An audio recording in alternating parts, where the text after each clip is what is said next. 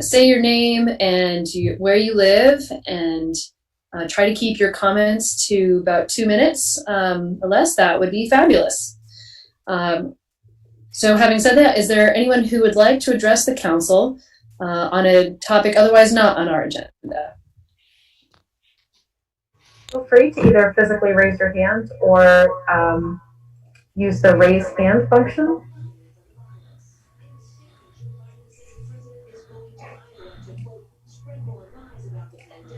And Cameron, are you seeing anyone?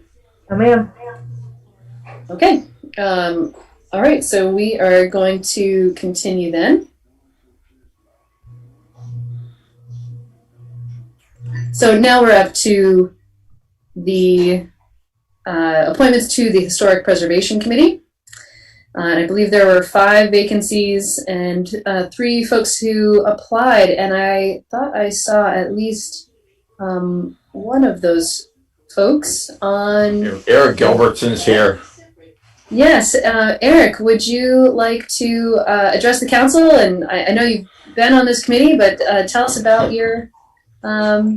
introduce yourselves and tell us about your interest in... We're also pleased and thank the council for getting the new design review rules done. And I think the next step is really providing a set of materials to the public to help them through whatever issues they have with design review. And I just want to continue that. Great, fabulous. And then I also see that Robert McCullough is here. Would you like to also introduce yourself and tell us about your interest in this committee? Oh, but I think you might be muted. Okay, is that working now? Can you hear me? Yes. Yes, I've been on the commission for 2 years now, 3 years, and simply want to continue doing what I've been doing. I'm also a former member of the Design Review Committee, and it's time for me to get back involved with the city and its efforts to preserve historic resources. So. Great, thank you. And I'm not sure if I see Brian Powell on the call, but if you are here, if you would unmute yourself and let us know.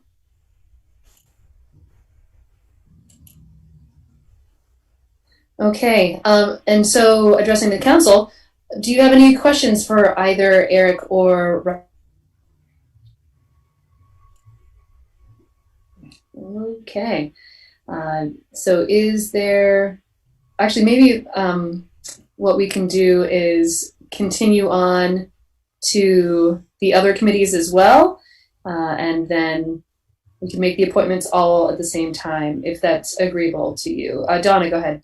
It's very agreeable, but since you're going to move on, I just wanted to thank both Robert and Eric for your time served. Your expertise applied to the city is much appreciated. Thank you for being willing to renew. Thanks, Donna. Thank you. Yes, agreed. Okay. I didn't see Ben Cheney on, but I could be wrong. Ben, are you here?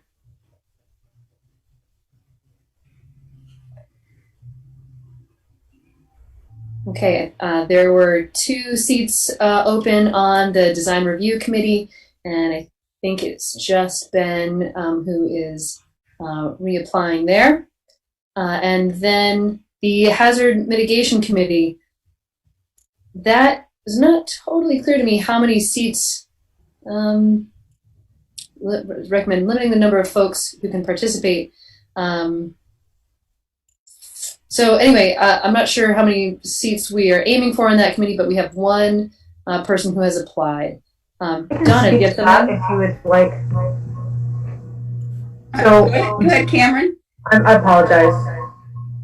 So we have been asked to create a hazard mitigation plan committee. So what they'll do is they'll help us look at what hazards they believe are in our community to make sure that we're sort of capturing that from all different angles and different perspectives.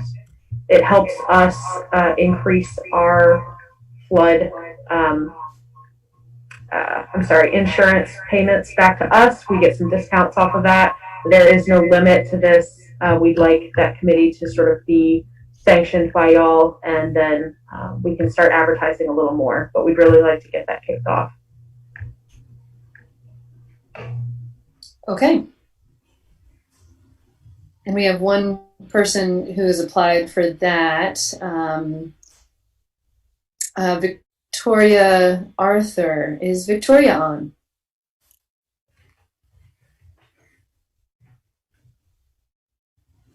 Okay. So, council, is there a motion?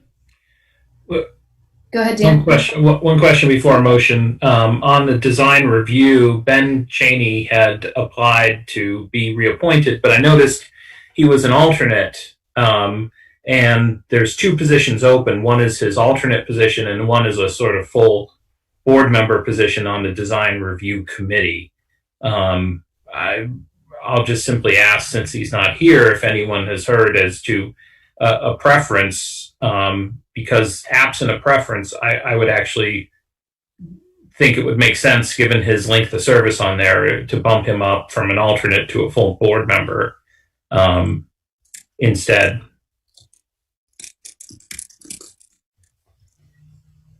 That's a good question. Donna? I agree with you, Dan. I think we should do it. He's not here, and he can always let us know, and we have to do a kind of different appointment for him. But Right. I think it would be great to put him on as a full member. Okay. It's that danger of not attending a meeting and getting appointed to a committee. I'm checking on that now while we speak. Okay. I'll make a motion. I'll be happy to make a motion for, if Jack's checking on that, I'll make a motion for the other appointments, which would be to reappoint Robert McCullough and Eric Gilbertson to the Historic Preservation Committee, and to appoint Victoria Arthur to the Hazard Mitigation Plan Committee. And Yeah, there's a third person for the historic preservation too, Mr. Powell. Oh, sorry. And I'll amend my motion to include Brian Powell to be reappointed to the Historic Preservation Committee as well. And I would ask you to add Ben Cheney to the design review. I mean, Yeah, Jack, did you hear him? not yet. So I think we just go ahead. Okay, so I'll add to that motion to appoint Ben Cheney to a full position on the Design Review Committee. and I'll second it. Okay. And Lauren? I was just a little unclear from Cameron. Do we have to actually create that hazard mitigation committee before we appoint people to it, or is just the act of appointing someone to a committee essentially creating it? I leave that to you. No, it does not currently exist. If you speak it into existence, that works for me.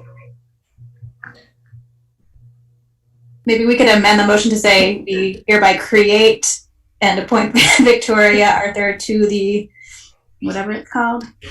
That's what you meant, Dan, right? Yeah, exactly. And, I think existentially speaking, we're in a matter of not having an a priori committee, so it comes into being by virtue of its existence.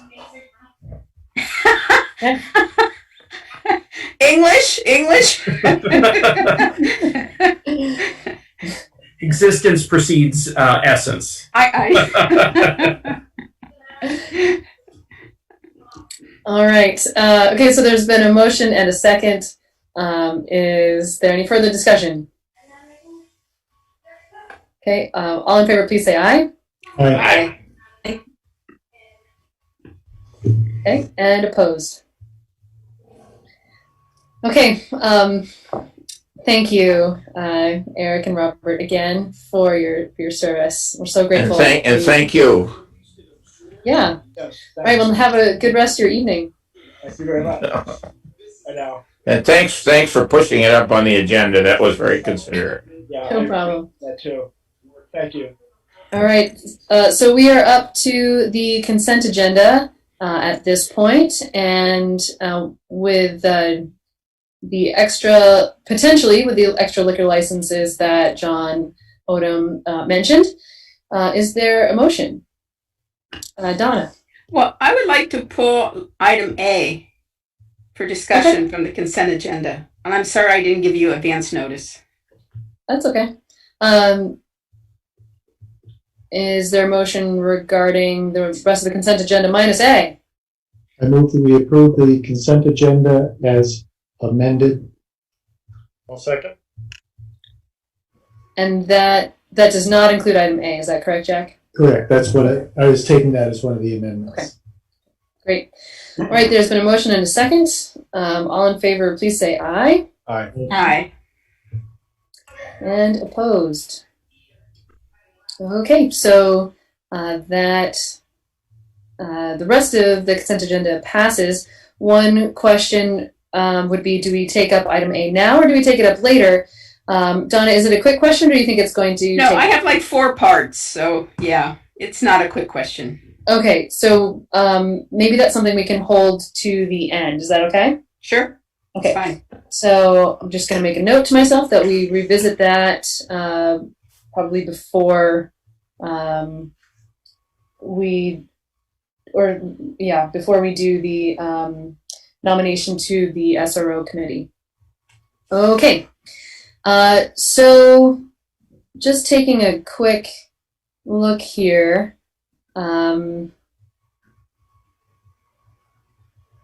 Wondering how many folks are on for the finances versus the winter parking ban. I sort of feel like we should do the winter parking ban first and then go right into the budget. I do want to do the budget while we are still fresh, but I do know there's some folks on the call for the winter parking discussion. So if it's okay with everyone, I'm going to move the parking discussion to next, and then we'll go into the budget or the finances and whatnot.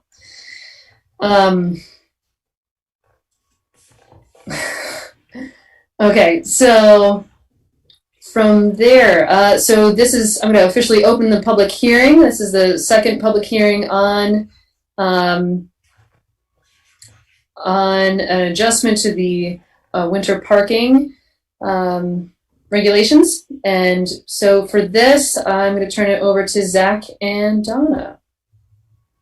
Well, good evening. Oh, sorry. Good evening.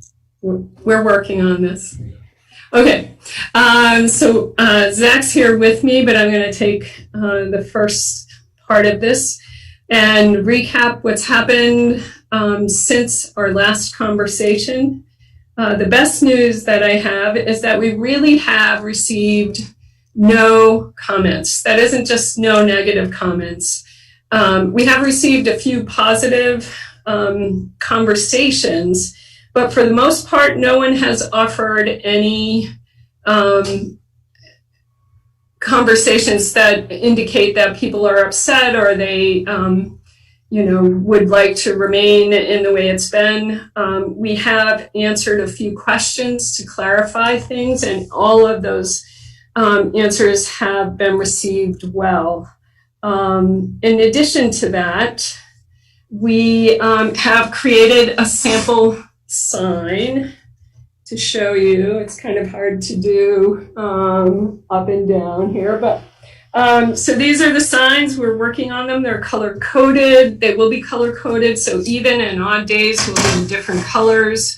They will be installed on all the streets so that the neighborhoods know what is happening if this goes forward. It meets all the sign conventions that we're held accountable to.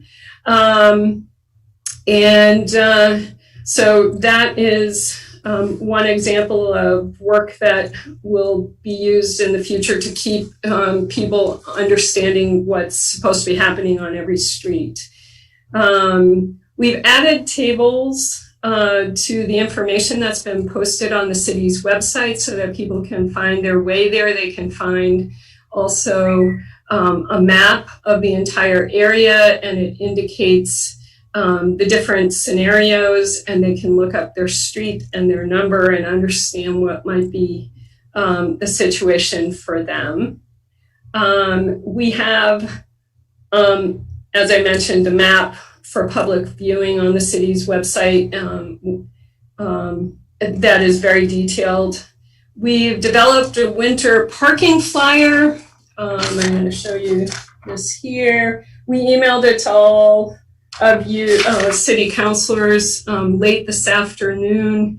I spoke with all the downtown merchants, or the majority of them, who were open during the day that we were knocking on doors. Many of them, even those who don't typically post general information, agreed to post it so that anybody coming into their store or business would have some awareness of what's happening in terms of conversation for tonight. The one, I guess specifically the questions from residents came about for 3 different streets only: Lower Elm Street, Berry Street, and Court Street. And each of those have unique aspects regarding parking, so that wasn't a surprise to us that we heard from those folks.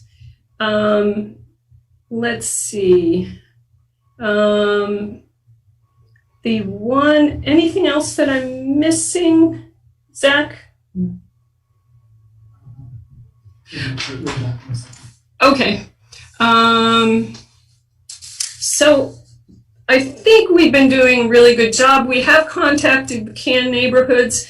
We've sent information to the schools.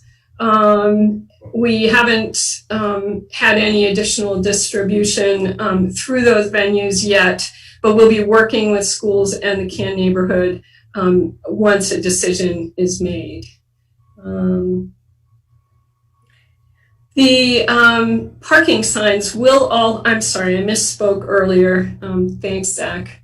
In order to be in compliance with the standards for sign, we will have to have all the signs be done in green. We had originally thought we'd do one side in blue and the other side in green. So my mistake, I didn't realize we had to be held to that standard.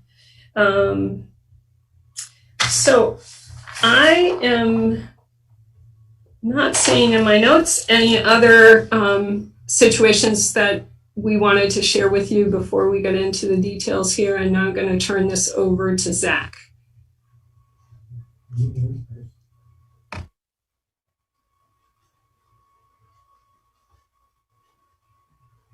Okay. Then we'll turn mine all the way up. Good. All right. Just to reiterate on what Donna was saying, we did look at trying to make the signs green and blue with the information, with the according information of each of the signs, but it's not. The options were red, which is a prohibited action, or green, which is permitted. We decided to go with the green sign because it was more intuitive, having a positive type of comment and the affirmative, and rather than a negative comment, no parking here versus parking is allowed here. So we went back and forth for a while, and that was the sign that we ended up with, and we feel that it's fairly clear, simple. We did change I think the last time we spoke, we had from 5 a.m. to 10 p.m. as the window at which they could begin switching over. We bumped that back to midnight, again, so that it was easier to get that point across to people. We were having a hard time with how do you switch over the night on a sign and make it clear for everyone.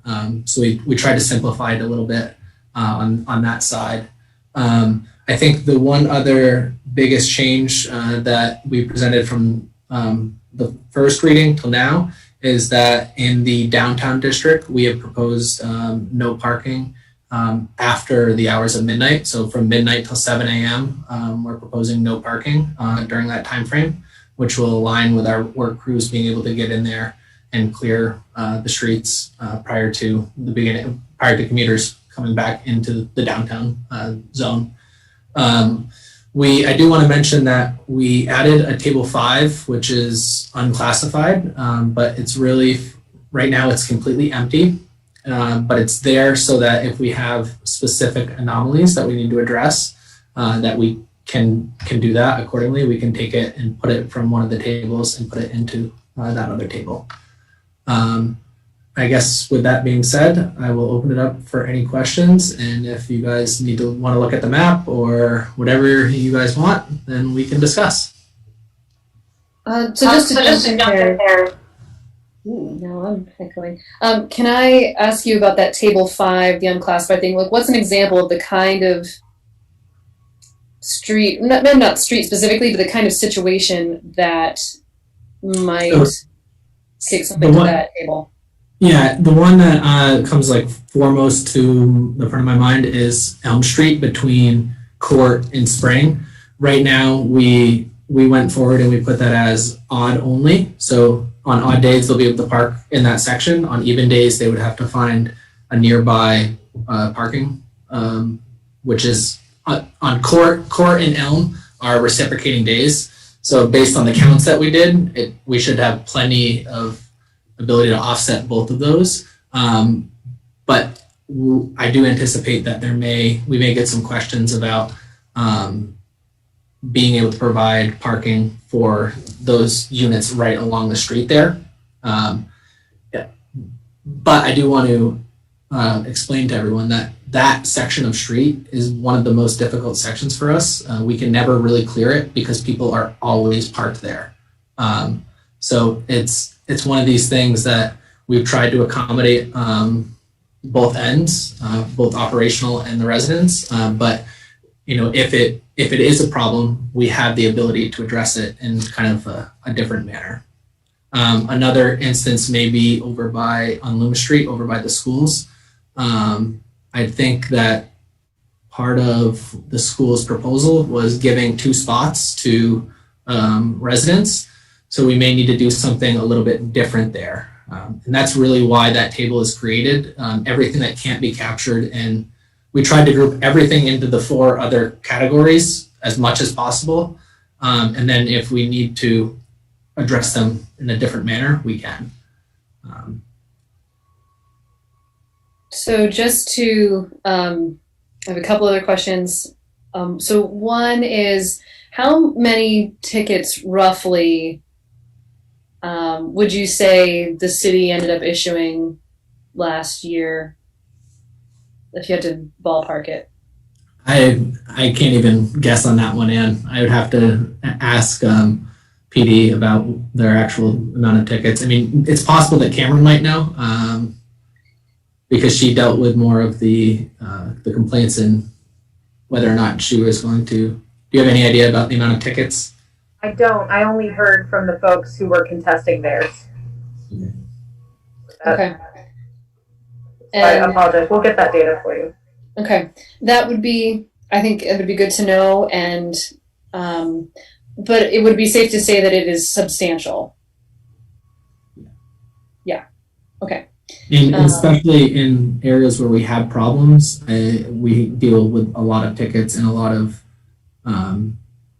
reoccurring repeat offenders. Trying to actually change the behavior has been quite difficult. Yeah.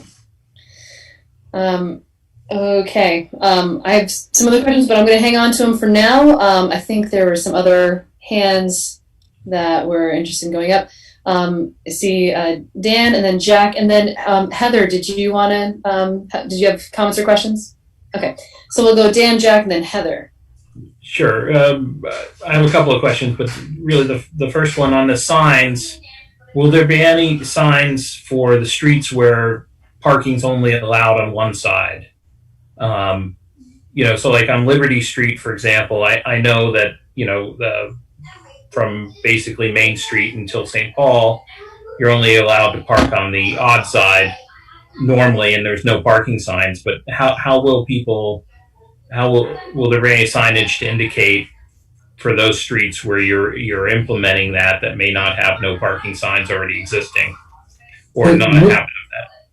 So the signs will be placed where parking is allowed. So like on Liberty Street, the parking is kind of staggered. So that first piece that you're talking about, you're allowed to park a few spots on the one side of the road. I believe it's the odd side of the road. And then the even section doesn't start till a little bit further down. So the sign would begin on both sides of the street where you're allowed to park. So on the odd side, the sign would be placed where you can begin parking, and then on the even side, it will be the same.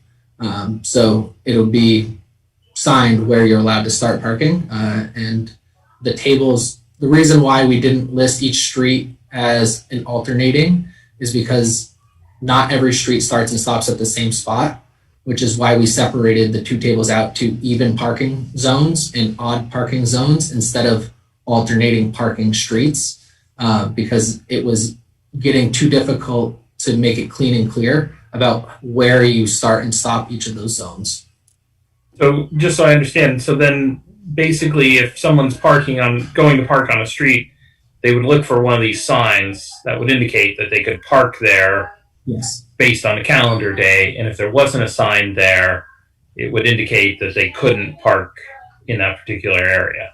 Correct. And so the one thing that we may need to have that I hadn't quite wrapped my head around is that we may need to have an end even parking zone, right? End of parking here, right?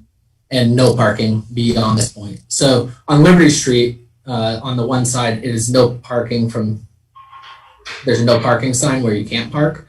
Right. So we may need to add a second sign to that, and that says like end odd parking here or some of some sorts. Okay. Okay. Jack, and then Heather, and then is that Bill? Yeah. Okay. So Bill will be after Heather. Okay. Go ahead. Thanks. I don't know what it says about me that when Donna was describing these different color signs, my first thought was, does that comply with the manual on uniform traffic control devices? But following up on what Dan said, I'm just wondering about what the most intuitive sign distribution is, especially for someone who's not familiar with the area. Usually if you come to a street and you're looking for a place to park, and you look for the signs on the side of the street where you're looking to park, and if you don't find a sign that says no parking, you can assume that you probably are allowed to park there. Now this is kind of doing the opposite, and so I'm just wondering if this is the best way to do it, and if it's likely to be more confusing to drivers. I think this probably isn't in the ordinance itself, but I do think it might be worth more consideration. I don't know what you think about that. So the plan is to really put them at every intersection. So you say you're coming down Liberty Street, you take a right off of Main Street onto Liberty. You would have odd side parking begins here, and you're traveling down towards Loomis. You'd hit St. Paul Street, and then you'd have another sign at the intersection, right after the intersection of St. Paul, so that if a motorist turned right onto Liberty Street, that they would know that they could park in that zone again. So it's going to be a lot of signage, as there's quite a bit of signage out there now. So some signs will be taken down and new ones will have to be put up. But that is one example that at intersections we will have to have signs so that people know, because if they get onto the street mid-block, there's no way for them to determine whether or not they're allowed to park there. Okay. The second question that occurred to me related to that block on Elm Street between Court and Spring Street. I know from representing people who live in those apartments that there's and just from observation that there probably seems like there's a higher number than usual of people with disabilities who probably park with handicap parking tags. And one is just it may be a hardship for them to park on Court Street and walk down, or use a wheelchair or a scooter to get down. But two is, does their handicap parking tag allow them to park on a space like that where we've told them it's prohibited because of the side of the street? I wouldn't think that a handicap parking tag would allow you to park in a prohibited zone. But the reason why I mentioned Elm Street was because it's one of the ones that we may have to kind of have a different plan around. I looked at trying to stagger alternating zones, but there's the yellow line. So you would have to take away the yellow line in order to really shift cars there.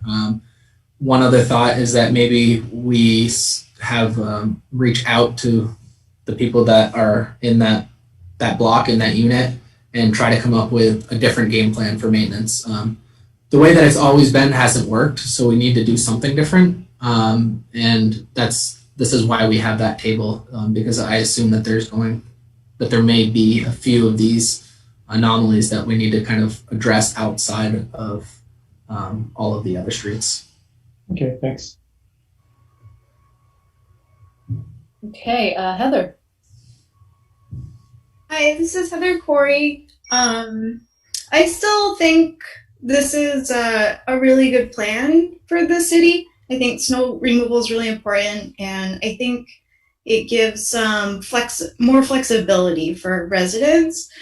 Zach, I was looking at the tables, and at the last meeting you mentioned that Upper Sibley between College and Sabin would open up on the odd days, but I didn't see it listed on the table.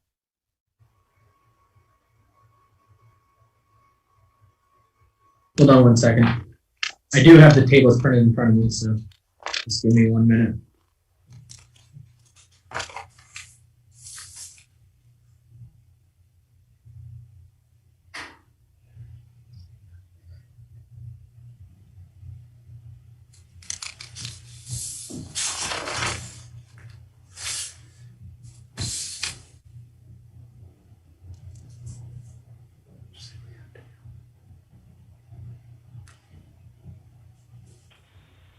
During this lull, this is Steve Whitaker. Can I ask what page in the packet the maps are included in tonight's packet?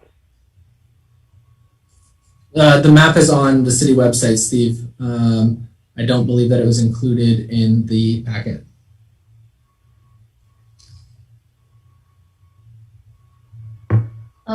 Also, Zach, maybe while you're looking at that, maybe unless you're right there, I was gonna say maybe Bill can ask his question.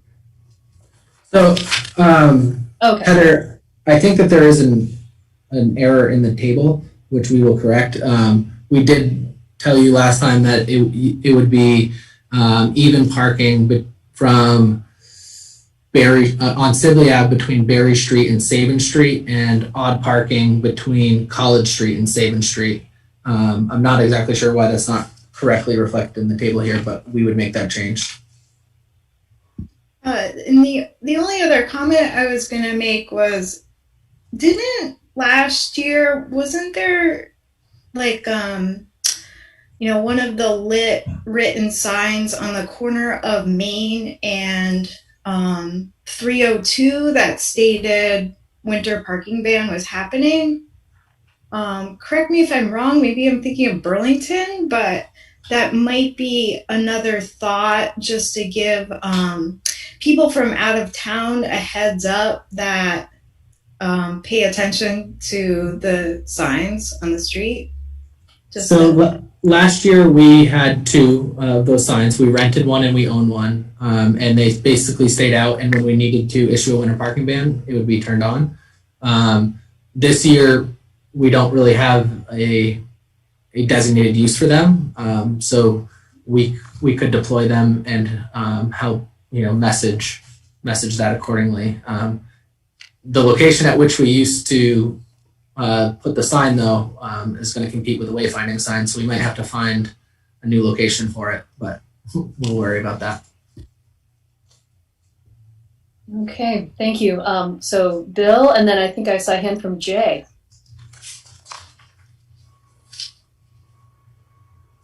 Hi. I don't know that I heard or understood quite clearly what's happening in the downtown. If you could go over that again.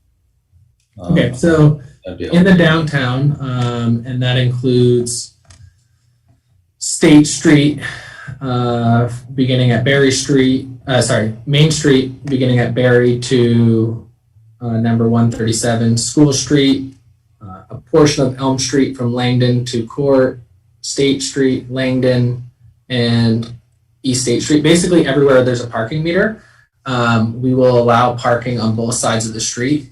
On East State Street, where there's only meters on one side of the road, you'll be allowed to park in that zone every day, regardless of the calendar day. So basically in the downtown, you're allowed to park as is until midnight, at which point we ask that cars be off the street.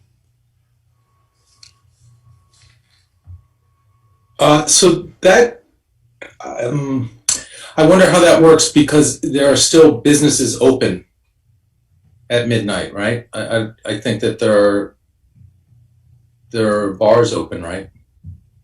So I think about two implications: that you have people who are haven't left there. I assume the intention is if you want to keep people from leaving their car there overnight, and so I would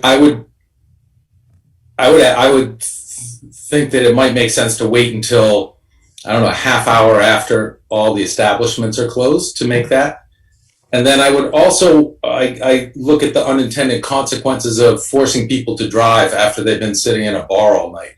I do sometimes go through the town early in the morning, and you see cars that have been there, and you think, oh, that was probably a good choice, So I don't know how you want to deal with that, but I do think about that when I think about what happens in our downtown, and I completely understand the need to clear it out too. So that's all that struck me on that. Well, thank you for that comment, and it's something that, to be very honest and frank with you, it's something that we struggled with in terms of going one way or another on. We had to, when I spoke with Donna earlier this week, who had a conversation with Bill, and what we were told is just, we need to put something forward, and we need to see, we need to get a gauge on how that will work. So we had a discussion operationally. We looked at the parking counts overnight, and this is what we decided to move forward with. The other option in the downtown would be to move to an alternating format, as we are doing throughout the rest of the city between the hours of 12 and 7 a.m. Not as good from an operational standpoint, but I can understand if that is the direction that we wish to proceed. Bill, a couple of thoughts on that too. One is, it's an impact on the nights that there's real storm, right? The nights that the plows aren't coming out, it's less of an urgency. I mean, they're supposed to move at midnight, but presumably we can talk about how we're enforcing that. And the second thing is, in the last couple of years, we've had winter parking bans, which took effect at 1. Now, it is an hour later, but it was the same deal. I mean, some of the bars were open till 2. And at 1, that's when it was tow time for us to come out. So it's on snow nights. It is an issue we've had to deal with. And I don't know what the solution is. I suppose if someone leaves their car there and gets it plowed in, but then, that's not helping pedestrians and everybody else. So it's a great, we don't know the total right answer on this one. Yeah. Good question. Jay. Yeah, thanks. A couple things. First, I appreciated Heather's thought and comment about the signs, the large traffic signs. Zach said we owned one and rented one as people come into town. But my sense is if this is going to be effective, we can't rely on people who are coming into town who don't understand the parking situation to like be able to absorb that information from, one of those signs as they're coming into town. I think there needs to be appropriate signage on the streets so folks know where it's okay to park. The other thing is, and Zach, maybe you covered this, but I'm just looking for a little more clarity, is around the situations where, like Dan alluded to, where there's only parking allowed on one side. How are we sometimes that's, like Lower Liberty, that's one thing, but there are a number of spots up Main Street and throughout the city where that really can, at the end of the day, require people to, because they can't just park on the other side of the street, have to be somewhat distance away. So how are we going to communicate to those folks in those, I know it's a small percentage, but how can we communicate with those people so that they understand where it's safe to park and so that they understand, what it's going to mean for them on those certain nights in terms of getting to their car?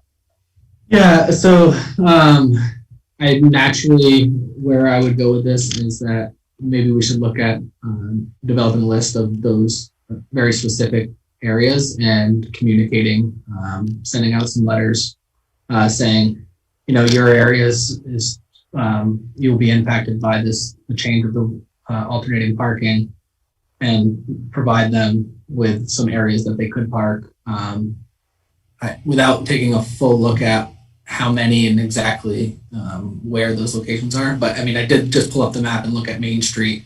And yes, we are allowing for parking on Harrison Avenue, which there wasn't before, and some other places that are nearby. It may be worth reaching out to them individually to kind of get that word across. Also, that's the reason why if we get approval, the flyer will be key, is so that we can start putting them on the cars for individuals, and that they can have the opportunity to reach out to us so we can help them with their concerns about where to park or accommodate accordingly. And just another real small thing to add to that, and it's just in terms of communication to folks, is that we're encouraging people who have off-street parking, whether it's a garage or a driveway, to take advantage of it, to not just park in front of their house on a night where it's okay because there may be folks nearby. I know it's a small thing, but just encouraging people to really use the off-street parking when it's available to them, because it could make a difference, even though they may not see it, but it could make a difference to the neighbor around the corner or something like that. So I just think that could be included in our communications. Yeah, and that's a really good point. I think, positive messaging about, people who have driveways and have the ability to park in them is a good thing, so that they can really reserve the spaces for the people that truly need to be able to park on the street. Connor, and then I want to check to see if there's anyone who hasn't spoken yet, see if there's other comments or questions. Go ahead, Connor. I think we covered it last time, but as far as enforcement, are we looking at a little period, like a week or two, where we'd be writing warnings as opposed to actually writing tickets here, just as people ease into this? So in a perfect world, we get approval tonight, and then we start working with PD to get these flyers out. So then we have about a month in time frame to help get that word out. I guess at that point, we could decide whether or not we want to issue tickets on November 15th, which was how it's been worded so far, or if we want to hold off until we issue a ticket until maybe December 1st. Mayor, you have two folks. You had two folks that had their hand raised for a while.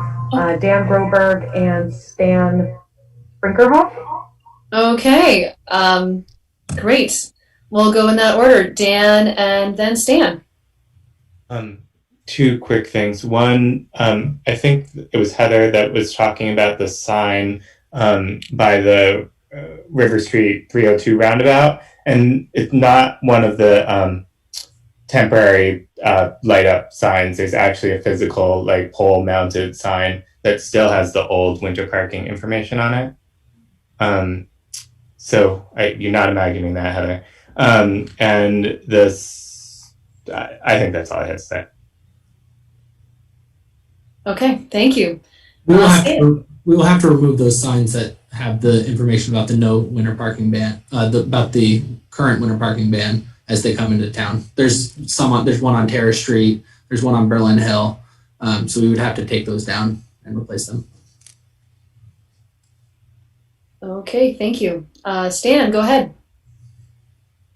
Hi, Stan Brinkerhoff. I live on Main Street in a section that would be impacted by the even parking pattern. So it's certainly, a bit biased.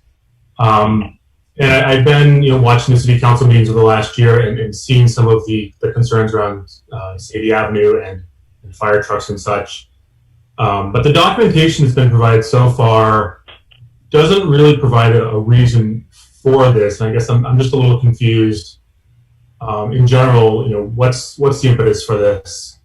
There is, some notes around simplifying snow removal and sidewalk clearing, but it seems to kind of address a concern, which is how do we clean the streets with a strategy that instead of having a dozen or so parking ban days, which are very clear and easy to enforce, we're basically taking 135 days and alternating parking spots. This is compounded, it's COVID. I don't commute to work anymore, so my vehicle is in front of my house. So it would be moved every day simply for the sake of moving it. The timing of this is unfortunate. It's October. The folks I've reached out to in the past for winter parking are no longer offering off-street commercial parking. They had a really bad run with COVID and folks staying home more often. And I've not been able to purchase off-street parking this year.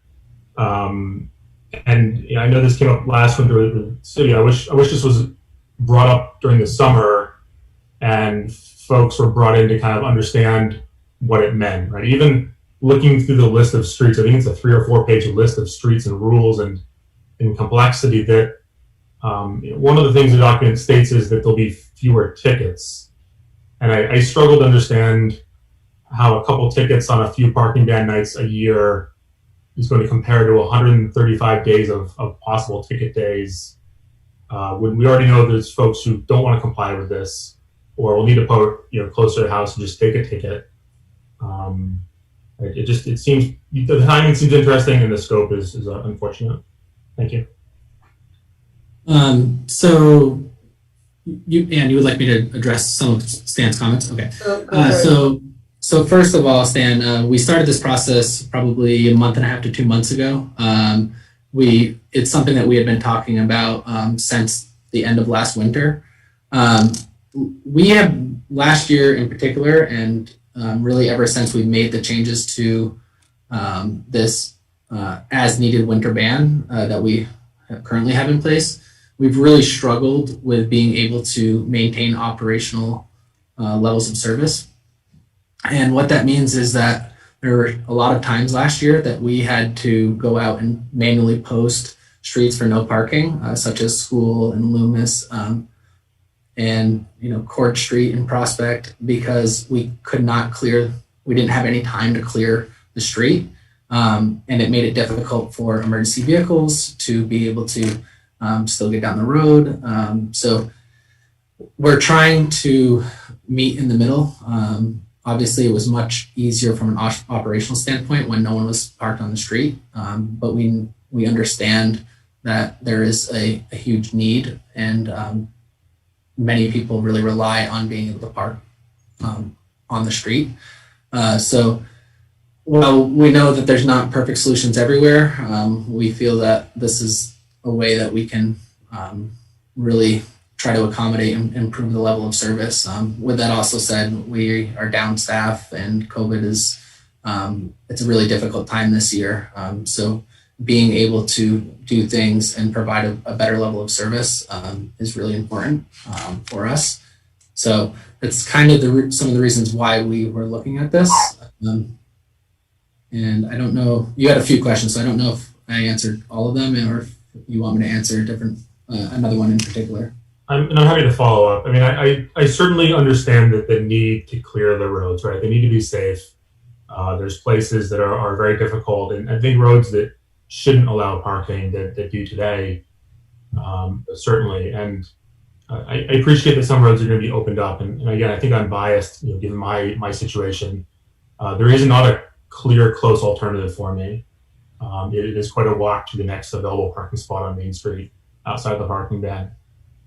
But it seems like there should be either a possibility of targeted, A/B side, cleaning, or even daytime bans, right? And I have no concern with saying I can't park on Main Street for a couple of days. It's very easy to work with.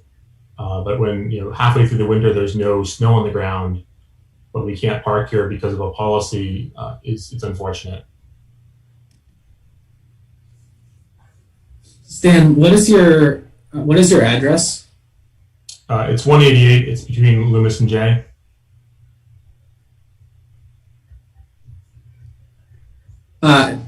I would be happy to have a conversation with you outside of this meeting, and we can look at what options there may be, or other ways to help accommodate. Madam Mayor.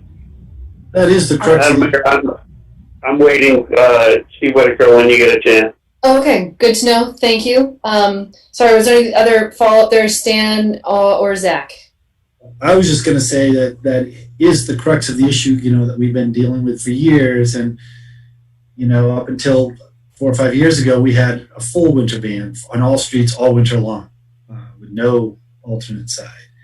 And of course, that was excellent for DPW and terrible for a lot of residents. And so we went to the parking ban, which was actually did not work particularly well. We had a lot of towed cars, a lot of tickets, a lot of places that didn't get plowed properly, a lot of misunderstandings. Now, but I hear Stan's point loud and clear, 15 or 20 nights of winter versus 135.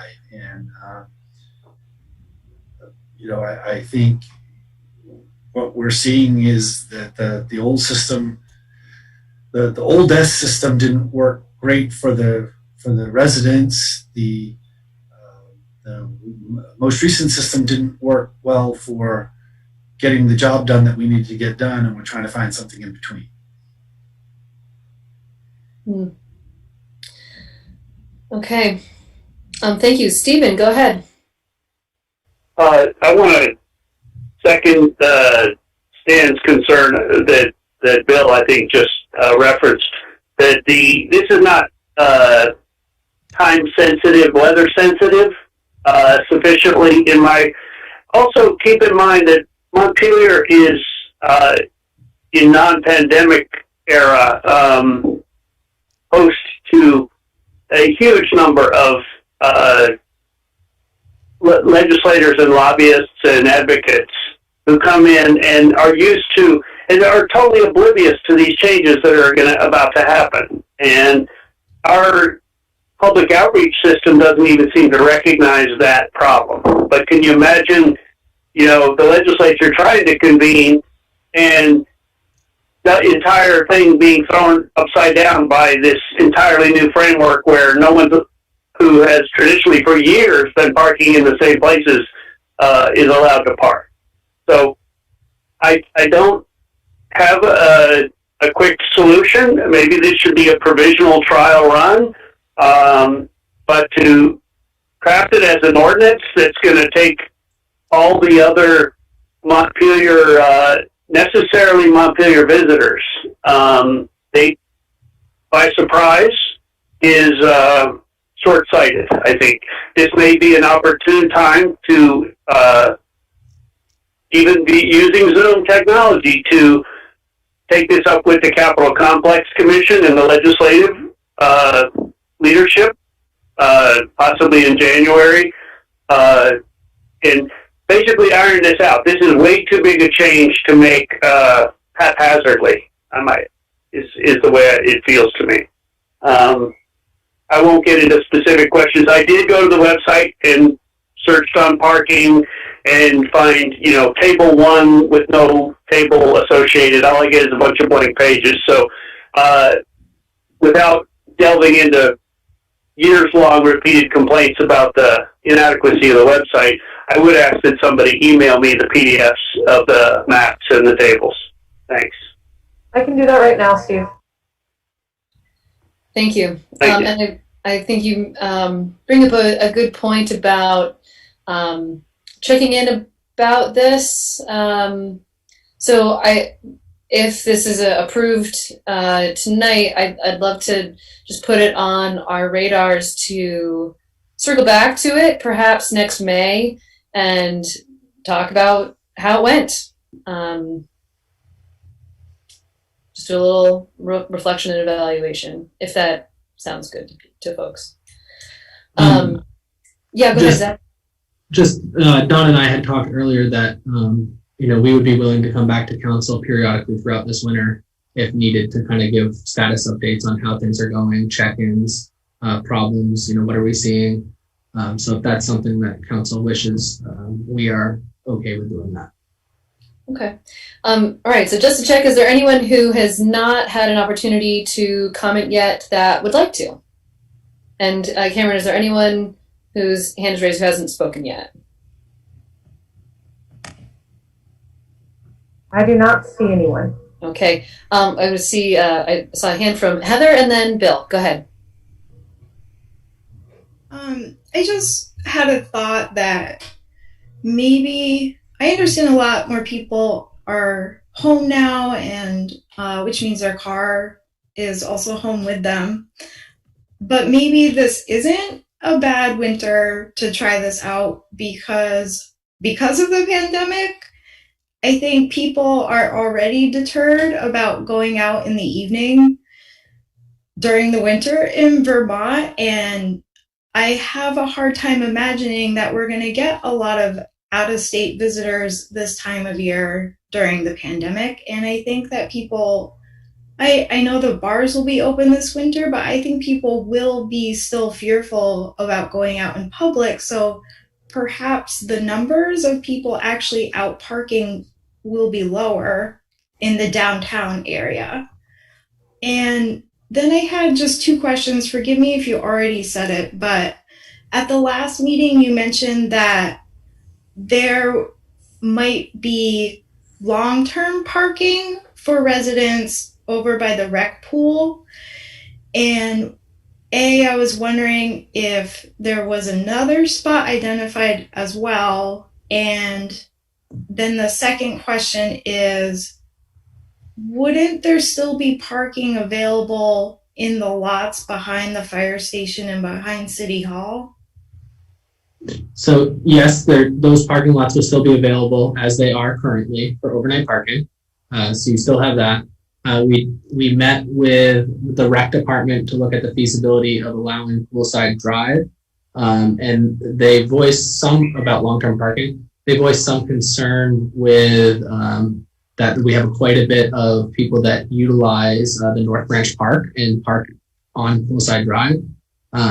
So that might deter people from actually getting outdoors to exercise. But the other brainstormed idea that we had was the Dog River Field, the gravel parking lot that's right there by the softball across from the Public Works facility. One, it's close to us, so we can maintain it. We can clear the snow there. And 2, it's close to the bike path that people are going to walk. There's a lot of people that go out, well, right now, that take their dogs and walk down by the river and utilize that space. So that was kind of another thought, that we would be able to allow what we'll call short-term parking, because we don't want people leaving their car there all winter long, but for an extended period of time.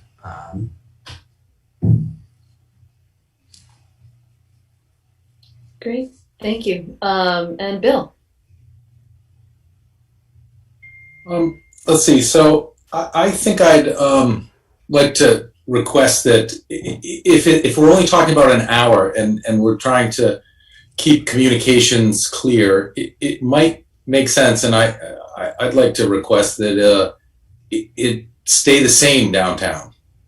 That if that's how it's always been, the only difference being that it's moved from 1 to midnight, that you actually leave it at 1, and there's some clarity for those who are not familiar or visit the town or have visited and aren't there.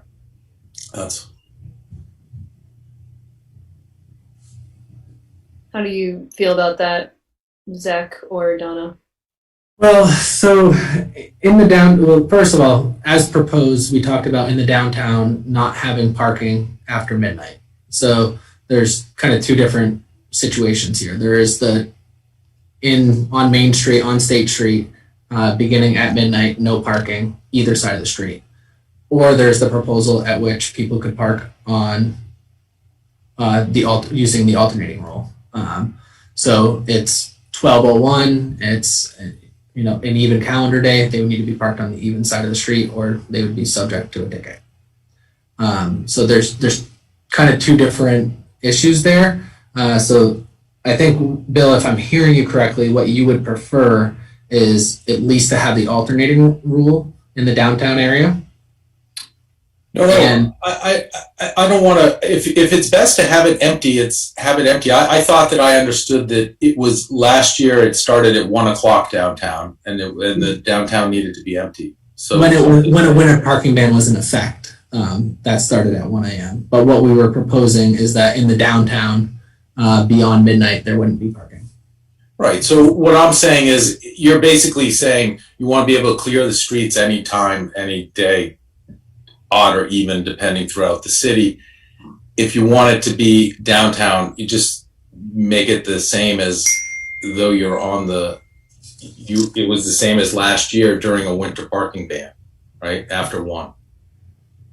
So that you could clear it last year during a winter parking ban after 1, just keep it at 1. And the shopkeepers and people visiting, they'll all know that at 1 o'clock they need to get out of there. I don't know. I don't want to make a big deal out of it. It just seems like you're looking for ways to not have to communicate so many changes, and that's one that you could kind of have the turning point be the same time each as before. So what if it'd just be a time change for the downtown? That really wouldn't be too bad. I mean, we did start out at 10 p.m. with the thought that if we wanted to do overnight clearing, that we would be able to not, because normally when we have a winter parking ban, we're all geared up, we have trucks ready, we're getting ready to go at 11 p.m. And it doesn't actually fully take an effect until 1. So it's been a little bit of a backlog issue operationally, that we're kind of waiting till the clock strikes 1 in order to get fully going. And then it's kind of a mad rush to get everything cleared up and cleaned by 7.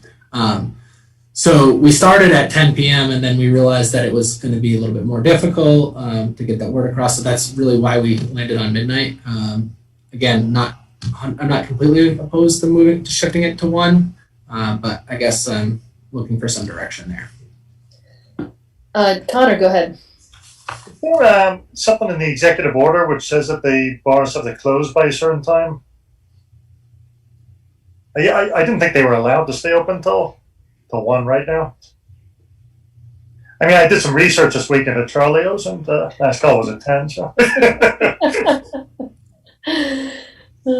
I thought I saw midnight too, Connor, for bars. Well, we can always amend it later. Oh, Cameron's checking on it? Okay. Any other thoughts, questions, concerns? I guess I'll just also raise, I had thought that last time we talked about using stakes with signs on them to say like no parking anytime for those 1 one side only streets as a way to simplify, like, no, you could park here all the time, except for when we stake it, and then you can't. But apparently we're not going in that direction. Or like, is there any situation in which you would use those stakes that say no parking? So potentially, if we had another issue somewhere else that, to the point at which it's obstructing emergency access, we will, by order from the PD or the city manager, I can't remember which one, go out and put those stakes out. So if there was an issue, and that's really on any street, it could be a street that has no parking on both sides all year round, maybe Upper Main Street that just has got a ton of snow and emergency vehicles just can't pass. So we're trying to do away with those manual stakes, but I don't know that they will be. You may still see them around town. Okay, thank you. Donna. Well, I don't know if you want comment from council members. Yeah, that's fine. But I really feel this is a way to go, and that I think people forget the volume we had of cars being towed. We had a hard time getting towing companies to even want to bid on our service because every year they ran out of storage. I mean, we were 4 or 5 years of doing this alert when the storm came, and people still didn't catch on. And part of it is the weather is one thing you see out the window versus the forecast DPW is using. And the fact that if you don't see snow doesn't mean that some of the removal of ice and buildup don't need to be done. So I think it's much clearer to have alternating streets. And I think year round, I hear complaints about our streets not being swept well and not looking good on other seasons. So I would hope that this would help regulate staff and help our expectations to be more dependable. And yes, I think there'll be bumps and there'll be changes. But, last year, for the last 5 years since the alert started, DPW has faithfully come back to us with updates, what's working, what's not working. And so I just expect that to continue. And it's not perfect, but I think it'll be an improvement. At least we'll know what it is every day. Thank you. Thank you for all your work on this. Thanks, Donna. And do we have any word yet as to what the provision is for bars closing? The time that bars close? I couldn't figure out how to unmute myself. I apologize. I've been looking at the ACCD, the health website, the executive order, and the safe restart, and I haven't been able to find a time limit yet on bars. That doesn't mean it doesn't exist, but I haven't been able to find it yet. So stay tuned. I apologize. I think I have it here. It's up to each town. Oh. Yeah. And so we haven't changed it, so it's still, yeah. It's still 2. Okay. All right. Well, in that case, potentially we want to maybe consider a different time for the downtown. So any other comments just in general? If I may. Stan Brinkerhoff is raising his hand, and then I guess we have Stephen Whitaker as well. Okay, we'll go Stephen and then Stan. Go ahead, Stephen. I think that there's an opportunity here. I think if we're going to raise issues like satellite parking down at the Public Works garage facility, we should think about this in a long-range view, because we had considered even discussing that with legislators, that they take satellite parking. We need to plan either bus or train from such locations up into town. And there's a real opportunity here to kind of mesh this planning, even though it's going to be stop and start during the pandemic, mesh this planning with planning that could alleviate the need for a $12 million garage. So if we can work with training folks and creating opportunities to park outside of town, especially the day visitors during legislative season, we may have an opportunity to actually make some real long-term progress and possibly have a rail shuttle up into town, which would be long overdue. I'll stop there. Thanks. Thank you, Stephen. And Stan, go ahead. Yeah, I thank you all for my comment. Take my comments, and I live in a building that I purchased without off-street parking. I knew that when I bought it, and have been able to stay there and grow a family in Montpelier because of that facility. We're having our third child in January, and not being able to park in front of our house. Again, unique case for me, and I'm appealing my individual case. But there must be others, and I'm amazed that there hasn't been more feedback from this. I only caught it, somehow, but I would encourage folks to reach out and talk to folks who do have similar situations. And I understand that there's public works concerns. This seems like a really big hammer to solve a problem that maybe I just don't understand the scope of. But it seems as though vehicles, the public services are provided. There's going to be targeted places we can do better. But do please consider the folks that live here and can live here because of policies like there have been for the last 6 years. Thank you.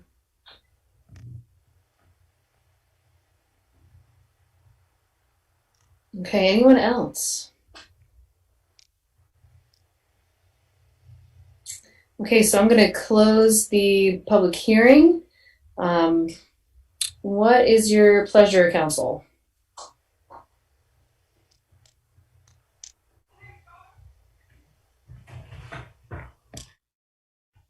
Go ahead, Dan. Yeah, I'm in favor of moving forward with this. I think it's a sensible way to deal with this. I mean, I've been here long enough to remember, as Bill referenced, when there was no off-street parking from November through April, and that was something people had to deal with, and it was a hardship. And I think this is a compromise that can have further adjustments, and I think the willingness of DPW to work with individual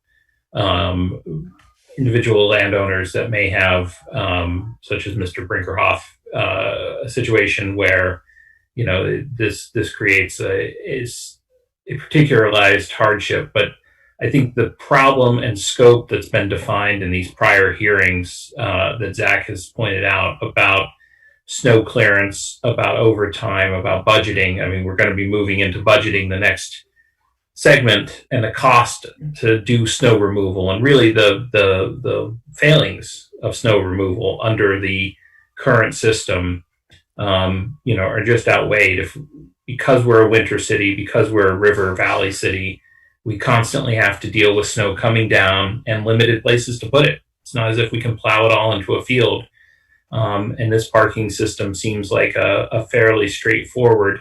It's going to take an adjustment, and it may not be the ultimate final solution, but at least at this time, I'm feeling like that the responsiveness of DPW should help move this into place, and that ultimately this allows a sort of compromise position. As far as downtown parking, right now I was just looking. I don't know if any bars are staying open past midnight, but I don't have a problem with creating a sort of special downtown closing hour as a way of sort of eliding this transition. Because there are cars downtown, and there may be restaurants or there may be bars. But I think that's a minor tweak that I'd certainly accept. But I'm prepared to move forward with this, and I would vote to support it. I'll second. Okay. Any further discussion? Lauren, go ahead. I'm going to support it too, and I appreciate the comments we've heard tonight. I mean, I also view this as kind of a pilot project, and I know we'll learn a lot, and trying between two extremes that have not worked well. So I'm sure there'll be some bumps and some lessons learned, but I really appreciate Zach and Donna's kind of open-mindedness and the attitude going in of let's learn, let's communicate with individuals that might have particularized situations.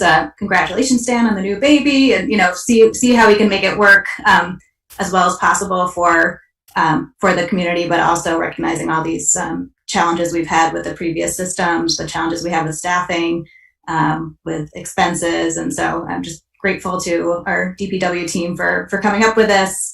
Look forward to what we learn, and I think we can adjust things if we need to. Things like the hours for the downtown, I think we could keep an eye on that. If we're creating a hardship for businesses, then I think we could amend that if needed. So I'm going to vote in support of it as well. Okay. Anyone else? Okay, so there's a motion and a second, and this, just to clarify, this motion does have a different time for the downtown. Right, so, all right, all in favor, please say aye. Aye. Aye. And opposed? Okay, so that passes. Thank you for all of your work on this, Zach and Donna. And now I think we really need to just crank on getting the word out. I mean, I know we've already tried to get the word out to folks that this was coming, or at least was a decision that was on the table. And but yeah, now, yeah, it's all about messaging. It's all about getting it out there. Thank you again. Thank you. We appreciate it. Yeah. Okay, so we are going to move on to talking about financing. I know earlier I said we move into budgeting, but it's really talking about the financing from the last first quarter finances. But I guess in my mind, I'm thinking of it all as like this is the money chunk. So it's like one longer conversation in my mind. I may just say that it would be great if we could, regardless of where we are, take a break at 8:30, even if we need to like pause the conversation just so that we can have a break. But I'm gonna, for this part, I'm gonna turn. I know this is like kind of a quick transition here, but yeah, I think we're gonna just dive into it. So I'm going to turn things over, I assume, to Kelly, unless, Bill, you also have something you'd like to say. Okay, go ahead. Good evening, everyone. So I'm going to share some slides to just go through the FY20 year-end detail and then get into fiscal 21 and our deficit mitigation plan. And then next up after that is our background for fiscal 22 build. And so without further ado, I'm going to get started there. Let me know if you can't see my screen for some reason, and then we'll fix it, but let's see. So I am not showing the right thing. Hold on here. Too many things open at once. Is this in the packet? This presentation by phone. You'll get the details. I'm happy to provide the slides, but it's not in the packet. There is a memo in the packet that has all of this summarized. Thank you. But please let me know if you'd like a copy. I'm happy to share.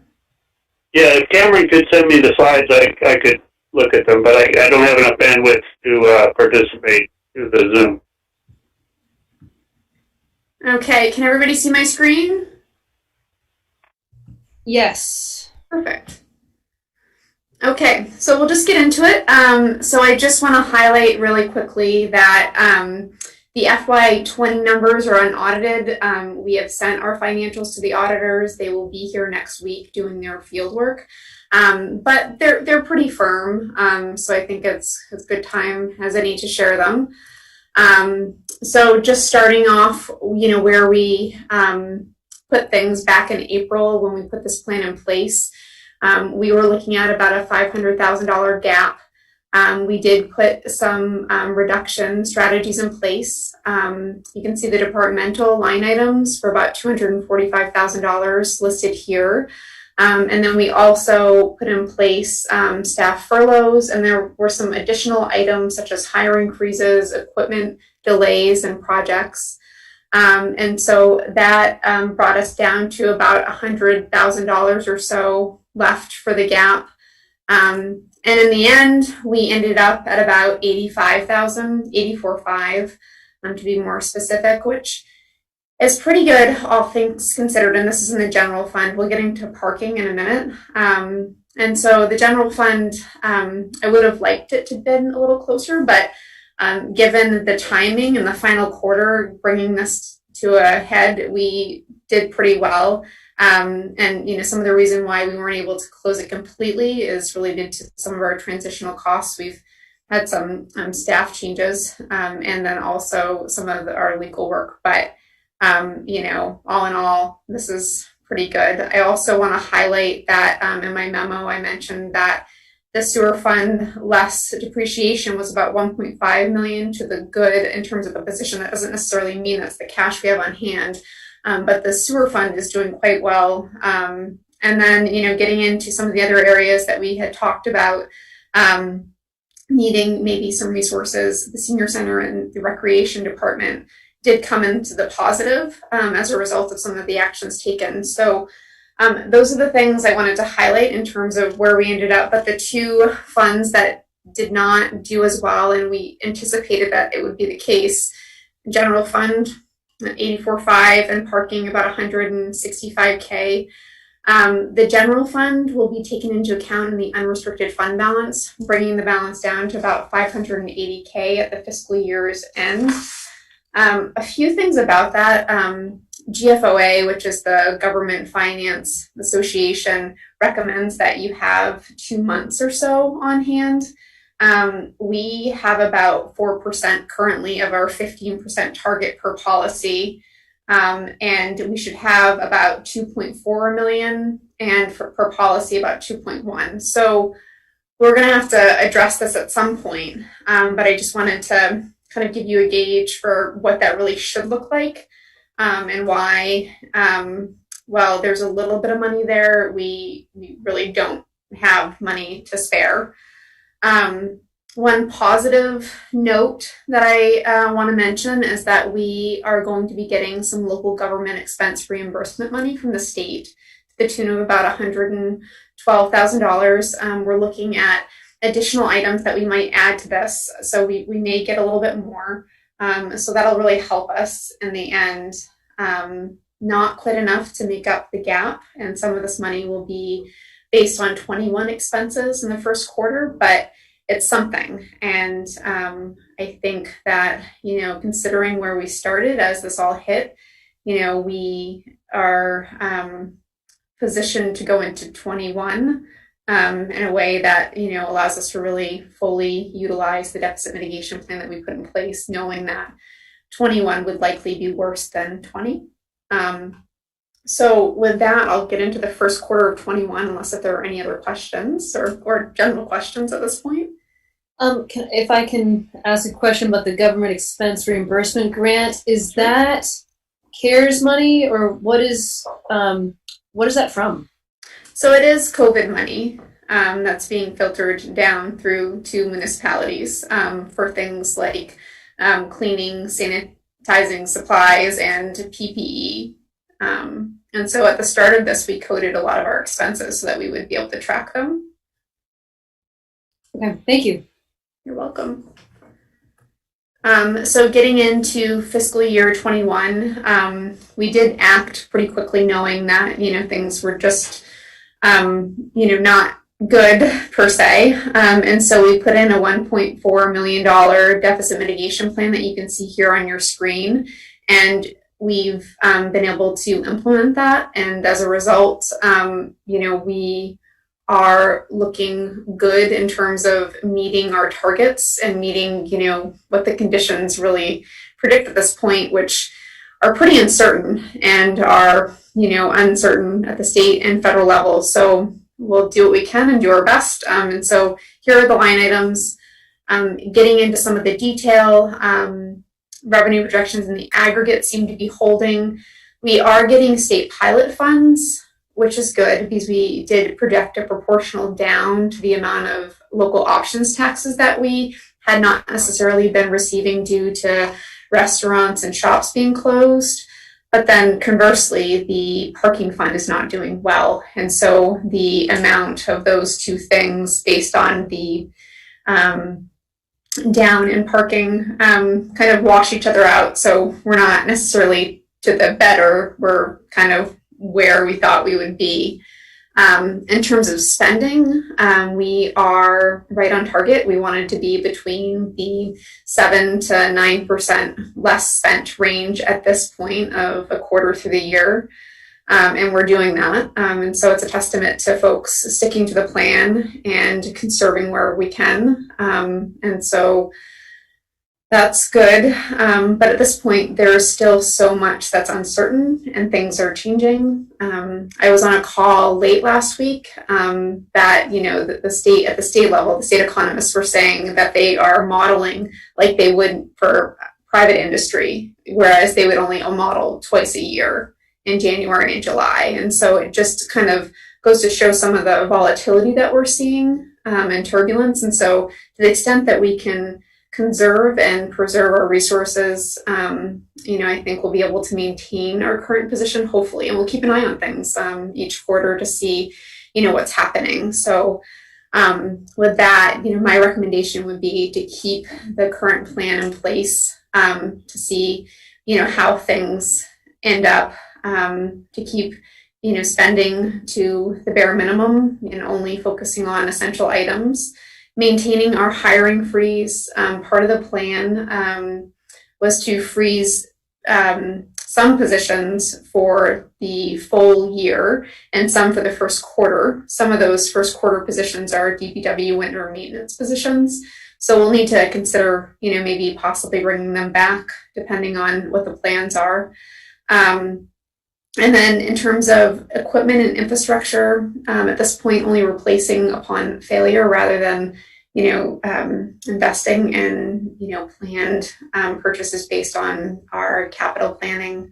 And then we are doing a broader parking fund review right now to kind of see, you know, what's tracking, and some of the recommendations for FY22 builds will be pulling some of the operational staff costs off the parking fund and putting them back onto the general fund because we just don't have the funding there to support those positions.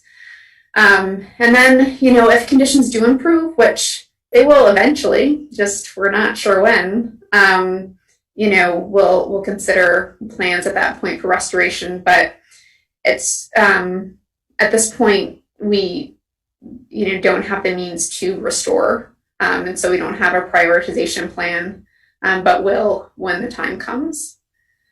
So that's what I have for the status of our current finances, you know, coming out of 20 into 21. And then we can get into 22 budget build here when you're ready.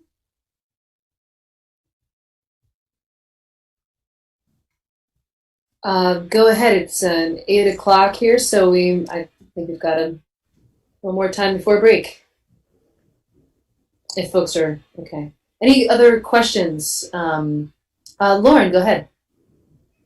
Yeah, I was just curious. So if we're operating under the replacing equipment and infrastructure at point of failure, are there, I mean, I know this is just this fiscal year. Obviously, that seems like a very poor way to manage government over the long term. But hearing that there's like, you know, some of the projections are like, we're going to be in a slump until 2027 or, and, you know, so we'll have to do some deep thinking in the future. But, you know, just curious if there's, you know, are there things that we've put off that are like going to put us in a precarious situation or unable to manage anything? Are there concerns that is raising for the city staff and any departments by operating with the, you know, do we expect to get to point of failure? Or is that something that we don't foresee, but we, you know, obviously anything could happen, things break.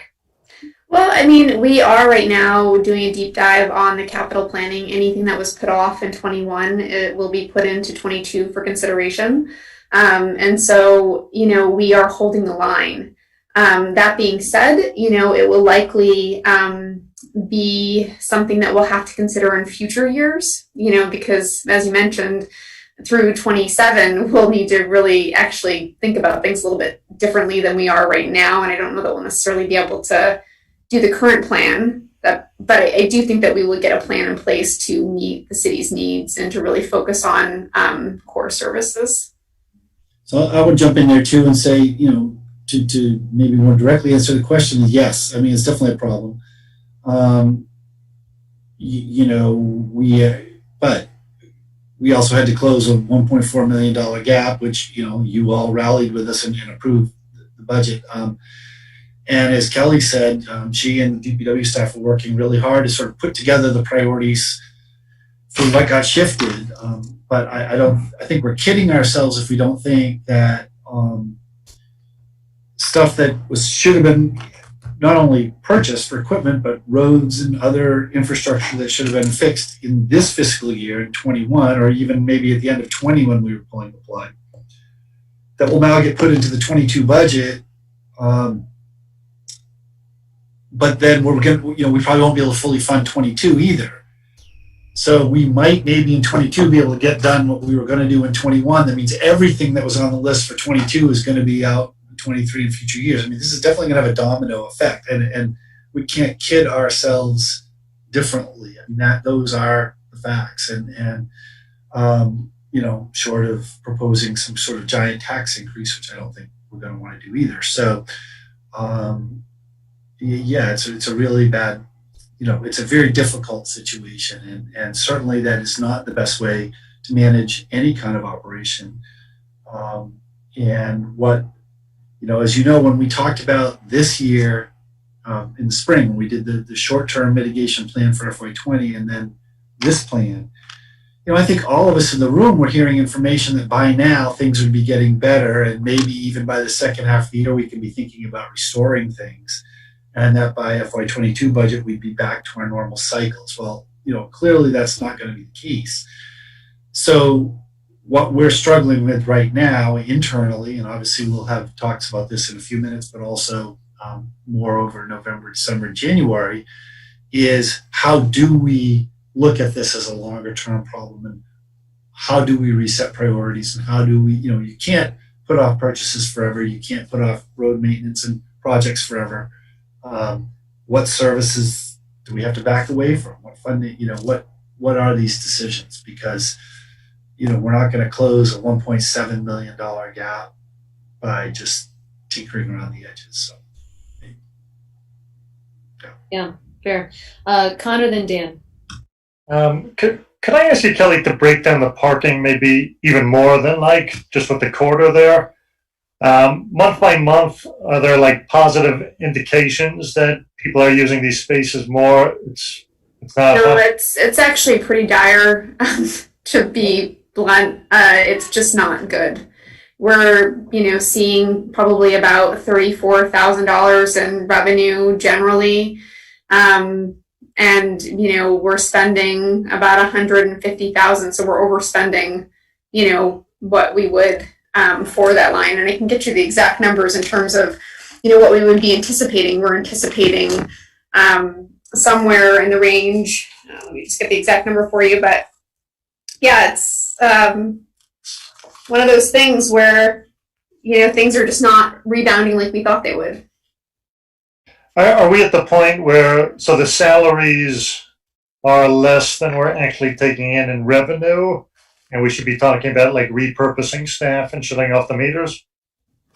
That's a conversation we're having internally, and we'll have a recommendation for the public. Yeah, so for the parking meter revenue, for example, we should be taking in $663,000 annually. And so when you divide that on the quarter, we're just not even really hitting a baseline. No.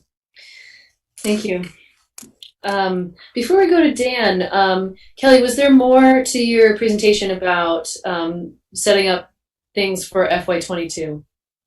I do have additional slides for FY22 if you wanted to go there.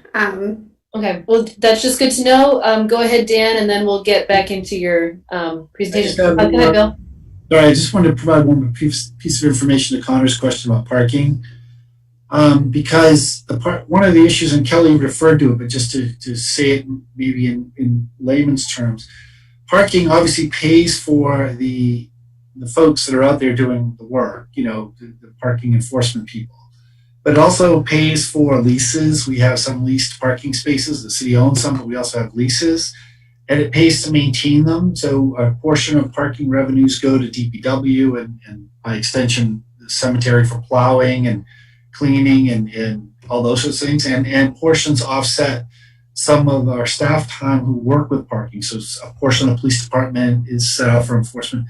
So in addition to the salaries of just the three individuals that work in parking, that's really, for you economists out there, that's the true marginal cost of sort of providing parking tomorrow, is how much we're paying them versus how much we're coming in. But really, if you take it just a little further back, all of this money that's being spent. So one of the budget issues we've got to overcome for next year, and you heard Kelly talk about reallocating some of those funds, is the amount of things that are being charged to parking that are legitimate parking expenses, but we can't cover. So that means they've got to come back to the general fund, portion of my pay, for example, because I deal with parking. So I don't know, some percentage, I don't know what it is, of my pay is paid by parking. Well, if we pull that out, that means the general fund, the tax budget, needs to cover that. So it's a compounding problem. So it's a little more complex than just what are the folks on the street, but they are definitely the margin of providing parking tomorrow is the cost of those people. Thank you for that. Yeah, it's helpful. Dan, go ahead.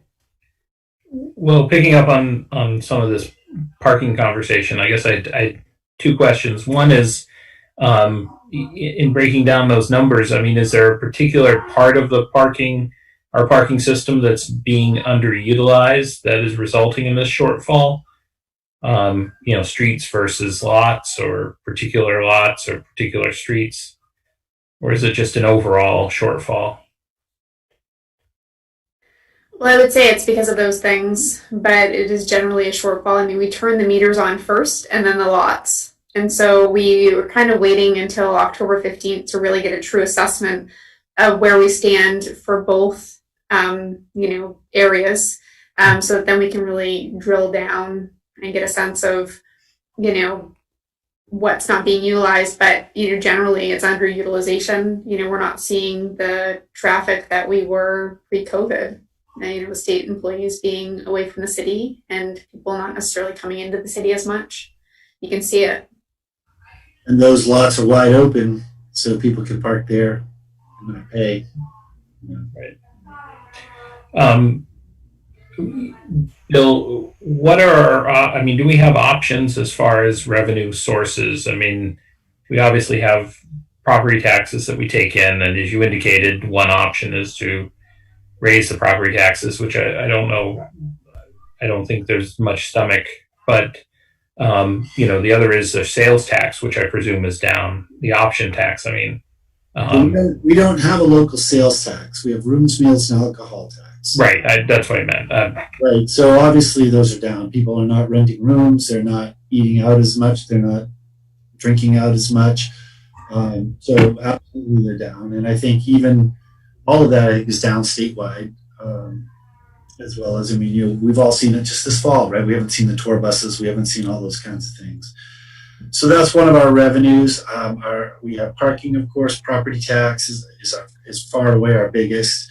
Our fee revenues for things like recreation, senior center, program revenue, those have been largely closed. And we're just starting to bring those back. But again, participation isn't the same as it has been.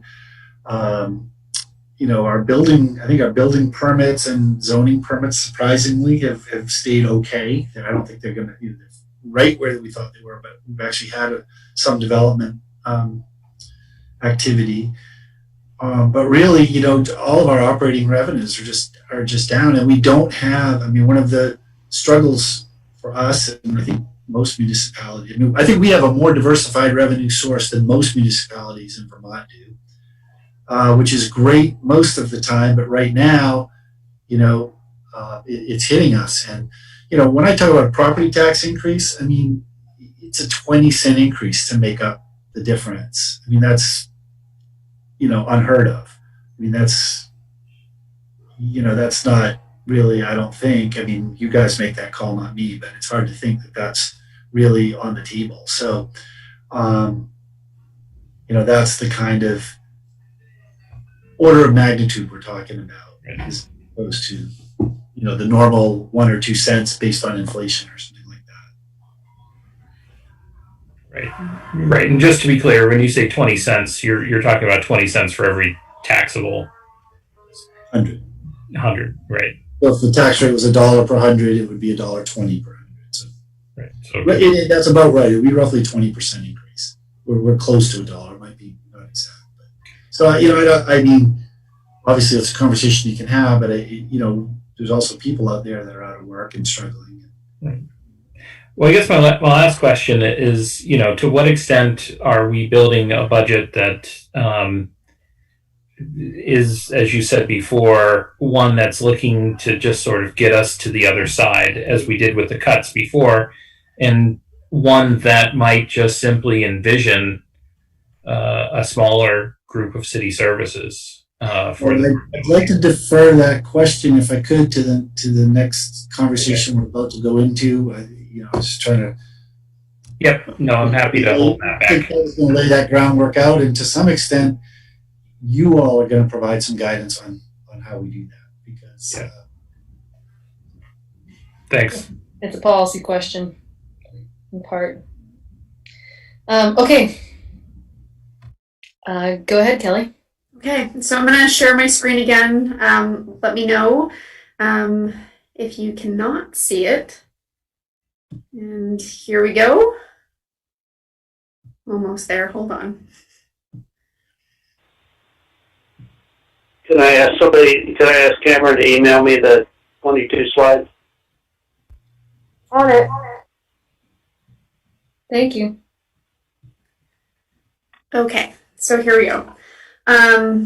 So here are the assumptions. I also want to start off by saying that budget instructions were issued to city staff last week on October 2nd, or maybe a week past now. But anyway, these are some of the assumptions that were outlined therein. So just going down the line, no growth in revenues and downgrades projected, no growth in the grand list, no unrestricted fund balance below recommended policy thresholds, which we just discussed briefly in the last briefing, salary and benefit projections to be absorbed within existing budgets. Unfortunately, this year there will be a 27th pay period, which is kind of a double whammy for us. Health insurance will increase by 8% or $135,000, which is less than last year's increase. It's kind of crazy to be thinking that 8% isn't so bad when last year was 25%. I will also note that we are getting some information from Hickok and Boardman that they're scrubbing this number a little bit. So, we'll see what happens, but this is what we have for right now. They're going to try to, maybe get it down a little bit, and we'll see if our experience can support that. And then the capital improvement plan and equipment plans will be for essential project and equipment failure only. That's extreme, but I think, it's an extreme time. And so we're reviewing the capital plans right now for things that are shifting from 21 into 22, and then also really looking at everything to see what really needs to be on the list and what needs to be discussed as we move forward. So these revenue projections were outlined in the memo that was with the packet for background. But generally, we're projecting about $595,000 of a revenue downgrade. This is a good estimate, but I also want to caution that we're only taking state pilot down by 10% reduction, which is what some of the instructions have been for reductions at the state level. If this is to trend with local option taxes, which we didn't see in 20. We actually ended up seeing what we thought we would. So that's why I ended up taking it down by, what seemed reasonable. This could be more. So I just want to caution there, where this is, an estimate right now. We'll keep working on this as new information comes in. But property taxes likely will be down by a little bit, which they were last year. Pilot payment will be down. We'll keep an eye on that. Local options taxes and current use will likely be down. State highway aid, we'll keep an eye on that as well. But the transportation fund is not doing particularly well. The school resource officer, based on the ongoing conversation, I've taken the school portion down. I'm not expecting that we would receive that from the school, and so it's a conversation, but I wanted to put that in here as a placeholder. I did put down permits and fees. We'll have to see how things are coming in. We, like Bill mentioned, are seeing some development, so this might actually end up swinging to the good, but I also didn't want to book it as positive until we know. But right now it's a down, and then ambulance right now we're seeing, based on experience, a down, and I will keep an eye on things to see if that continues. And then penalty and interest, that's also projected to come in down. And then the parking fund is the other area where the revenues are just not likely to come in. And so based on the staff allocations that Bill was alluding to the parking fund, the estimate that I have right now based on the budget system is about $425,000 for all city staff that are non-enforcement staff. So as you can see, it's a pretty big chunk of the gap that we have right now.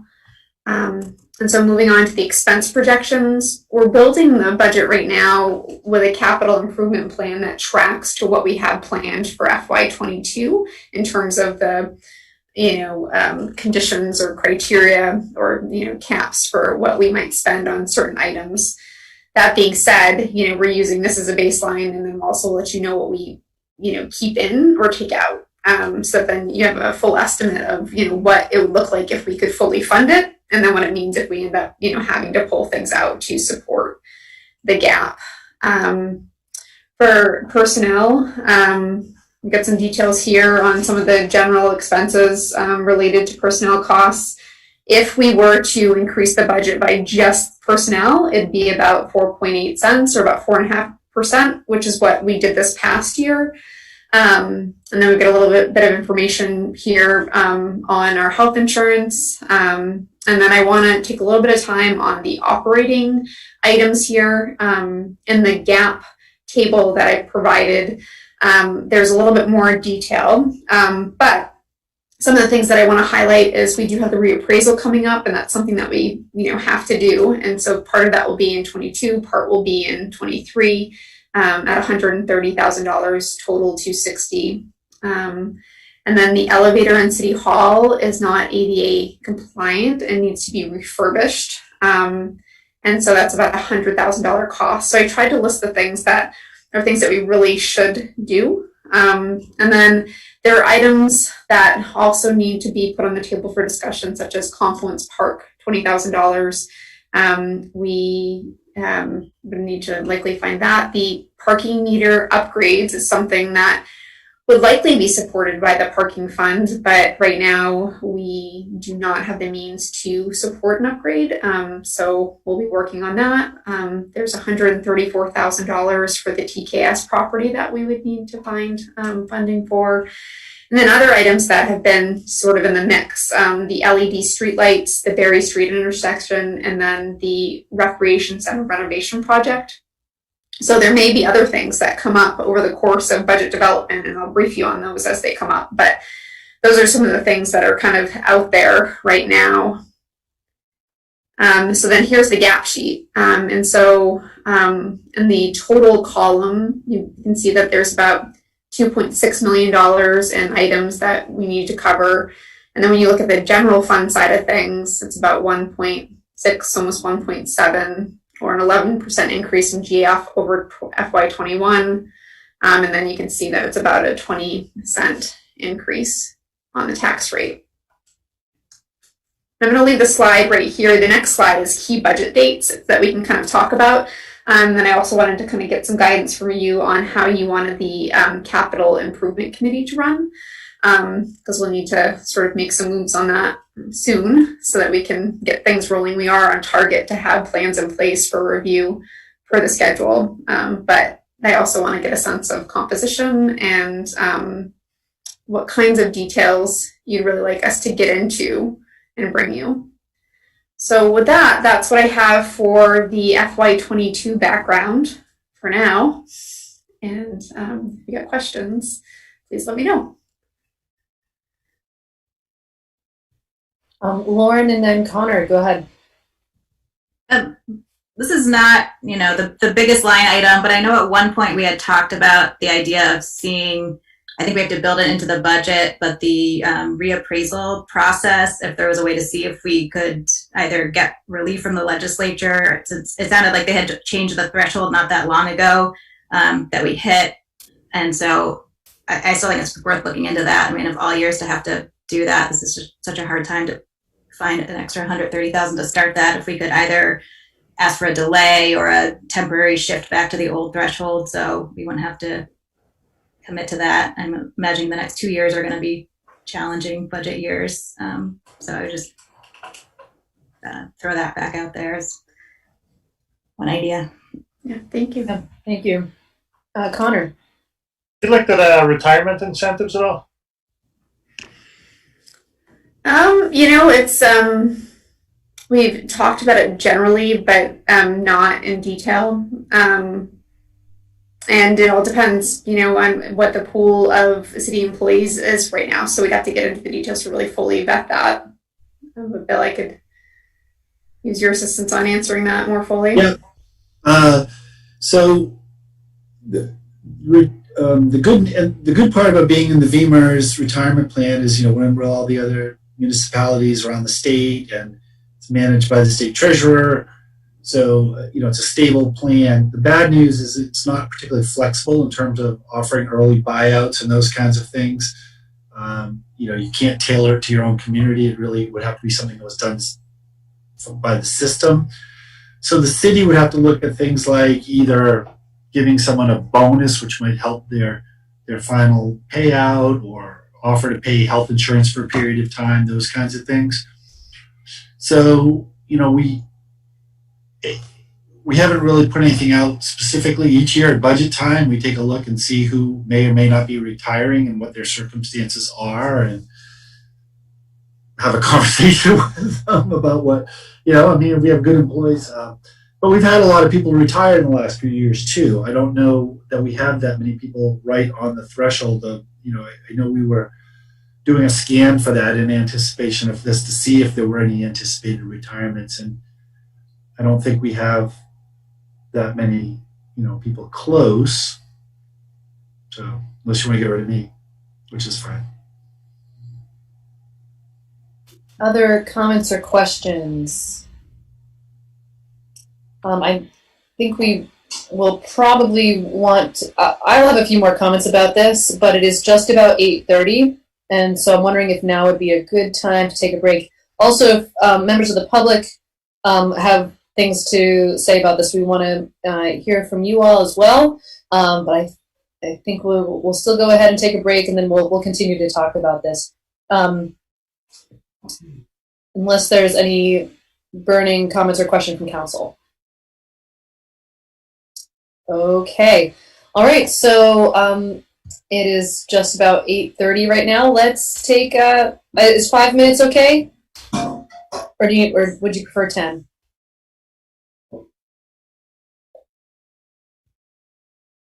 I have to sneeze. Oh gosh. Okay. I'm seeing a couple votes for 10. Let's go 10 minutes. We'll be back here at 8:40. Okay.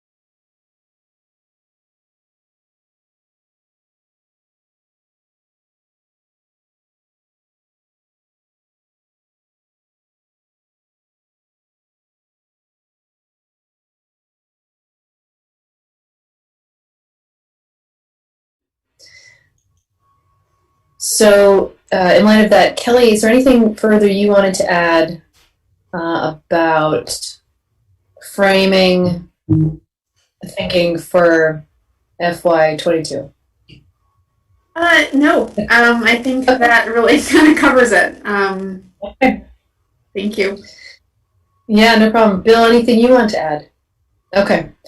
I have a few comments about this. So obviously these are extraordinarily unfortunate circumstances, and I think this might be the most strained budget season I have ever participated in or ever witnessed, and I wonder if that's probably true for others as well.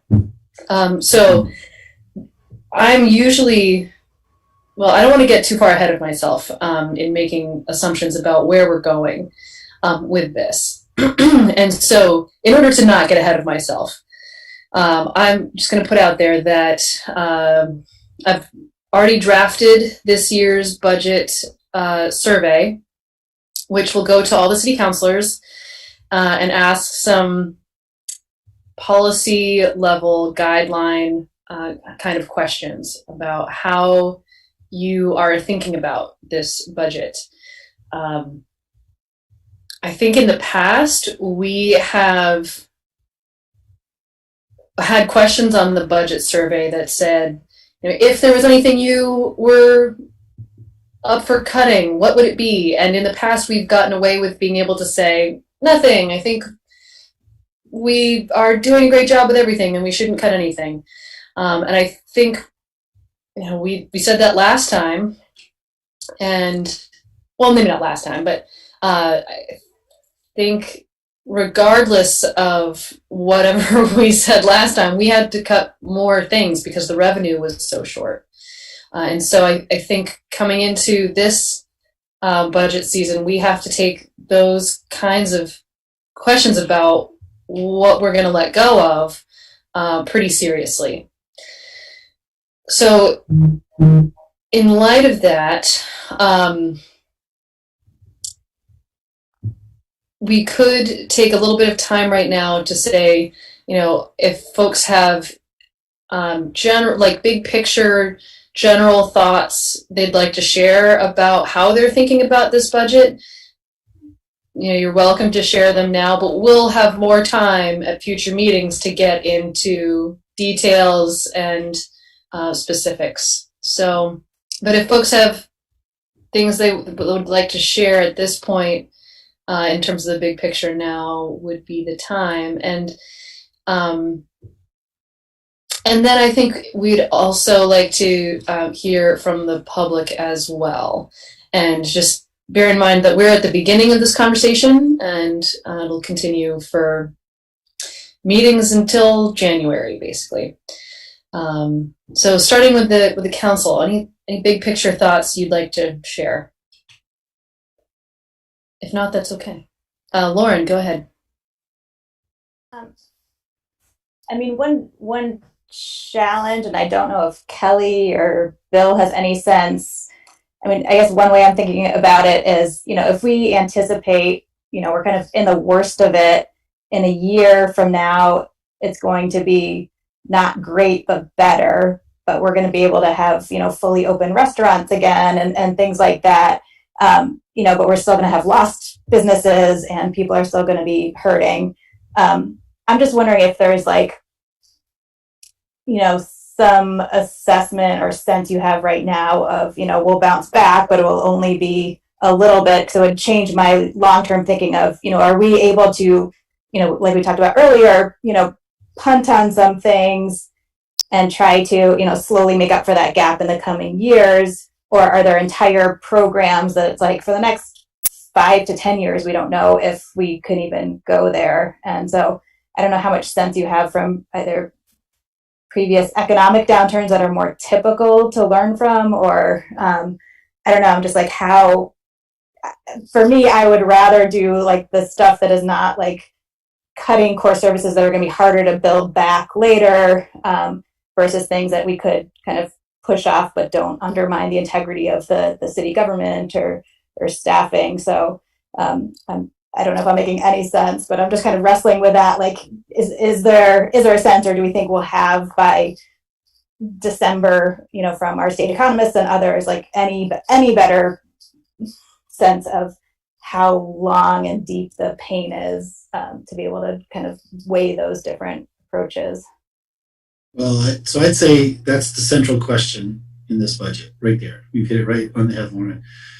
And I don't think we as staff have any more knowledge or information than any of you have. Unlike other downturns, it's not cyclical, or it's not, gee, if there's interest rate changes or this happens, or, there's a stimulus, then that will get things, whatever. This is due to a disease, a pandemic that we don't know the horizon for, and we don't know how it's going to be harnessed. And we're seeing, a new growth around the country of it right now. And frankly, we're not seeing a lot of a centralized effort to contain it. So we don't know what we're facing. If there's suddenly a vaccine and it's widespread and it can be implemented, then, it's a whole new ballgame. But there's also, it's one of the things we're trying to do, I think, at our end, and it's not going to answer your question per se, but we're trying to taking a look at the non-tax revenues and think about that. What's the worst it can possibly be? What's normal? And, what would be something in between, and what does that mean? And I think what that could lead us to doing is preparing a budget that says, all right, here's, based on what we know today, this is, just say it's what Kelly just laid out. Okay, we've got $1.7 million gap we've got to close. So we're going to cut these things out. But here's potential increases. And so we could then, just like we're doing now, sort of reviewing where we're at quarterly, if we start seeing return on some of these things, maybe things can be slowly put back, because those aren't based on the property tax, they're based on these other revenues. And, really, it's not unlike, like I said, the situation we're in right now. We made these cuts for this current year, saying, all right, then every quarter we'll check in and see what we're doing. And we may just have, we may be in that mode for a couple of years where we're prioritizing our risk. This is what we won't do unless it gets better. And I don't have a magic answer yet. Like I said, the presentation you just got, the staff just got last week. So this isn't like, we're collecting the recommendations from people. And I would say that staff as a whole, our sense was we need to look at this as though we're going to be in this for a couple of years. I think they did not want to take on the rosy outlook only to then have to crush it back down again. It was let's take the hard line and build back if it's good news. So if I may also take a crack at that question as well, I want to put in context that we've basically deferred quite a bit of maintenance from this past summer. It's very likely, I think, that we're going to be continuing to defer maintenance purchases, etc., for this fiscal year, even though we'd planned on moving forward with maintenance and purchases. And as Bill said earlier, we really can't defer maintenance forever. And so, just so you all know where my mindset is that I think that means slimming down of services and being really fiscally savvy and honestly conservative about how we're spending our money. It really scares me. Scares me is the wrong word. I find it concerning that we are at 4% of our operating our recommended policy, budget policy. I don't feel like I have the right word there. When we're supposed to be at 15%. Unassigned Unassigned fund balance. Thank you. And I think, we may see future hard years, and so I'm interested in building that up as a better buffer for ourselves moving into the future. If things do go better than we expect, again, this is me getting ahead of myself, but I'll just let you know, the way I'm thinking about this now is that I would rather plan for the worst and hope for the best, and then when things are a little better than we planned, I would like to see some priority given to having that money go towards the unassigned fund balance in preparation for any future towards, and to get towards that 15% policy. That's just me. There were some other hands, Donna and then Jay. Thank you. I probably even more negative than you.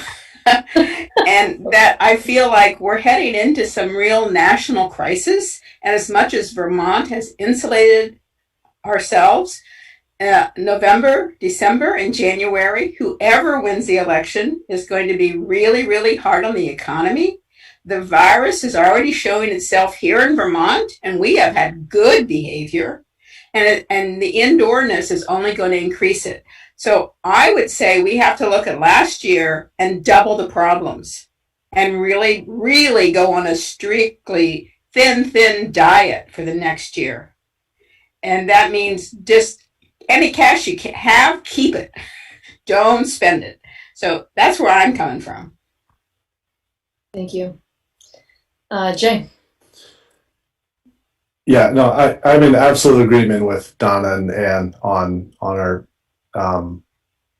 cash and how we're managing specific budgets. I guess I head into this process trying to with the mindset that this isn't just like an economic recovery, like we're trying to get back to how it was. This is an economic redefinition that we need to think that there will be a new normal. And I won't say post-COVID, because what does that mean, right? I just think that we need to be, as we're thinking about economic development and growth and supporting Montpelier's downtown and local businesses, that we need to think about what that's going to look like in the short term, midterm, and long term. And you can, assign timeframes to each of those, but just being strategic in terms of how we invest and how we partner with local organizations and position ourselves to, to be ahead of the curve in the new economy. I think that that's how we'll be able to position ourselves to, be able to be successful as we move forward. So I totally get that like that's very nondescript and kind of heady and not in the weeds in terms of what we need to do in terms of budget. But when I think about how we're investing the small amount of money we might have into how we grow our local economy, I think that that's where our mindset needs to be, not just trying to figure out how we used to have it, but thinking about how we can be ahead, be leaders in how it could be in the future. So thanks. Great, thank you. Anyone else have thoughts they'd like to share? Dan, go ahead. Sure. I think I'll build on the comments that we've heard already, because I am in agreement with what's been said. I guess I would also add on top of that I think we have to be very careful. When we look at the revenue, the taxpayers of Montpelier aren't going to be in a position anymore than anyone else to bear any of these costs. And, certainly, as Bill was indicating, to shift some of these lost revenue costs to maintain as we are is a 20% jump. And that's just not realistic in any way, shape, or form. But I think even lower than that, we really have to be cautious. This is the year to not to hit taxpayers, because a lot of these economic impacts are going to start to hit people in the new year. Stimulus funds running out, and employment and businesses being unstable, I think we have to be very, very cautious of that. So it's sort of the twin problems. I'm trying to think of the names from Greek mythology, where you're going between the whirlpool and the snake-infested rocks. But this is the problem that we're going to have to steer this boat between. And I think the only way we can do it is to look at it not as a temporary issue. This is not let's just hold our breath and get to the other side of that. This is something where we're going to have to reinvent some of these issues. And I think in some ways identify what are the core things. I've been on boards where, the object is who's the last person in the room to turn out the lights, and building up from there. I don't mean to make that kind of suggestion that we're doing that here, but I think we do have to identify our core services. What are the things that we absolutely have to provide? Because I think we are going to have to make some really tough, hard choices this coming year. And I think we have to make them structurally.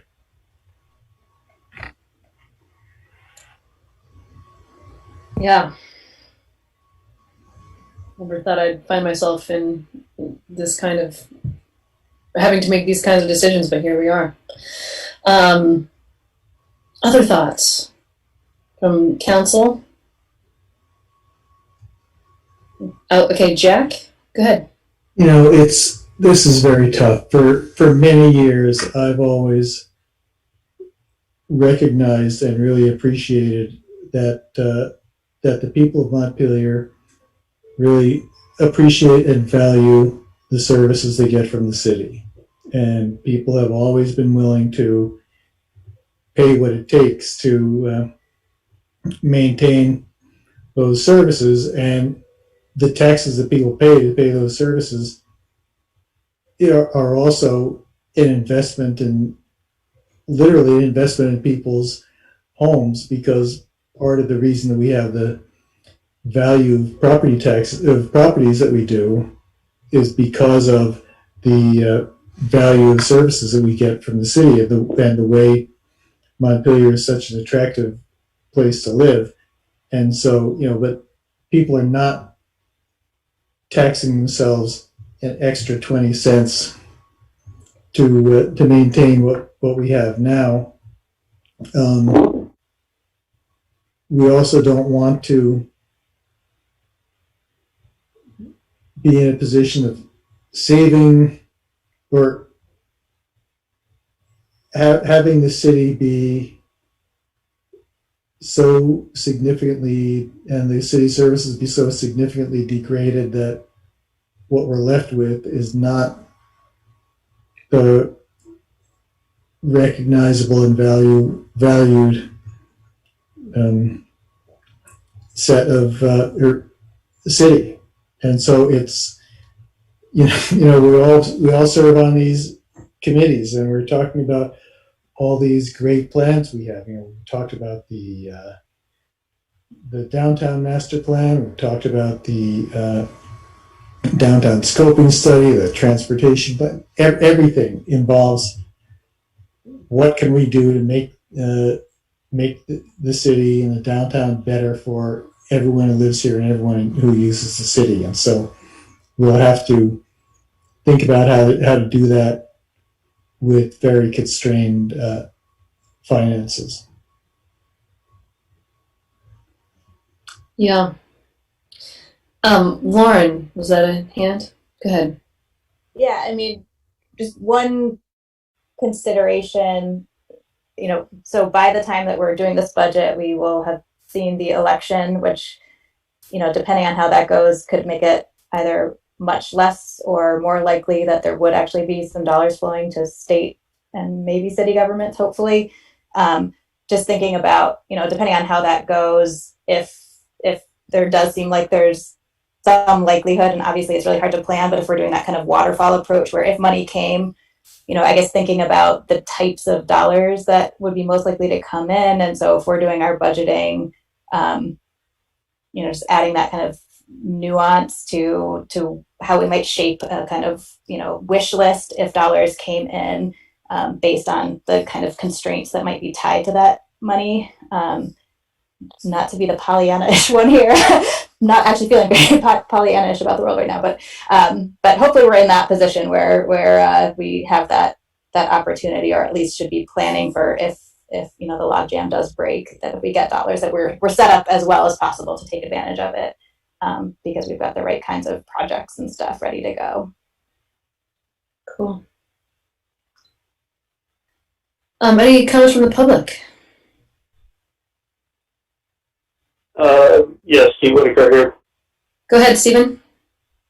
I want to take issue with one thing that Jack said about people have been willing to pay whatever it takes to maintain. And we have neglected our maintenance dramatically on our public works, our sidewalks, our streets, and so now this is compounding that. And this may actually reorient the economy for decades to come. The legislature has no plans to come back to Montpelier now, which is going to impact rooms and meals and, all the downtown commerce, and parking to a beneficial effect.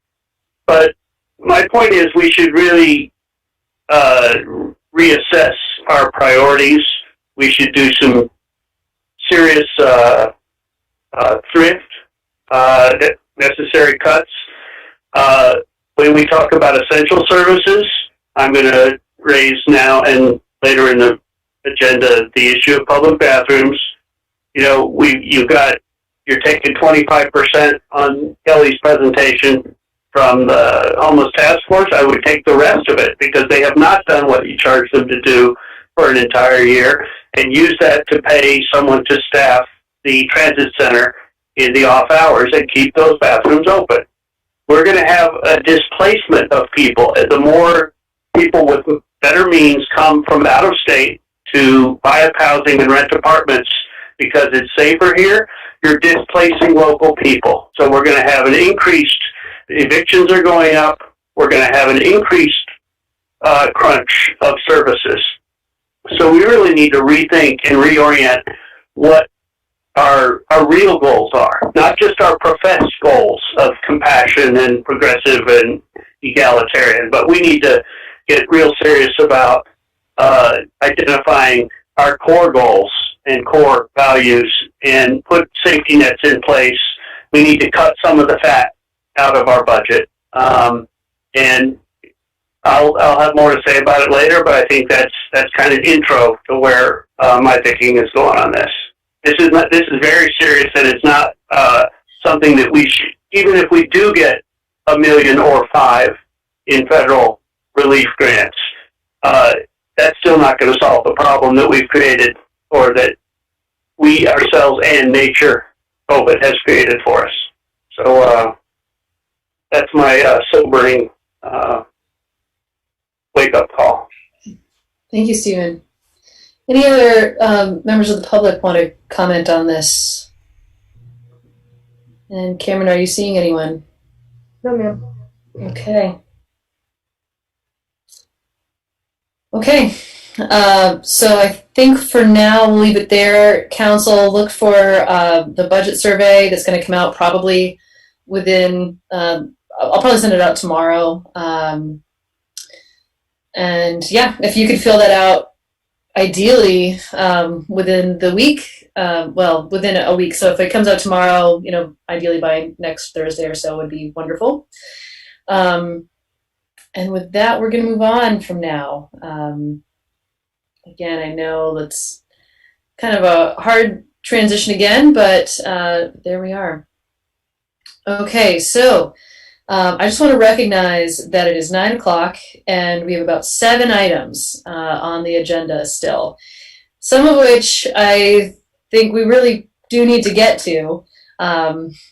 So I'm cautiously optimistic that we can get to some of them, or all of them actually. But I just want to say let's be brief if we can. Otherwise, I think we're gonna have to jettison some things. So I know Dan is on the line and talk about Montpelier Live. So thanks for being here, Dan, and go ahead. Thanks. I promise to take no more than 3 minutes of your time. Wow. Unless you want more than 3 minutes of my time, in which case I will give you as much time as you would like. Yeah, so we've been, continuing to work hard to support existing businesses in Montpelier. From our surveys that we've been doing monthly, things are improving, but they're not amazing by any stretch of the imagination. So we now see the average business is at about 75% of their comparable revenue from last year, and about 80% of businesses report that they're now breaking even. Just as a comparison, that figure was 5% in May of businesses reported that they were breaking even. So better.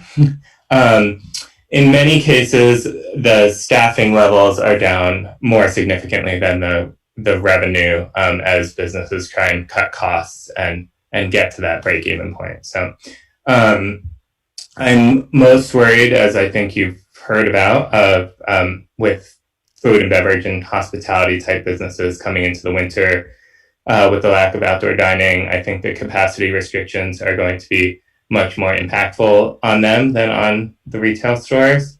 And I think for some of the retailers as well, this is sort of going to be a make or break holiday season. I think if we are to see businesses close, it will be after the holidays.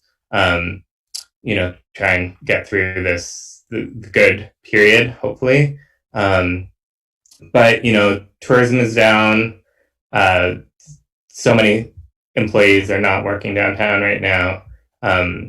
So there's a lot of just like structural factors that really are difficult. There is a new round of the state economic recovery grants coming soon.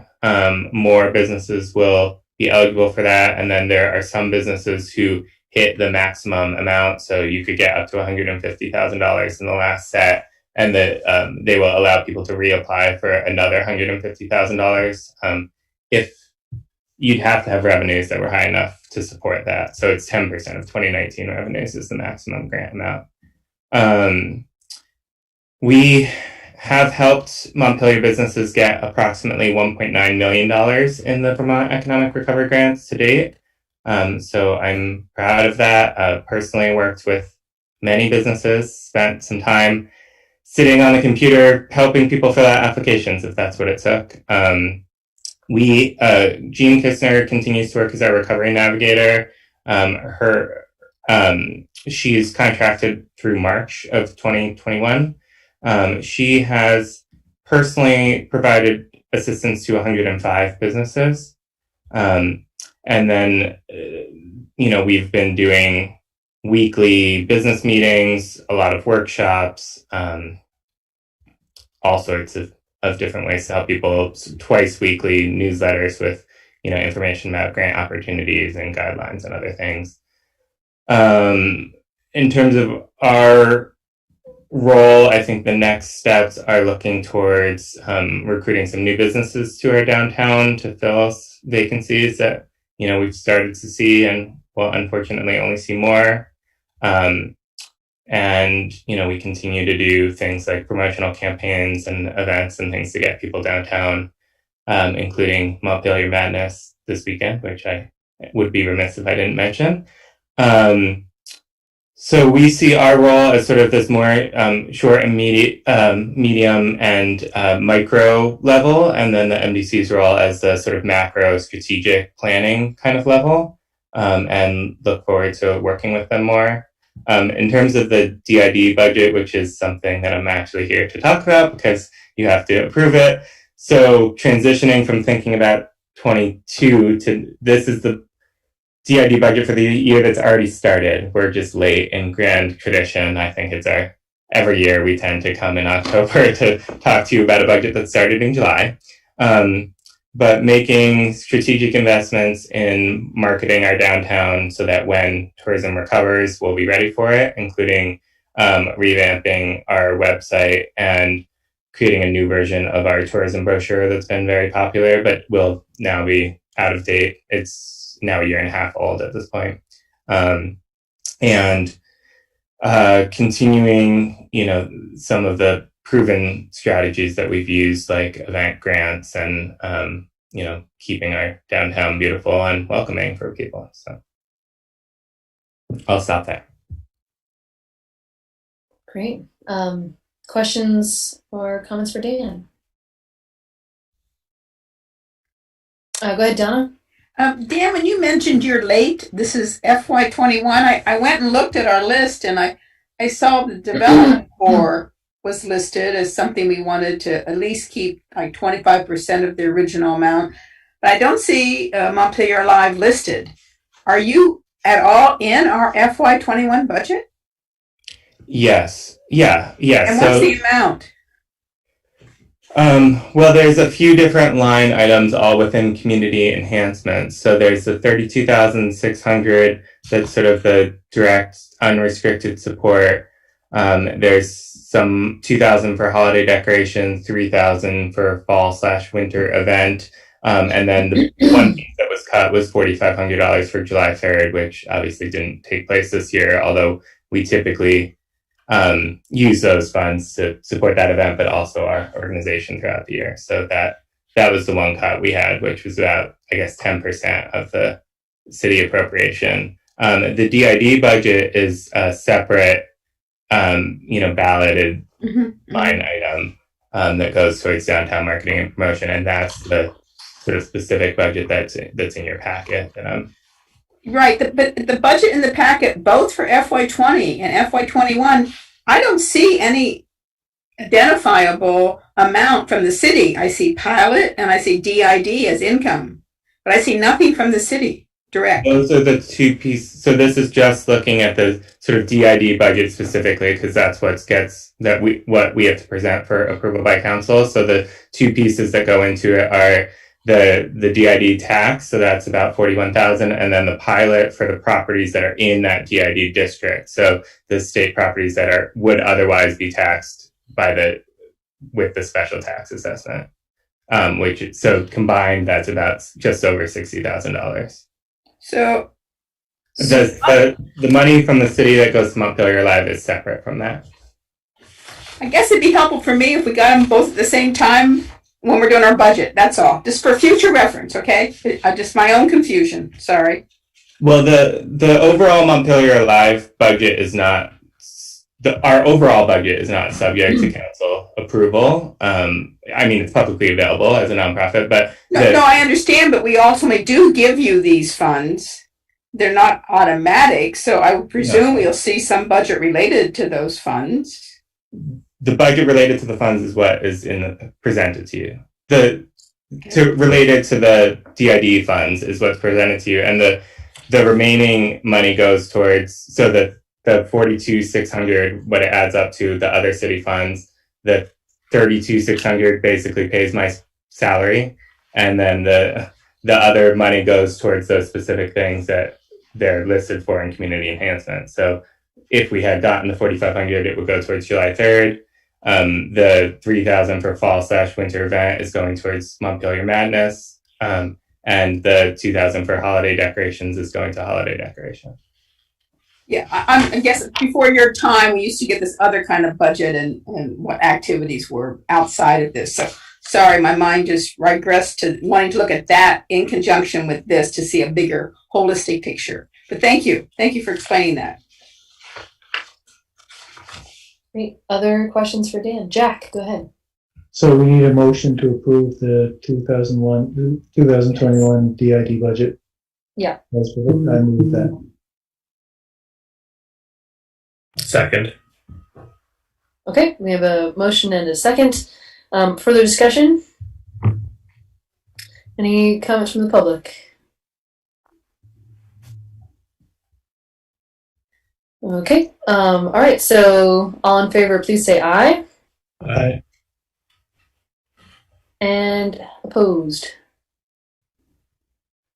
Okay, all right, so that DID budget passes. Thank you, Dan. Thanks for your time. Thanks for all the work that you're doing with the downtown businesses. And please pass along our thanks to Jean as well. It's really crucial what you all are doing right now. So very grateful. Thanks. Okay.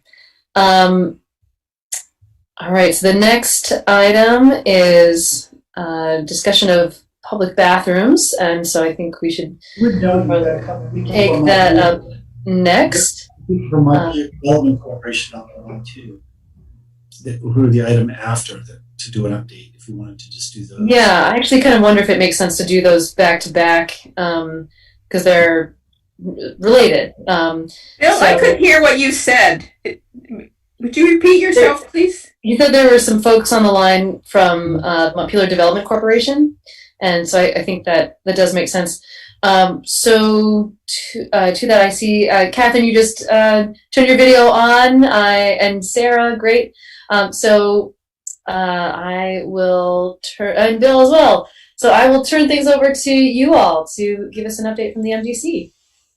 Okay, great. I'll start with just a brief introduction, and then Sarah's going to follow with the mend, and then Catherine will talk about what we've been doing on Savings Pasture. But I think, Donna, you brought up a great question, and it's some of this are plans, and once again, we offer our funds and what we have to the city in these efforts to help with the pandemic and the response. That we look at this as an issue to solve and to be supportive in. And, I think some of what we're about to present will depend on whether we actually get funded, because without that, probably, if we're not going to get funded going forward, it may not make sense for us to kind of try and start things or continue if we're not, because I do think that as Dan described, we are looking at strategic and long-term plans and impacts, and coming up with a plan for that. But it's not, and it was very helpful that the council funded us and committed to the 5 years at the beginning. We're now coming up on that 5th year, so it's time to see if there's a commitment and what makes the most sense. And I think that we're open to whatever the council or city, looks at as the best utilization of both our funds and our kind of human resources. We now have 7 people on the board, and you get all of us for free. We spend all of our money on direct, direct impact. Everyone on the board is very, very budget conscious, and you'll see, last we were before you, we talked about the MEND fund, and you'll hear how much that was raised for the MEND fund and the impact and how broadly that hit. I think also when COVID first came, and impacted our economy, we offered several grants, and Montpelier Live did take one of those grants, and that was the original funding for the Navigator, the Gene Kistner money. It contributed; it's not all of it, but we and then feeling like there was more to be done in the immediate sense, we did come up with the MEND fund.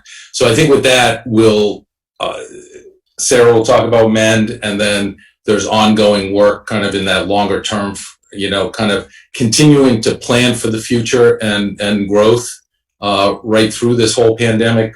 We'll talk about Savings Pasture as well, and then we can shift back to, at the end, if there's time, our long-term plan, which would depend on kind of funding and what that looks like, but using the pandemic and looking nationally at what's happening and saying that Montpelier may be one of those economic solutions to the problems that people are seeing in the cities. And I think we're seeing, anecdotally, we're seeing some evidence of that. We've started to actually come up with some data that Montpelier is a refuge for people looking to leave cities and places of high creativity. So we're looking at Brooklyn and Portland, Oregon as places that are already by natural causes coming here. So we would be working in conjunction with what Dan was talking about earlier, but on that long-term range and high impact, trying to really leverage our dollars and bring people here from afar. But with that, I'll turn it over to Sarah, and we can talk about efforts that we've done and completed. Great. Thanks, Bill. And thanks to all of you for your long hours and hearing the budget numbers. Is really, I don't envy you. As you know, I've been in your seats, and especially you, Anne, don't envy you. I feel some responsibility for you being on the council. So thank you all really for your hard work and difficult decisions ahead of you. So I have the opportunity to talk about something, fantastic, which is reporting on this great fundraising effort that we were part of, where we provided grants to 74 Montpelier businesses in the downtown. They ranged from $1,000 to $5,000. Collectively, the corporate donors that we were working with, Union Mutual, the company I work for, Vermont Mutual, National Life, Northfield Savings Bank, Noel W. Johnson, and then a bunch of individual donors, including Susan Ritz, who we all know is a great community steward and benefactor. Total contribution for all those entities and people was over $200,000. So that was a great infusion of cash into our community in the summer, and we had an amazing reception to that, as you can imagine, quite a bit. And I had a chance to speak one-on-one with a lot of downtown business owners who were just, cheerful in their appreciation. And it was, we were pleased to be part of that. Montpelier Foundation acted as our fiscal agent, so they were responsible for the logistics and the actual check cutting. So that was really a pleasure to be a part of, and obviously just a small part of the recovery efforts, getting people through, sort of the beginning of this.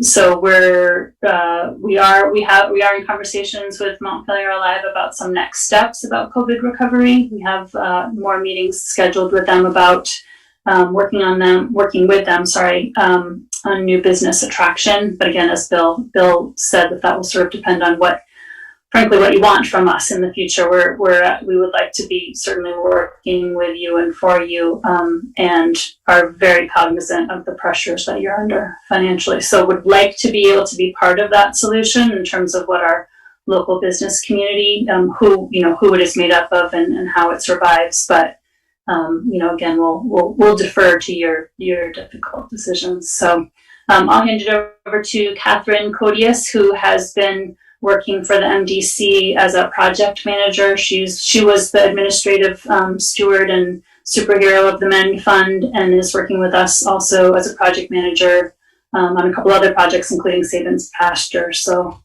I'll let her take it from here. Awesome. Thanks, Sarah. And it's nice to meet all of you who I have not met, but I think I know most of you. It's nice to see your faces. So I've been, as these guys mentioned, project managing the Sabins Pasture development, which at this point has been a lot of monitoring. Essentially, MDC has been tracking progress on 2 potential major developments in the Sabins parcel area. And rather than talk about the specifics of those projects, I'll just share with you sort of our role. We've been meeting weekly with Bill. I've been meeting weekly with Bill Frazier and the city's TIF consultant. And earlier this summer, we convened stakeholders from both projects to look for points of collaboration on infrastructure to better leverage the TIF, of the potential TIF. For that area, mixed success here in terms of working with those parties, but I think that we're MDC is still working in various directions to facilitate the best use of potential funds that could come from these developments to benefit the city, the public. So we, moving forward, hope to identify pinch points for developers in the area and to look for solutions for them. We'll continue to promote housing development and other city goals that are tied to these projects, and really hoping, focusing on leveraging local, state, federal dollars, really with the high aim of looking for the public benefit of these projects, but also to attract new residents and residents and businesses to town.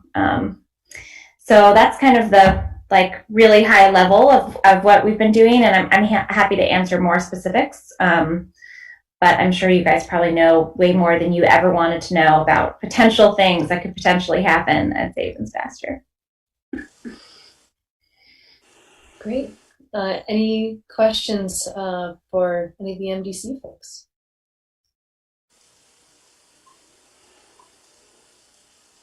Jay, go ahead. It's a little bit random, but Eleanor, what do you think should be the next steps for MDC? Thanks for joining us, by the way. I'm happy to be there, at least virtually with you all. I'm in the nation's capital at this point, not close to 1600 Pennsylvania Avenue, however, just to make that clear. We were talking today about some very exciting things that we could perhaps contribute going forward in this crisis. And I'd rather defer to Bill to talk about it now, or maybe we need to talk internally first for a while and then get back to you. But I think we do have a role. I mean, I think that what happened with the MEND Fund, I just think was extraordinary. And it was several of the MDC board members who put that together, obviously. And it was a tremendous contribution. I mean, I, again, anecdotally talked to a number of the business owners, and they were thrilled, as Sarah was saying. I mean, they were almost tearful about how much the relatively small amount that we were able to contribute helped them to keep their doors open. And that was very exciting. And so I do think we have a role. I think the kind of role that we can play is something very, very specific, like what's going on Sabins. I mean, keeping an eye on the different parties there, keeping an eye on potential ways that we could suggest to the city to support whatever development happens there.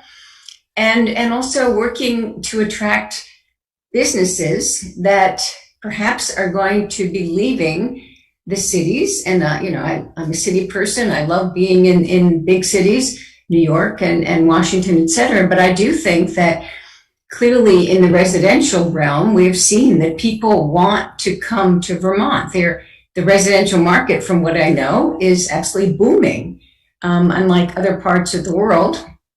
And I think this could perhaps happen with businesses as well. Those that don't have to be in a city could perhaps be doing back of the office work in Montpelier, could perhaps be doing light manufacturing, all sorts of things, which again would bring more people downtown if we can fill the upper levels of our buildings, and would bring more business to our retailers. So that's a few thoughts. No, I appreciate it. I don't mean to just put you on the spot, but I appreciate you joining us and just curious your perspective. So thanks. Lauren, go ahead. Yeah, thanks. And the MEND project was really exciting. So thanks for all the work that went into that. Really appreciate it. Have you seen it all, knowing that a lot of our philanthropic dollars right now are going to COVID relief and response, the Vermont Community Foundation has done, a big shift there. Is there opportunity to get funding for the role MDC is playing from some philanthropic dollars that are looking at recovery and response, like new opportunities that haven't been there before that might be able to, knowing the budget pressure of the city, as you just sat through our dire forecasts, just wondering if there's other pots that are kind of new opportunities and if you're looking into that.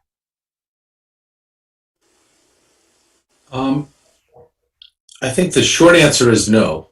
We haven't looked into that in the sense that going to the community foundation or others. Bill Frazier and I did talk about the idea of going for more grants and things like that. So that's certainly something that we can do. No one on our board is necessarily a specialist in that area in grant writing, and we have some funding we can put towards that.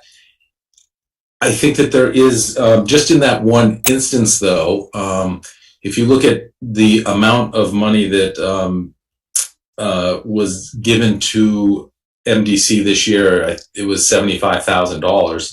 The fact that we raised a good chunk over 200,000 and put it right directly into the community, and additionally funded that effort so that every dollar contributed was a dollar given to a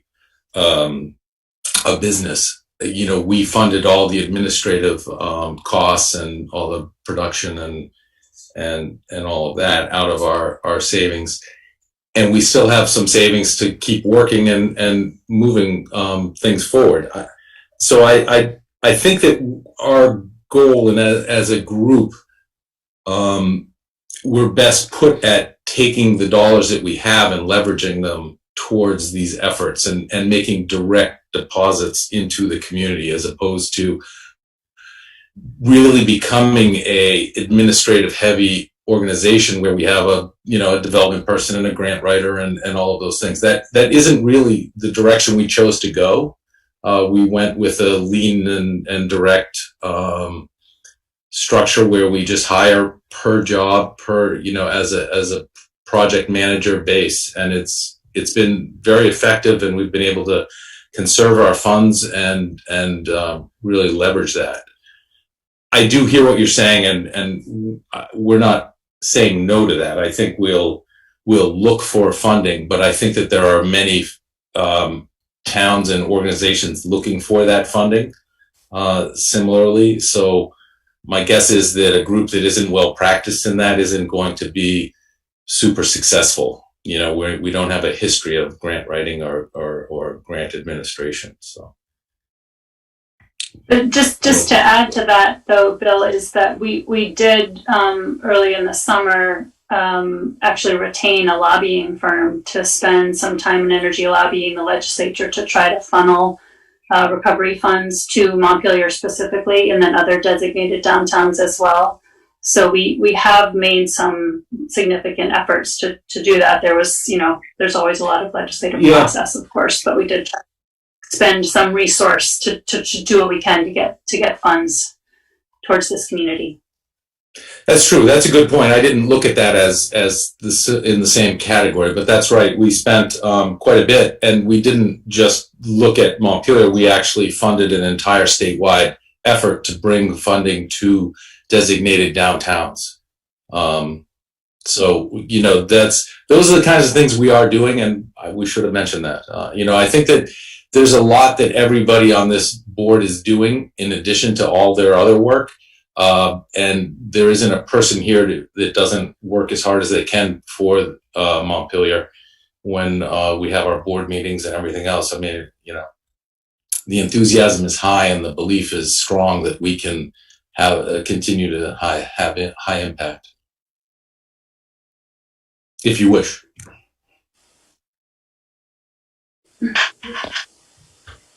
Any other comments or questions for the MDC crew? Okay.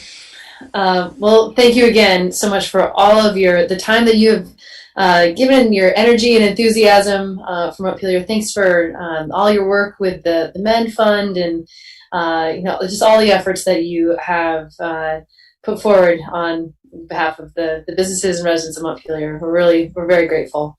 We're thankful for you. Watching tonight, it's amazing what you all are doing. It's incredible. It really is. So hang in there, and we will support you however you ask. Great. Well, thank you so much. Your time. All right. Indeed. Yeah. All right. Have a good evening. Thank you. Okay. All right. So we're at 9:37. I am inclined to not punt anything. which I think is going to take us past 10. Are you okay with that? Unless you want to punt something. Okay, I'm getting some thumbs up. So we're going to keep going. Right, the next item is talking about public restrooms. And for this, I'm going to turn things over to Cameron. Thank you. I'd like to walk through my memo. First, I'd like to thank the Chief Gowans, Chief Vegas, that's funny. Chief Gowans with the Fire Department, DPW, and the Parks Department and the Homelessness Task Force for helping me with this memo and getting this research information together. Generally, I wanted to step through an overview of the situation. Since the beginning of the COVID pandemic, the city of Montpelier has had few open 24-hour restroom facilities available to residents and visitors. This is not a direct outcome of the pandemic that's exclusive to Montpelier or even Vermont. This is countrywide, and once open public facilities have closed. This really does impact quite a lot of folks, and the need outweighs the available resources all over our nation. City staff was asked to look into options, both short and long term, to address this need in our community. So we took efforts to get rough estimates for creating permanent restrooms, including to begin work expanding the city's use of porta-john units and expanding our understanding of what is available, what available facilities are already in existence in the city. You've already heard the budget update. I want to make it very clear that these possible projects are all presented with the understanding that our city budget is at a historic shortfall and that we've been trying very hard to get required funding through other means other than the city budget. But we do know that these lack of restrooms is a holistic issue, and we really do want to support this effort, but do understand that it requires sort of a holistic community approach as well. So the first part of our work included getting the current restroom location and hours that we know of. So we collected information about local places that are currently open. We also reached out to the state to learn more about their facilities to see if they could open any of their doors, any of their buildings, which we were told no, because they're really also suffering from a lack of staff. They don't have their cleaning staff in the buildings because they don't have staff in the buildings, so they don't have that available to them. So I also did not include places on this list that have high barriers for restroom use, such as purchase requirements. Some of our gas stations, etc., are open very late, but do require purchase to use. So I did not include those. I have a list of our current available restroom locations that I know of. This list is probably not exhaustive, but it was a group effort to pull together right now. The Vermont History Museum is open days through Saturdays, 10 to 4. The Keller Hubbard Library is open for specific hours. City Hall is open specific hours. Cumberland Farms gas station on Berlin Street is open 24 hours. We were told that it does not require purchase for use of bathrooms. We do have a few 24/7 accessible porta-john units. The city maintains 2 currently. I will get into this a little bit later, but we have the potential for a 3rd unit. Location is to be determined, sponsored by the local nonprofit Just Basics. They did just give us their board approved funding to help us get another unit. We did talk to the state about unlocking their 2 units that are available right to the left of the State House lawn. Those we've tested them, they are currently unlocked. And then Councilmember Jack McCullough mentioned that there's an offer from BSECU that they may have an additional porta-john unit, but that's unconfirmed at this time. So that's really where we focused our efforts, is to supply the community with more porta-johns. We have been in active discussion with multiple local partners to expand the number of porta-john units available. I don't want to call out specifically the folks that we're working with now because I don't know if that's confirmed and I don't want to put any pressure on them. But we are working with a few. So our goal is to partner with them that are not in the floodplain, which does become an issue in downtown Montpelier, to put accessible porta-john units in parking lots. We can either pay for and maintain them, or we can get help and support from local agencies. Again, like I said, Just Basics, a nonprofit here that normally does food supply, approved a one-time $5,000 expense to sponsor a Porta-John unit until the spring. Location and timeline is to be determined. We're trying to figure out with our street outreach workers what would be the best place to put that. So we're also working pretty hard to create sort of a sponsorship campaign, again, trying to get folks to help us facilitate getting more units for people. That includes things like hand washing stations as well. So it's not just restrooms. There's a couple other options that do cost funding or cost money, including reopening the 24/7 police department restroom. Until City Hall is open is open on a normal schedule, the police department has hesitations on opening up that space. We really cannot risk our officers at this point or our public safety staff. So normally the lobby bathroom is available at all hours by request. I realize that my memo doesn't go into the, I stop a sentence there. I don't know why, so I will go in and fix that and resend that. But opening the PD restroom does require a small amount of funds, but funds nonetheless, to hire a cleaner. We don't have enough cleaning staff right now for the capacity of a 24/7 bathroom. We'd also need to create a barricade of some variety to keep folks from wandering into our public dispatch area, just for safety concerns. So we're also trying to work very hard with local organizations to increase the amount of open restrooms. Besides reaching out to the state, we have begun permitting discussions with both Another Way and Good Sam, two groups that work with those experiencing homelessness to expand our restroom options in town. Good Samaritan has begun the permitting process regarding opening a winter overflow shelter at Christ Church, which would provide one accessible restroom and two non-accessible restrooms to our community inventory. I do believe that would be for folks who are staying in the shelter. So there's some long-term projects that we looked into and we priced out. Again, these would be funding dependent if you did want to go investigate any of them. But we do have a current grant open with Another Way in Washington County Mental Health I wanted you to be aware of. It's a $700,000 grant that has some funding going to Another Way to add expanded restroom and shower facilities along with a laundry room. This work is delayed slightly due to state environmental impacts, but Another Way is working through those, and that grant has been approved and funded. So I did look into some interesting toilet options, such as the Portland Loo, which is used in Portland, Oregon. That is on average $141,000 for installation, and that does not include shipping because that is a very specific type of standalone toilet that they use in their parks there.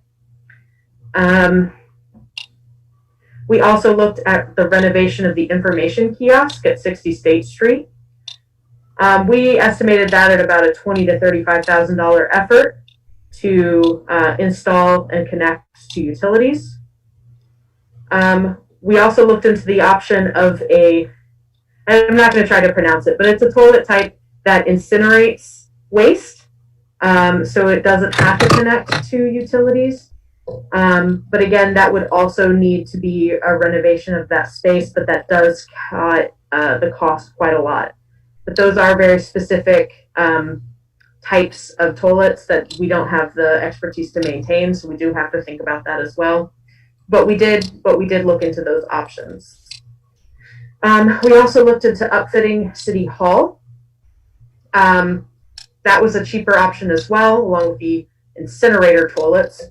Probably we got it off the back of a napkin estimate around $5,000 to $10,000 for upfits, which would include gates to make sure that people couldn't get up into our third floor or second floor, but still maintaining, ADA accessibility with our elevator, because there's no way to get down there without walking down the stairs. We'd also need to install a new security camera so that our dispatch center could see that space. There are some safety concerns with those restrooms. The way that they're situated and in a small hallway, there have been multiple reports of, loitering and assaults in those bathrooms. That is just a small safety concern. We're not trying to say that it's not possible. We just wanted to give you all that information. We also looked at composting toilets that we use in the park system. Those usually cost around $10,000. There are some issues with those as well. Normally, they're supposed to work on a 10-year timeline, but those that have high traffic fill up pretty quickly, and so they don't actually decompose like they're supposed to. So we have to pay a pretty high price to get those cleaned out because they don't have the time that they're supposed to be. They're supposed to sit for 5 years, and they're normally, the Parks Department says they're emptied out about 1.5 years. Also, it has a significant impact to our staff as people inevitably throw non-organics into those toilets, and we actually have to fish those out. But if that is determined as a viable possibility, we have identified 2 potential locations for a composting toilet, one in Blanchard Park and one in the State House Path, but that would need to be in partnership with the city, or I apologize, the state, as it is their land. Then we also wanted to point out that none of these things are off the table because we are looking for alternative funding opportunities. We've already know that in February 2021, the Community Development Program will be re-releasing their grant opportunity, which does often fund capital projects, which a lot of grants don't. So we will be looking into that as an option for one of these proposals in the future. My recommendation is really continuing to help get more portable, like porta-john units out there. I know they're not the best option, but they're the one that we can afford right now because there's a lot of community support for them. And I just want to say again that I appreciate all the support we've been getting from our local nonprofits and our businesses who have been willing to talk to us about that. I also think that with our understanding of what is out there for use of restrooms and working with our street outreach professionals, that people will be able to locate those 24-hour accessible places, such as the Porta Johns and Cumberland Farms, and really add that to their resources that they know about. I know it's not the best answer. It's just the answer that I think we have right now. So that's the whole of my memo. Great. If you have any questions. Donna, go ahead.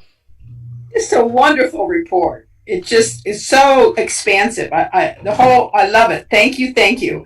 And if we could just get things posted that you know about, and that you got the state to unlock their porta pots. Whoa! I don't know how often they're unlocked, but to see them unlocked once has never happened to me, and I'm there a lot at one of their picnic tables. So kudos, really. I'll shout out Chief Gowans again. He was the one who had the conversations with the state. Yes, and it's good of you to mention, yes, we need hand washing also. So this has some really great short-term and long-term proposals. Thank you. Just thank you very much. Thank you. Other comments or questions? Jack, go ahead. Thanks, Cameron. I think this is great. I should point out that I got the idea of the state employees credit union came up because I was walking my wife's dog the other day and I noticed that they had construction going on over there and they had a porta potty there for the construction. So I contacted a friend of mine who's on their board and said, hey, is there any way we can just get the credit union to keep that there and keep it open at least through the winter for people who need it? And I'm not sure they're jumping on that, but they're definitely expressing an interest in being part of this effort. And so I think I forwarded that memo to you, Cameron. I think that has potential for being really being part of the solution. I like the idea of. Let me start another way. Do you know how much the estimated cost of doing the police department bathroom would be? I do not. I don't have an estimate from a cleaner right now that we weren't able to turn around, and I don't want to misquote what that cost is right now. So that I don't have yet. Because that seems like another pretty promising option, because it's in an already existing facility, doesn't have some of the same security issues that the city hall bathroom does, and so I'd be interested in seeing us move forward on trying to make that happen. We'll try to be more robust about asking for quotes. No criticism intended, of course. Oh, it's fine. Thank you. Before Donna goes, any other city councilor have something they want to say? Go ahead, Dan. So, I appreciate the memo as well. I think it collects this information that's badly needed. A couple of issues strike me as relevant. One is, I was thinking about this, and I don't know if we have a metric for demand. What is the need for bathrooms? I mean, we all agree that there's a need out there, but I'm struggling to understand what that metric looks like. And, I think when we talked about this before, we're really talking about 2 to 3 groups of people that are likely to use it, or that we're aiming towards, which would be, obviously there's a homeless population that needs this resource, and that we're starting to see with some of the letters that we received from the transit center people, that it's starting to have an impact on other people. But there's also the idea of tourists and people who happen to be downtown with a need. But it just strikes me that I'd like to have a better sense about what this need really and truly looks like, because I think that may drive what we're thinking about. Because what seems to be establishing is, if we have a porta potty at VSECU, 2 at the State House, if we were able to open up the police station, if we were able, and there were the 2 porta potties, by City Hall, as well as the Cumberland Farms, what do those numbers look like? And are we still having an issue or not issue with meeting that need? It also strikes me. I'm sorry. Oh, go ahead. Well, I wanted to respond to that, so I apologize if I cut you off. I think, first off, we're getting some reports from our street outreach workers and our, embedded clinician in the police department of a real need after hours for a lot of folks who are on the street, and that's one and really valid and important demographic that we're trying to get here. But also, I hear, and it's just in the year I've been here, I hear almost every time there's a farmer's market, why isn't there a porta-john at the farmer's market? Why isn't there a toilet for me to use at the farmer's market? A lot of those places downtown aren't open on Saturdays, except businesses who may not have an open and available restroom for the public. So this is just from me hearing it anecdotally, and that is a problem, that most of this data is anecdotal, if you will. But I think if you sort of look outside of Montpelier itself, this has been a national trend that, public restrooms really are needed. If you think about the folks who may have a medical concern that can't wait or hold it for as long as they might be able to get home, I think it's part of being a welcoming and open community. So data, real hard data or not, I think it's an important goal to strive for, even through grant funding, if that's, because that isn't something that I'd like to stop working on for sure. Right. Well, it just strikes me that seems to be the missing piece of this puzzle, or the next piece that as we think about these, because if I think about how this is, what we're trying to put together is, can we piece together a short-term solution to deal with an immediate problem, where we can say, we have 5, 6, 7 places where people can go to use the restroom, and X number of them available after hours, 24/7, in locations that make sense. But then, I think that then shapes how we think about this long term, and then what kind of resources we want to either think about what we have to put behind this solution, or how we think about it. Because I was thinking about the last time we talked about it when I was proposing, sort of that Tokyo toilet model. And I think one of the fair criticisms of that is, well, we may not need it in one spot. We may need it in 3 spots, and we may need to think differently about it. And I think that's fair, but I think that's really driven in part by figuring out what this need looks like.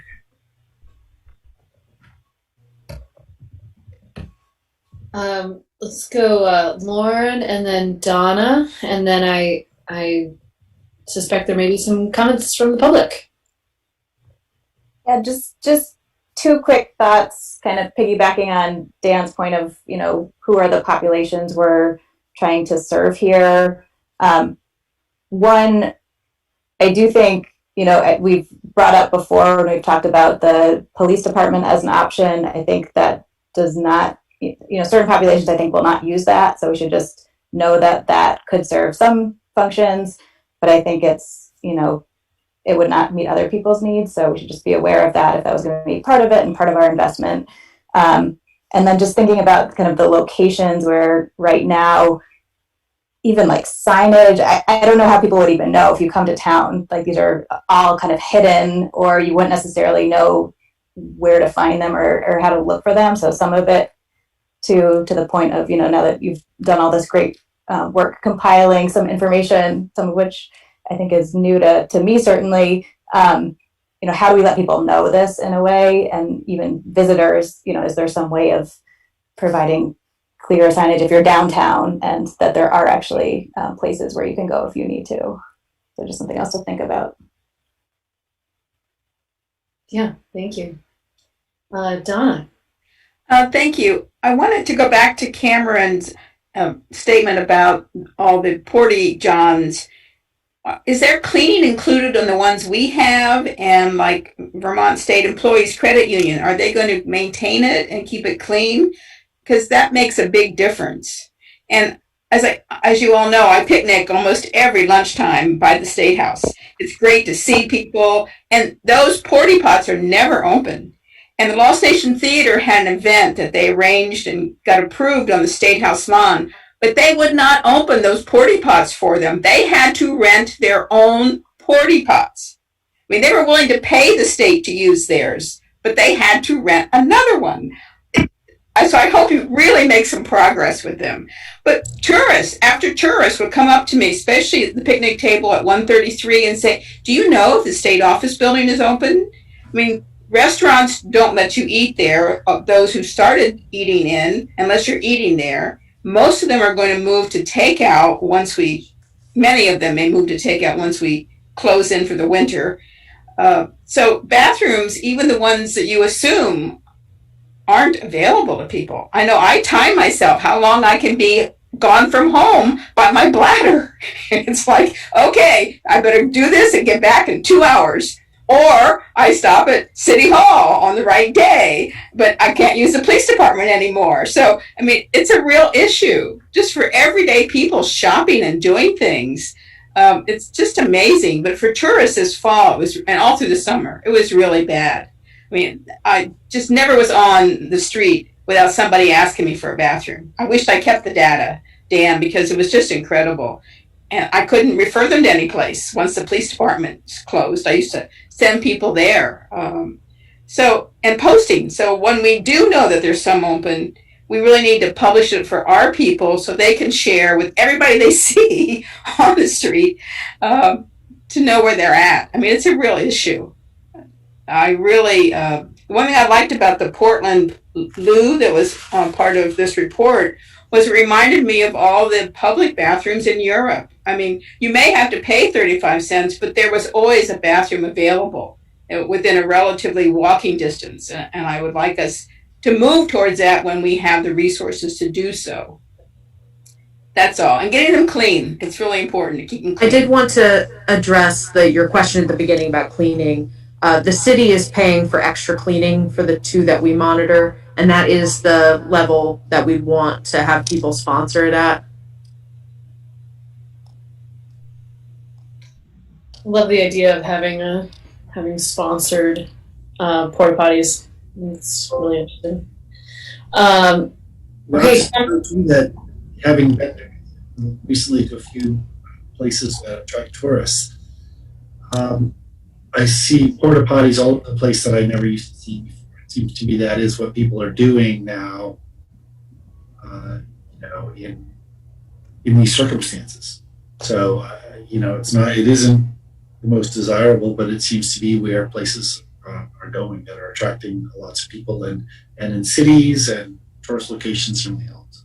So just again, a non-scientific observation. All the state rest stops have it now. Yeah. Before we go to Dan, comments from the public. Yes, Madam Mayor, Stephen Whitaker. Go ahead, Stephen. Porta potties don't cut it by any stretch. I don't think, Donna, you're going to welcome anybody coming out of the porta potty knowing there's no hand washing to join your picnic. Just the whole idea that we're in a pandemic seems to be lost on this conversation. I've been raising this conversation for a solid year, and some of you tell me this is the first you're hearing about it. City Center used to be the primary public bathroom. Everybody knew the code. And ORCA was there as well, which was a secondary public bathroom. We really need to address this in an entirely different way, not publishing other bathrooms that we're going to soon be overloaded and then create a reaction of closure. We really need to tackle this in a comprehensive, grab the low-hanging fruit, which is clearly City Hall, basement bathrooms, rear entrance, and transit center. Grab the low-hanging fruit that we have immediate control over and deal with the cleaning issues, deal with the security and the video issues. As Cameron pointed out, or Donna pointed out, many people on the street are not going to want to go in the police station. And the police station doesn't really want them there. They've made that clear. I saved a no trespass notice they had served on one of the homeless, persons. I thought it was fascinating that this person who's most likely to need the police has a no trespass order to go to the police. So this is how discombobulated this whole thing is. Porta potties are perfect example of the lack of dignity we show both our homeless and our tourists. In a pandemic, you need hot washing, hand washing. We could have negotiated at a time with City Center before Necky moved out. We missed that opportunity. That was the subject of one of the public records requests, which has still not been addressed with that you've been lied to about.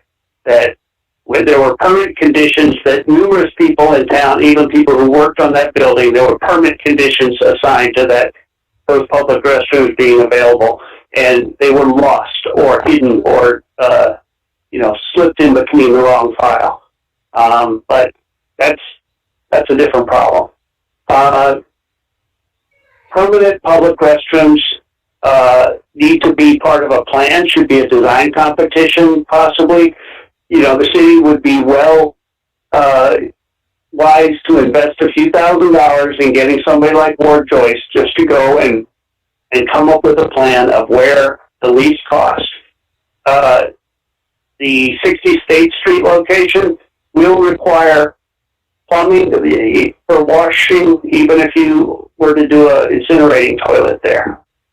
So there are no inexpensive options other than what already exists. We should try to negotiate with landlords of vacant properties that have plumbing in them and make even a 6-month or a 12-month agreement to use and clean those restrooms.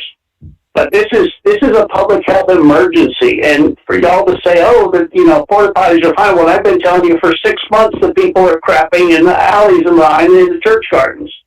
So it's hard for me to maintain a calm and convivial conversation, full tone about this when you've neglected the emergency for far too long. And I would encourage you to deal with the low-hanging fruit. No one's going to walk to Cumberland Farms, and I would be, I wouldn't even tell one of the little ladies on the street out walking where to find a bathroom. Oh, yeah, go across the river and down the block about a quarter mile, and you'll find a gas station. It's like, it's absurd. Y'all are really not taking the appropriate leadership on this. Thanks. Okay, thank you, Stephen. Dan. Well, I had a question actually about the porta potties and the expense, which is, and I don't know if this is even at all feasible, but it just struck me that some of the cost, obviously, of these porta potties is that they have to be maintained and disposed of, the contents there, cleaned out. Is there any capacity in the city to take over any of that, given our sewer treatment plant? So that they're owned by Wind River, and we're not supposed to do anything with them. No, I understand. Obviously, the ones we rent, we wouldn't be able to. But is there any possibility as a sort of way of trying to drive that service in house and possibly bring the cost down, or is that? So you're saying that you'd want DPW to buy and service their own? Yes, to the extent that with the sewer plant. I would hesitate to say yes because of the fact that it's a pretty specific type of equipment that they use to clean that out, and then we would have to buy that type of specific equipment, which would then defeat the purpose of cost savings. That probably answers my question. It just occurred to me as we were talking about that. What that option would even look like. Right. We'd also be able to clean the equipment in-house either. We'd have to outsource that as well. Right. I think sort of shifting off of that hairball idea, which one of the problems I think with the Portland Blue is that it seemed to be an outdoor bathroom, and that it had mesh. It did not have. I would wonder how it would function in a cold winter environment, and it didn't seem to have a sink either. The sink is on the outside of the Portland Blue. Okay. Because I think if we're thinking about long-term solutions for this, obviously we are talking about running water, hot water, soap, and a toilet as the functional parts of this.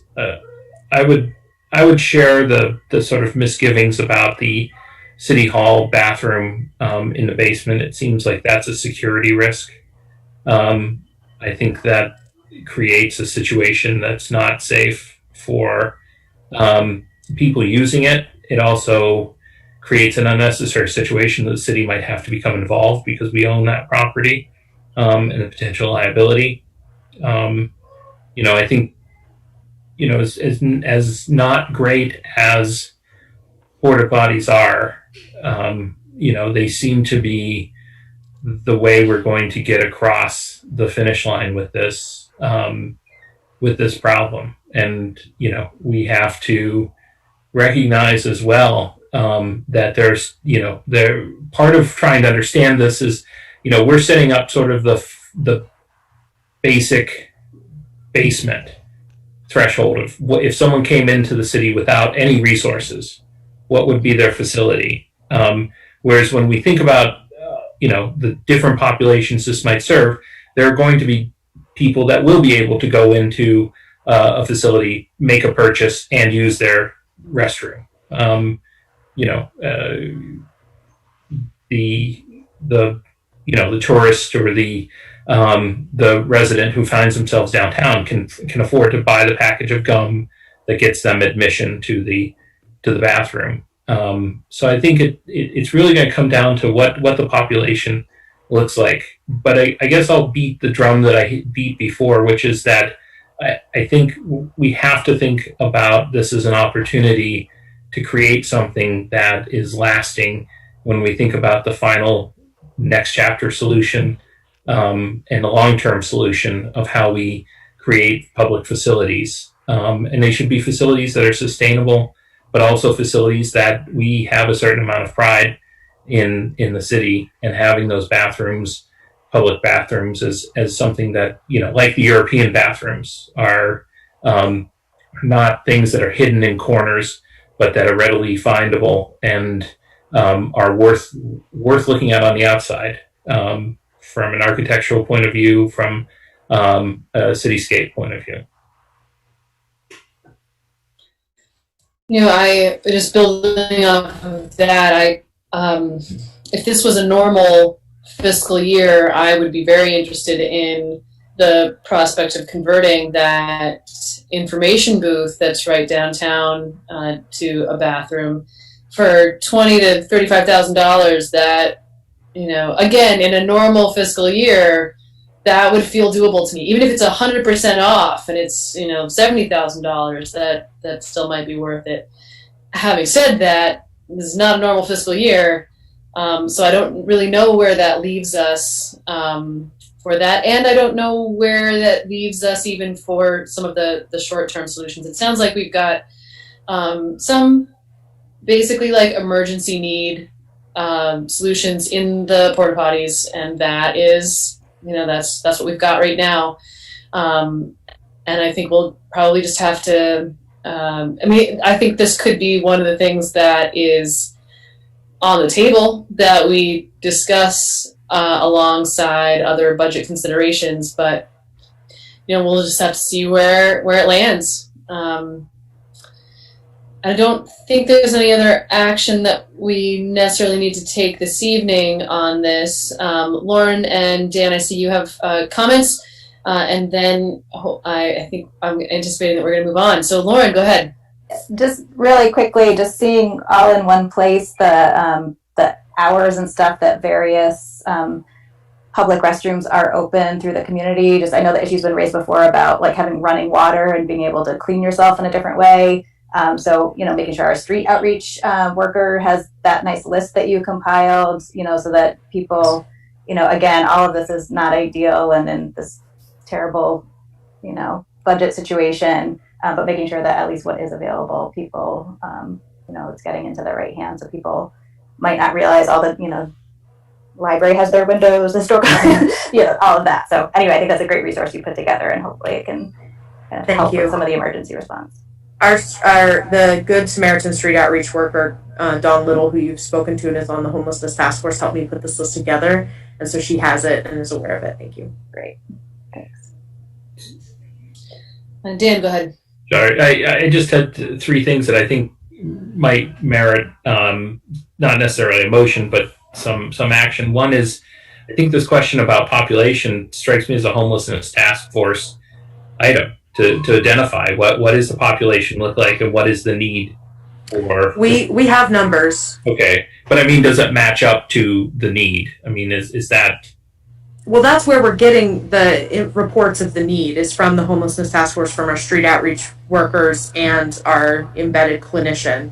We have right now, because the state is still holding people in the hotels, holding people is the wrong word, allowing people to stay in the hotels through our general voucher system that is in place. Our population has swelled because of that, but the population on the street is still relatively low and stable. I say relatively low because it's not low. Anyone who's on the street is a pretty high number. So anywhere between 20, 30 people right now actively is what I'm being told. But the issue mainly is location, not necessarily. So that's the number that we have. Right. I guess it's a matter of like matching up with like location as well as, I mean, I don't know what what one, if you have 10 people, in a particular area, what does that translate to as far as need for facilities? Does that mean one porta potty, two porta potties, or, I guess that's what I'm looking for as we continue this conversation. And then, so that just strikes me. I don't know if the task force would be willing to tackle that kind of question, but it just seems to me that's the data we're needing. The other piece of information that might help is also the bathrooms that you've listed. How many where are the sort of hand washing elements to it? Sanitizer versus actual running water. And then I'm wondering if the third thing I was thinking about is whether Montpelier Alive or another group would be able to give us any sense about, sort of visitor need. What those numbers look like. I'm muted, I apologize. So OSHA's recommendations for porta-john numbers is, I think, a good ballpark, and I'll just read that. One toilet for 20 employees or less. So one per 20 folk. And the ones we have now have hand sanitizer that's restocked twice a week, but I don't believe that they have running water options. I will say that I don't want to throw out too many hypotheticals because that can get a lot of folks' hopes up, but we are talking to some folks at the state about maybe getting FEMA type restroom facilities, which are those Red Cross larger ones that have shower facilities. And I said I don't really like talking about potentials because they are potentials, and I don't want us to get excited about something that might not could happen, but that is, we understand that that's a need, and we're trying to get low cost, no cost options for help to get us there. Great. Madam Mayor, can I offer closing insight on this? Well, actually, I think there may be a couple other comments. It's not necessarily closing, but if you'd like to jump in now is okay, and then we'll go Jack, and then I think we have one other person who might want to comment. Okay. So go ahead, Stephen. With regards to the portable trailer type, I've mentioned that before. I mentioned it at the homeless task force. The time is now to put any plans together. The main thing about citing a toilet trailer or a shower trailer is the siting. They can be maintained. They have self-contained fresh water, self-contained wastewater. But then you're going to have to wrestle with the sanctioned camping or the sanctioned congregating. If you want to move the Girton Park, you're not going to want to put a toilet trailer there. So you've got this kind of chasing your tail with unresolved issues that have been unresolved for over a year.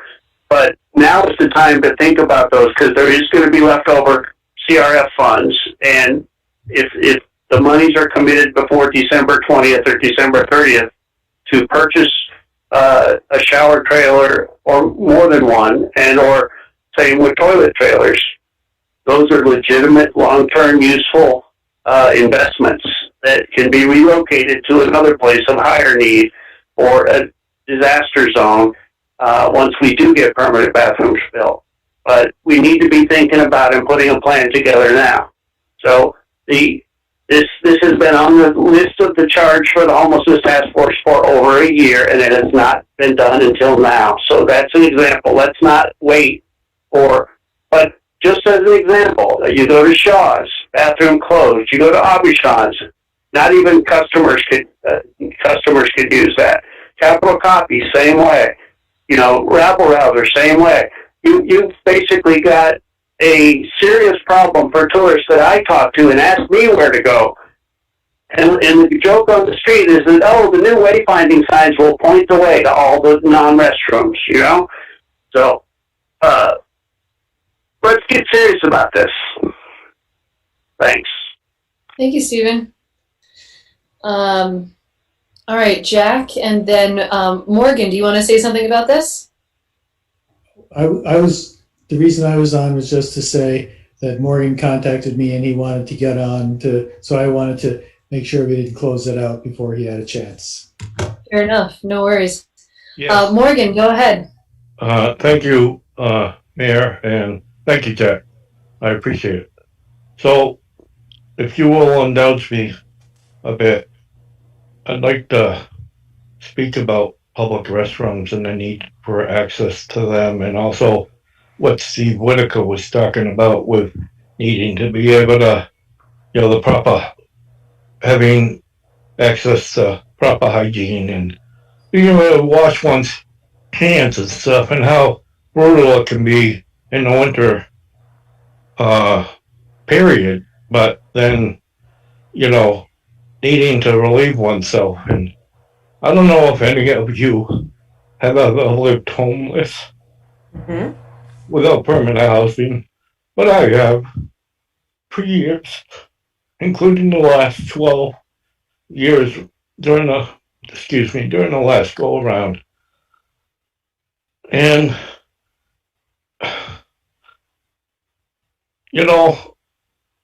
I remember having to walk the streets during the winter because I didn't have a place anywhere to rest and be.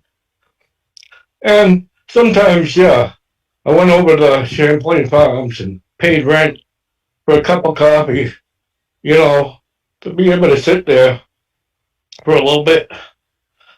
And they don't always let you for very long if they know you, living homeless. And then you leave the place, and with me, with coffee, it goes right through me, and I gotta go to the bathroom. Where do I go? And think, please, what if it was you? What if it was one of your family? Or your neighbor? Pretty much anybody can end up living homeless. There's a lot of concern about the tourists and stuff, but what about people without anything? Think about it, please. You can see the pain. I mean, right now, we live in it. It was real hard. Please do something. This is just awful, for people, whether it's during the daytime or the nighttime. And I know I lived through it, and thank goodness and all those people who helped me get housed. I'm still hurting from those experiences. And, people need more than talk. They need more than good intentions. They need something meaningful. And you have the power. You have the duty, representing our city, to do something about it. We're citizens too. Please do something. Thank you.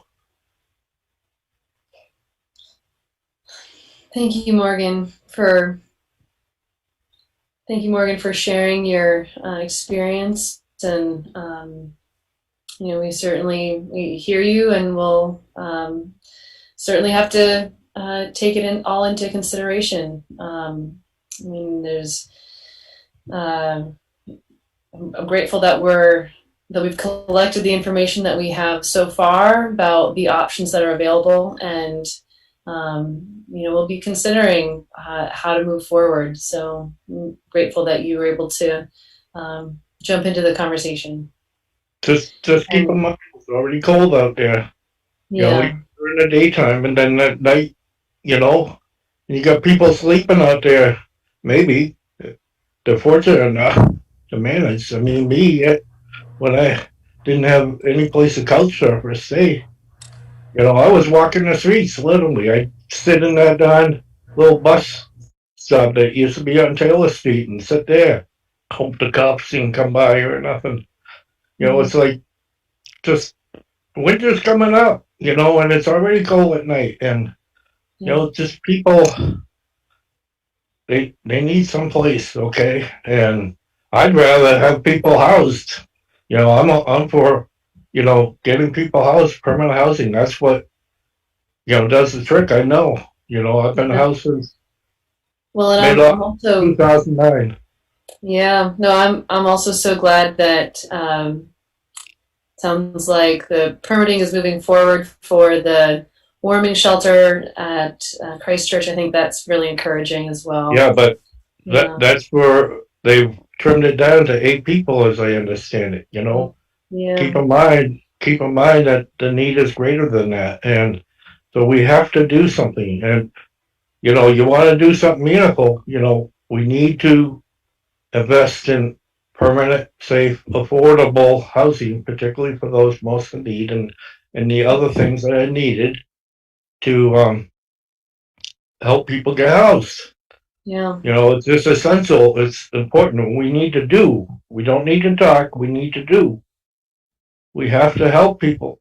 You know, we don't need people suffering and getting ill and dying on the streets. You know, do you want that? Really? I mean, seriously, ask yourself, do you want somebody to end up in the hospital or some institution or dead? Because that could happen, okay, if we don't deal with this stuff. Really, you know. And remember, COVID-19, you know, just, and then the flu season, you know, just compounds this. So, you know, I want to second everything that Steve Whitaker said, because I support his efforts along these lines. And and I also want to give a hat tip to Cameron. Cameron, you did really good, and thank you. Thanks, Morgan. And with that I'll shut up. Thank you, Morgan. Okay. So, council, I just want to say thank you, and also I will continue to work on getting signs. I thought that was thank you for that feedback, and just expanding what we have going on right now, our network of what we've already started, and then I will come back with, we will be looking for grant proposals that fit this project. Okay. All right. Thank you. So we're going to move on. I know I recognize it's 10:30. Hopefully we're doing okay here still, team. We have to talk about Halloween. It is coming up. So we're going to jump right into that. And I assume that's also Cameron. It is. Okay. I will very, very quickly go through my full memo, but I will very brief highlights since it is available to folks. I think it is important to call out that there has been an outbreak in Montpelier. There has been at least 12 new COVID-19 cases in folks associated with both youth league and adult players in the hockey arena.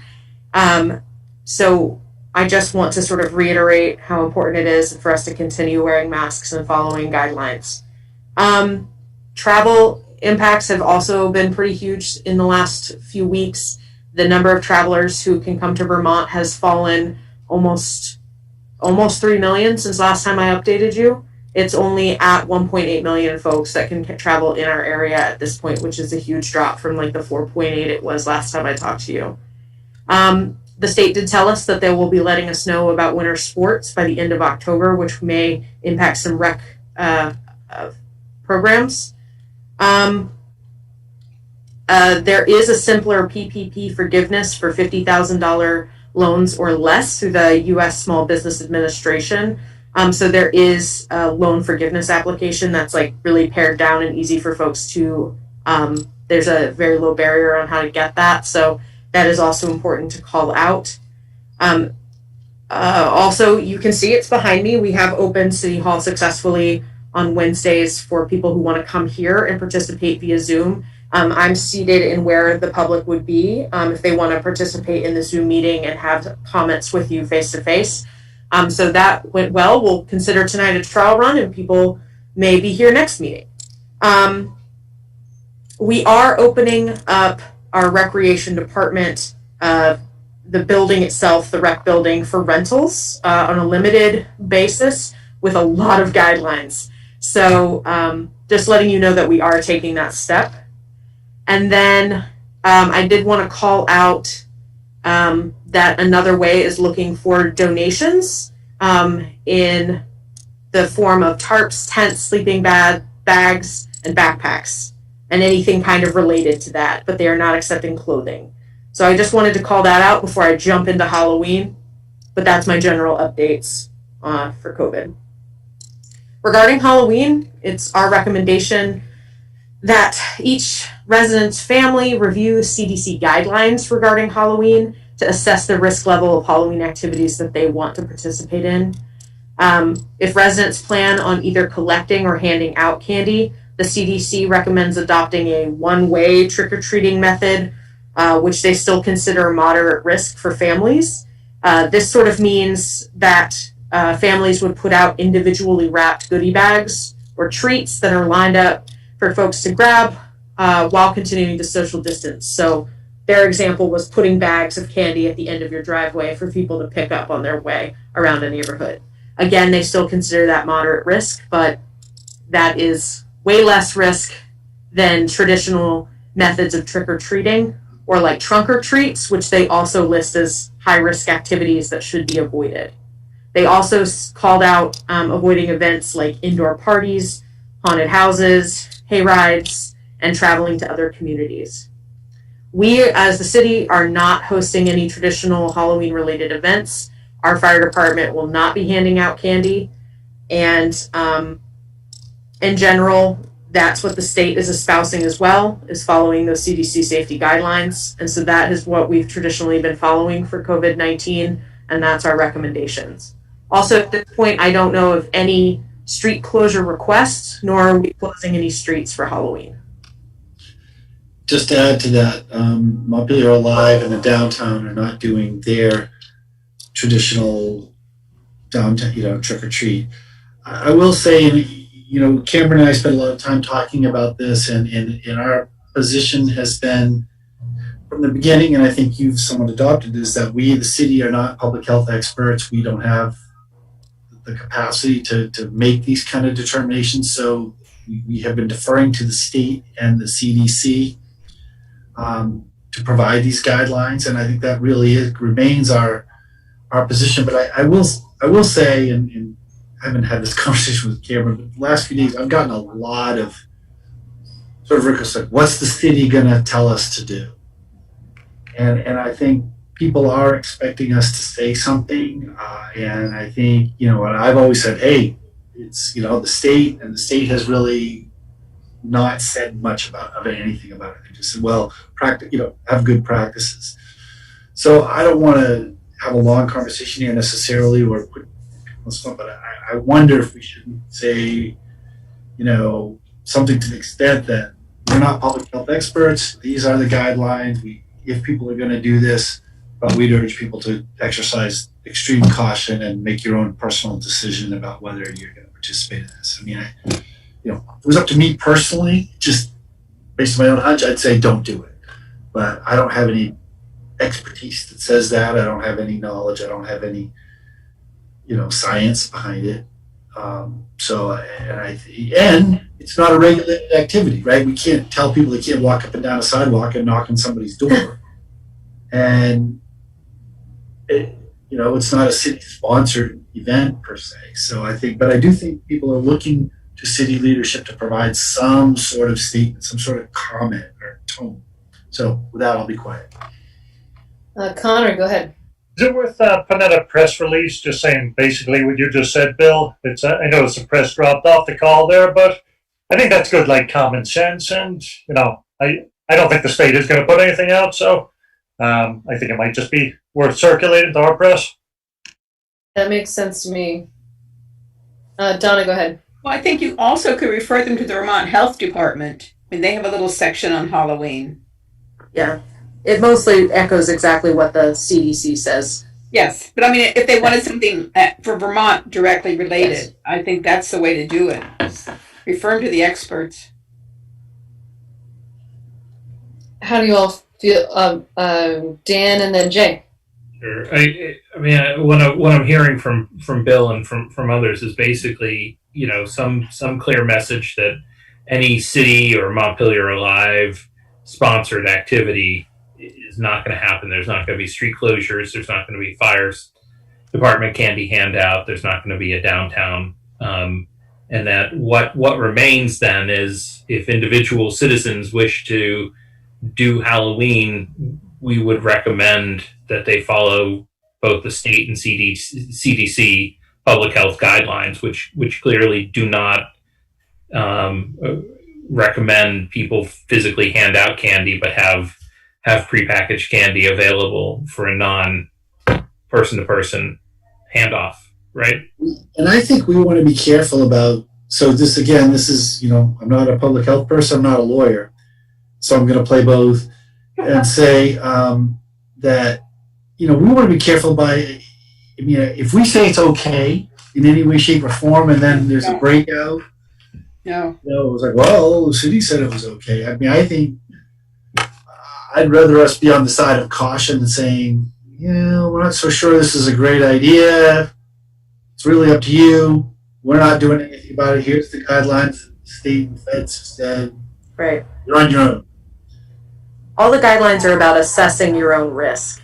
And even this sort of like a bridge trick-or-treating is medium risk. And so the recommended activities from the CDC and the state are just stay home and do fun Halloween things at home.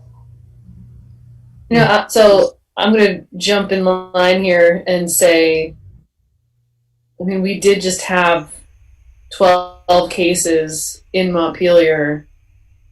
I think it's okay for us potentially to say that publicly, perhaps in a press release, that we recommend that you don't go trick-or-treating, that we want to minimize the risk for Montpelier. We cannot forbid you from doing it, but we're going to recommend that you don't. And this is a year to celebrate at home. I'm just going to say that I'm seeing a bunch of head nods and some thumbs up. But I also jumped the gun here. So Jay and then Lauren. I'll just two things. One is for those of us who have kids in the school district or may have seen, we all got an email from the superintendent right before the meeting started that said that there was a positive test in the school district. So yet another reason to encourage overly safe behavior. But then the other piece of that, more related to Halloween too, is I think that it's worth mentioning, not that it necessarily needs to be part of the press release, is that I've been in touch with a lot of the folks up on College Street, and for the most part, most if not all will not be participating in handing out candy. And I think, we know that in terms of large gatherings, besides what happens downtown, which is not happening, that tends to be, a significant, a huge gathering point on Halloween. And they've, it's up to individuals, like we said, but the general thinking is that they will not be participating. And so I will encourage, I agree with everything's been said about the city putting out a statement, but then I'll also encourage them to put out on social media, Front Porch Forum, and let folks know that that folks who live on College Avenue will not be handing out candy. So please don't show up expecting to find it. Yeah, that's fair. I think we could additionally say there are neighborhoods that have already committed to not participating in Halloween trick or treating, really. Lauren, go ahead. I just agree with the thrust of it. I think clarity on, with a really strong statement, and because it is a personal choice, but it affects others. Like, I want people knocking on my door. I don't, it does affect other people, and then it could, exacerbate this community spread we're already seeing. So I think clear, wondering about the CAN network also putting out information through their network, one other thought, but it's getting really late. Maybe it'll come back to me. I was thinking we could put in that statement like examples of the kinds of things. Like, it might have even been in that your memo, Cameron, of, do a scavenger hunt with your own kids around your house, or like there's all these examples out there right now of, so try to be like, here are the kinds of safe options that there are, like make it fun for your kids, but we don't need this unnecessary risk. So that could be another piece. Oh, the last thing, sorry. I was wondering too if, and I don't know if it would go in a press release or maybe this is something like the city just puts out of like, all the money you're going to save on buying Halloween candy, like, consider contributing to a local Montpelier business, or I don't know, something like that. And then at a local business, they need your help. Yeah. Yeah. Jack, go ahead. I'm not sure people are refraining from buying candy, even if they're not going to wind up giving it out to little kids. But I think this is all good. Tell people not to do it, and then we'll just eat all the candy ourselves. There you go. Win. Well, yeah. Obviously, it's not, it's otherwise not going anywhere. I buy multiple bags of candy for the 1 or 2 kids that come to my house. Gotta be prepared. That's right. You never know. Okay, so it doesn't seem to me that we need a motion on that. It seems like we're all pretty much in agreement. We'll release a statement in the morning saying that we recommend they not have trick or treat, that there won't be sponsored city activities or sport. If you do it, you're on your own, and here's the CDC guidelines. Police will be arresting people who do it. Yeah. Right. Okay. Oh, sorry. Go ahead, Dan. I was just going to say, I like the idea of sending out a discouraging message, maybe coupling it with the reminder that there have been outbreaks, and that the safest behavior is staying home and eating your own giant bag of candy. Is that Dr. Fauci recommended?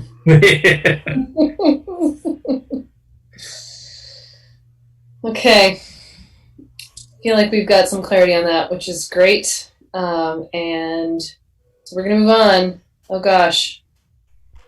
Gotta hold on to all the brain functionality I still have. Okay, so we're going to do the other business, and then we're going to do nominating a representative to the SRO committee, and then we're going to talk about the transit center, and then we're at council reports, and we're done. Oh, gosh. Okay. So, the Above and Beyond Award. Do you want to do that, Bill? I can do it quickly. I don't believe he's on the call. James Williamson got the write-up. James Richardson. Richardson, I'm sorry. Yeah, it's late. James Richardson, not Williamson. And he's, DPW folk, and I think the write-up explains, but he's really been putting forward. He was nominated by a couple of people, so we're happy to recognize him. This has really been a well-received program. We mentioned that employees like it. They like nominating other people. It's really been a good thing. And so that's all. We don't need to belabor that. If you were here, I'd say more, but thank you, James, for all you did. And please pass along to James our congratulations for a job well done. It's always delightful to see who gets nominated for these. Very grateful. Could we do maybe a card on this too? I think it might be nice just to pass it around and we can all sign it. Maybe at the police station when we do the warrant. Put that in every time we have one of these. You can expect a card to be put at the police station. That's a great idea. It's a really good idea. Cool. Okay. The next part of the other business is relocation of the Girton or of the pocket of the structure, the pergola at the Pocket Park. I wonder if I should turn this over to Bill, or I can explain it as well. We've been talking about this. It's been a challenge, and there's been a thought. The new pump track is opening. I think you probably I forwarded you all an email inviting us to a grand opening next Monday.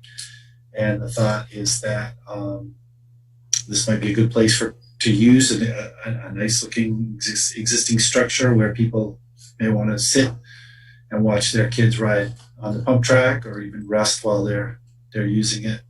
And I think the Parks Commission's okay with that. In fact, I know they are. So I think it would provide, sort of address two issues at once. Okay. Any thoughts on this? Jack, go ahead. When we discussed this last time, there was also a suggestion that somebody talk to Paige about her thoughts about moving it. And do you know? I don't know if that was done. Okay.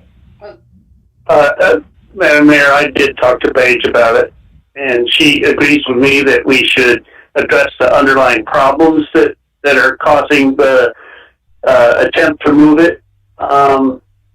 And I also note, just in the way of public comment here, that since the food meals are no longer being distributed there, the litter, they've been making much more of an effort to keep it clean. I've asked both the Public Works and the Parks Department to do one pressure wash through it.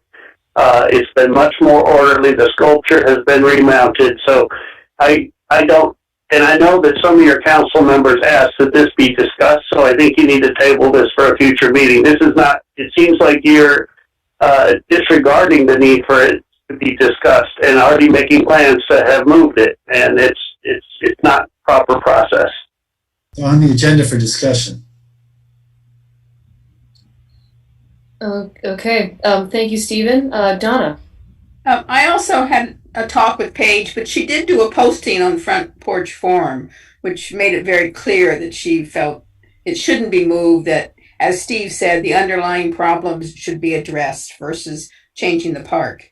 But if we are going to move it, I do think the pump station is a good place for it to go and have a good use for people and families around the pump station. I would prefer we try to deal with the problem, but I know it's difficult.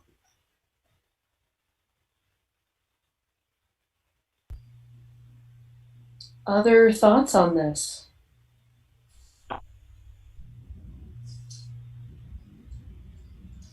Dan, go ahead.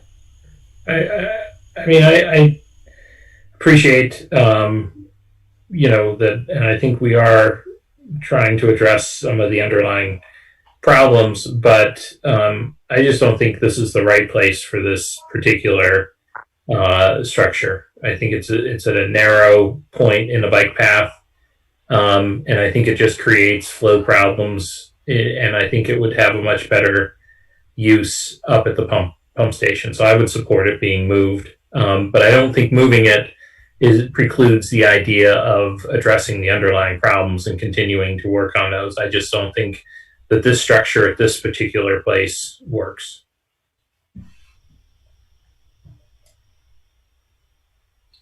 Any other thoughts? I think we've got bigger emergencies on our hands right now to deal with, and to punish the homeless folks for using that facility. So I would ask you to table it and take it up once you've got a better sense of what the priorities and what else is neglected and being fallen off the plate right now.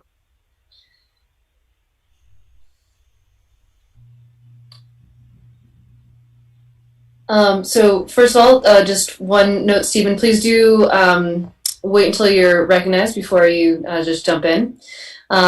Second thing, seems like there's some differing of opinion, which is okay, on what to do with this. Any other thoughts from council?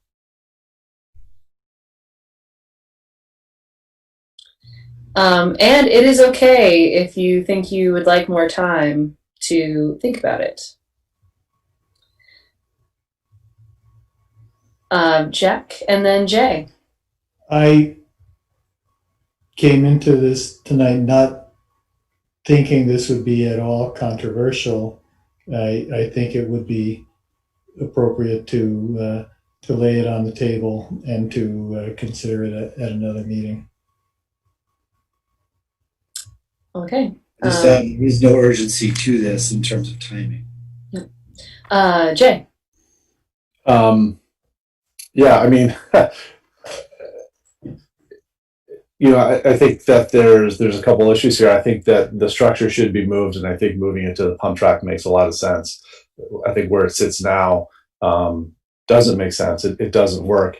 But seeing how it has been used, the idea of just sort of uprooting it without having any communication with community outreach, with the homelessness task force, and everything that's happening there, any sort of plan, it feels premature because it is not necessarily a time sensitive thing. The pump track is just opening on Monday, and I think that if we ask city staff to work with the task force and others to come up with at least a transitional plan, I think makes sense. Yeah, fair enough. Thank you. And just for context, I've had multiple conversations with folks who hang out there about their thoughts on it moving, and there was a range. I mean, there were folks who were like, in all honesty, there were folks that were like, I hope it goes away. And there were folks that were like, I'd be really sad if it moved. And so, as with so many things, there wasn't consensus about that. But I also think it doesn't hurt to, make a decision at another meeting and have a little more time for conversation. And that sort of intermediate plan. So it's if someone would like to make a motion, that would be okay too. Would anyone like to make a motion? Well, question of order, I guess, is if the consensus is that we're sort of tabling this to another meeting, do we need a motion? Because it's not as if this is an application that we have to move to a date certain. You're just looking for. Well, so if my presumption in asking for a motion was if anyone wanted to make a decision about it tonight. If we want to just put it on the next meeting, I don't think we need a motion. We can just put it on the next agenda. Yeah, I have no need to make this motion or make it happen tonight, at least. Okay. Well, we'll take it up at our next meeting then. Fair enough. Okay. Oh gosh, we're close, team. I'm sorry it's so late. All right, so nominating someone for the school resource officer. They are looking to have one representative from council serve on this committee to review the SRO position. And is there someone from the council who is interested in being that person? Yeah, go ahead, Jay. Well, yeah, I've had a number of conversations with Jim Murphy about participating, being that person. Ultimately, and Bill, I don't know if you were maybe potentially going to mention this later, but the school board turned down our offer to split the fees with the facilitator. Because ultimately they want to be able to own and manage the process, which I think was a good decision. But Jim was looking to us to recommend somebody to them. So they're going to be making all the appointments to the committee, but they were looking to the council to make a recommendation for who we'd like to represent us, and I'd be more than happy to. I think I'd bring a unique perspective to the SRO position, having been the project manager for the playground for a couple of years. I worked directly with Matt. I've also worked, and then transitioned over to Diane. I also happen to be in a unique position where I have one child in each Montpelier school right now, the elementary school, the middle school, and the high school. And so I thought that I could, bring the council's perspective, the city's perspective to the conversation, as well as, have a unique background and context around what the role of the role of the SRO plays in schools, and sort of the impact that position has at each of the Montpelier schools. So certainly open to conversation, or others are interested or have any questions, but I'd be more than happy to represent the council on the committee. Okay, super. Other thoughts or comments, or other folks who want to potentially be that person?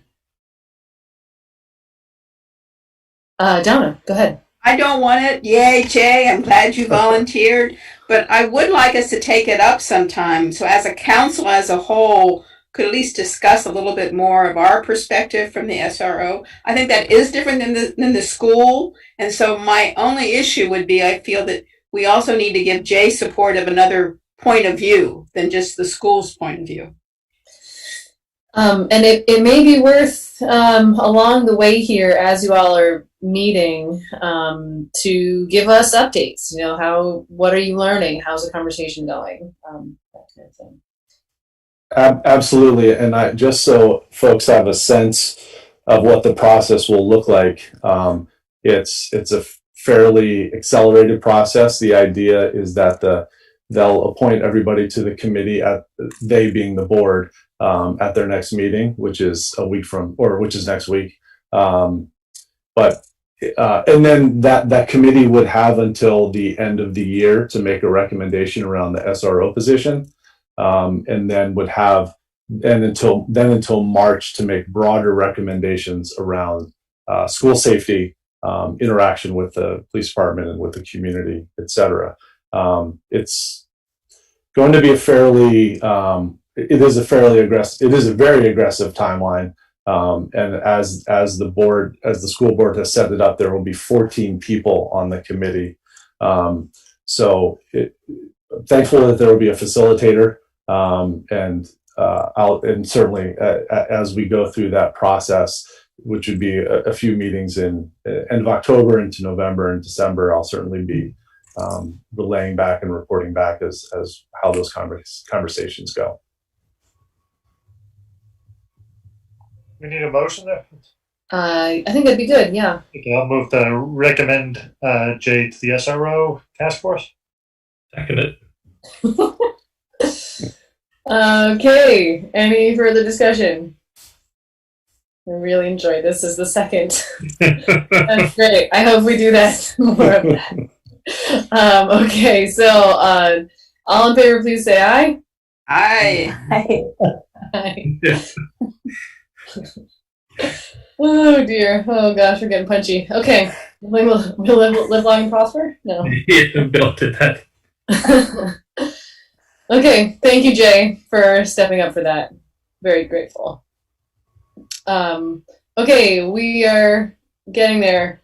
I know this was not exactly on the list of things that I mentioned earlier, but as a part of Kelly's presentation on the budget, she mentioned that we don't have or she wanted some clarity on who was on the CIP committee. I thought that we had appointed people to the CIP. We did.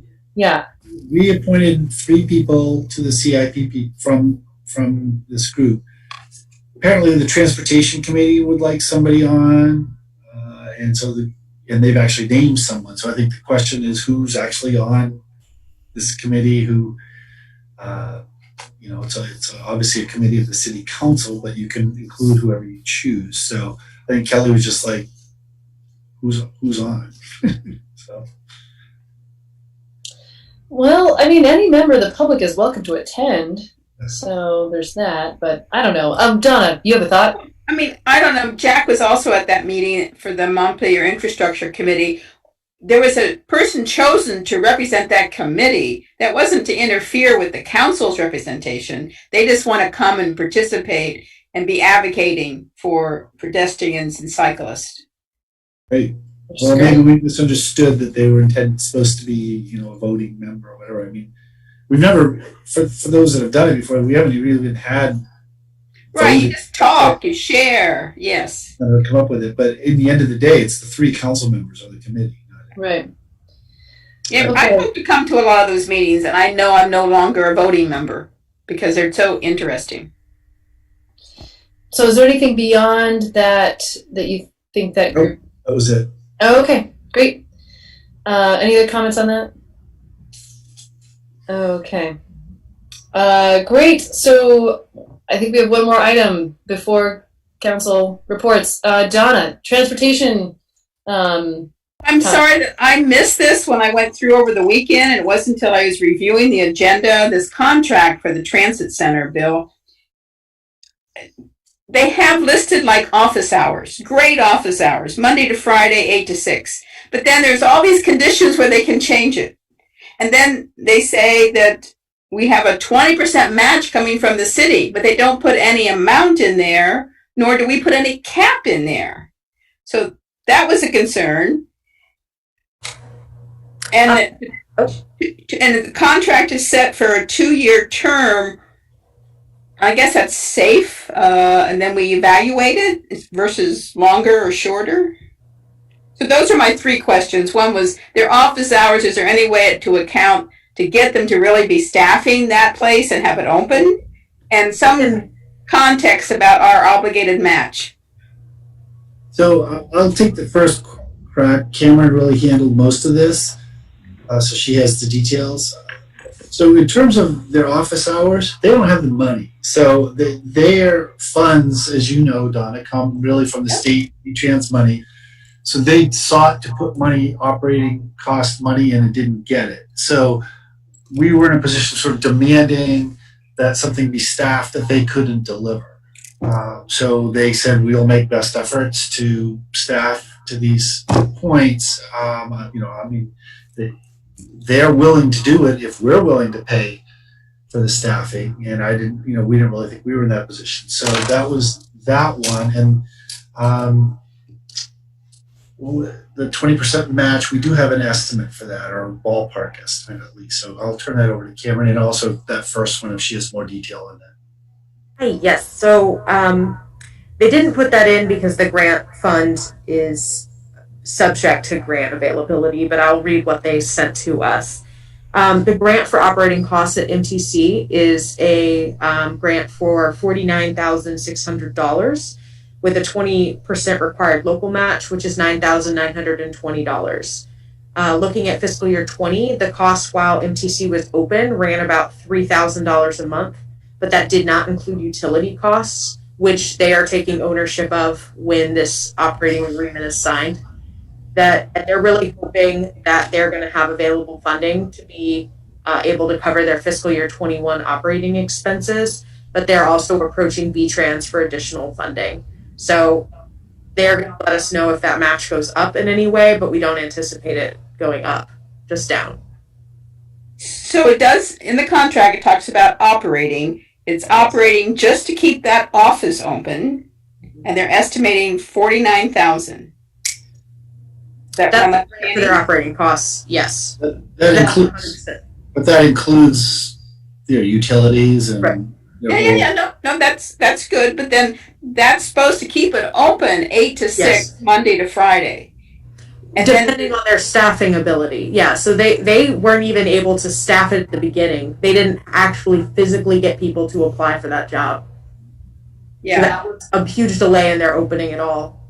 Well, it's just that you're watching GMT as it becomes, as money becomes tight. It's true with their route reductions too. They still have an incredible focus on Chittenden County, and Washington County loses. So I really want the transit center to be a priority, and I'd like us to have some muscle to make it a priority.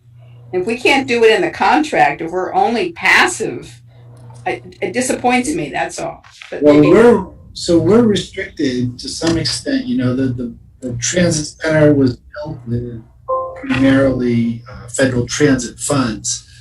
So, basically we have to give them we've got to play by their rules. Well, is that what the Montpelier Transportation Commission is? I didn't really see a definition in the contract, but that's the term that's used. I'm not sure what that is. Montpelier Transportation Commission. Anyway, I could talk about that. I mean, if this needs to be approved tonight, fine. But if it doesn't, I would really like to explore some of this. But if it My can't, questions is what exactly do you want to see if you were proposing changes? What are those changes? that we have some muscle to have it open and staffed. So But if that they can't hire, if we can't control if they have funding to staff or if they even have the people to hire. Right, but we put this money into the transit center so that it's open, so that it'll work for pedestrian and bike and bus riders. So I want them to put their commitment here instead of just all in Chittenden County. I mean, All right. Well, you know. And if there's no leeway on it, there's no leeway on it. But I'll tell you, in the future, there's going to be a lot more push if this is the style of contract and attitude that's going to come out of it. I mean, we put a lot of money in that transit center, and I'm not seeing it paying its giving to the community as it should at all. Hold on a second, Stephen. I think Bill. I don't have more to add. I'm with you. We've pushed as hard as we could on, you know, the bathroom availability and on all the other things. And we can take it back to them. I just, you know, we don't have any control over, I may, you know, philosophically we may agree, yeah, you put more into Chittenden County. I don't know how VTrans assigns those funds. We're not in that loop. We don't have any say over how those funds, you know, what they ask for and what they get. So if there's suggestions, we're happy to take a look at them and talk to them about it. This in the 2-year agreement was because that was their current grant cycle. So they couldn't extend beyond that. One question, Bill. What is the urgency on this particular contract? Do we need to approve it this evening? Cameron, you want to take that one? I mean, it would be great. We've been at this for a long time, and we've been trying to resolve. But if it's, you know, if it's, yeah. Okay. That's cool. They have a timeline they're trying to hit. I think this is important for them for their continued funding is having an agreement in place. Okay. But we I mean, to be fair to us, we have been pushing back on this for almost a year now. We've been working, going back and forth with them and our lawyers and their lawyers since I got here. So this is a pretty robust agreement. So I do agree. If you need more time, it's their timeline, not ours. Okay. And even if we did approve it, it's only 2 years, so it could be renegotiated within relatively speaking short timeline. Okay. And Stephen, did you want to comment? I do. I think that if you're going to move forward with it, you insist that provisions be put in there that it can be renegotiated sooner than 2 years, especially for elements of bathroom access. If the city needs to share the staffing, use part of the homelessness task force appropriation and put our own staff in there on certain hours. But do not forfeit those valuable city-owned bathrooms, you know, in a pandemic emergency. You know, I don't believe that our staff have been arguing hard enough or have had sufficient direction from council on the urgency of making those bathrooms available to the public. And it's a travesty that it's been closed as long as it has, while the city gives the construction workers keys to go in there and use it instead of having porta potties for the construction job on Taylor Street. So it's been mismanaged, and insist that the public access bathrooms be left open if the contract has to be approved. It can be negotiated, and look for funding from available resources to pay and share the staffing of that facility to keep it open. Thank you. But just for the record, so everyone's aware, the city did not provide them keys. If that was an arrangement that was probably made between the contractor and GMT, the city wasn't involved in that. Okay. Thank you. Okay, so one possibility is that we approve it tonight. Another possibility is that we delay. Either way, is there anyone who'd like to make a motion? Go ahead, Dan. I'll make a motion that we approve the contract with Green Mountain Transportation. For the transportation and transit, I always get those backwards.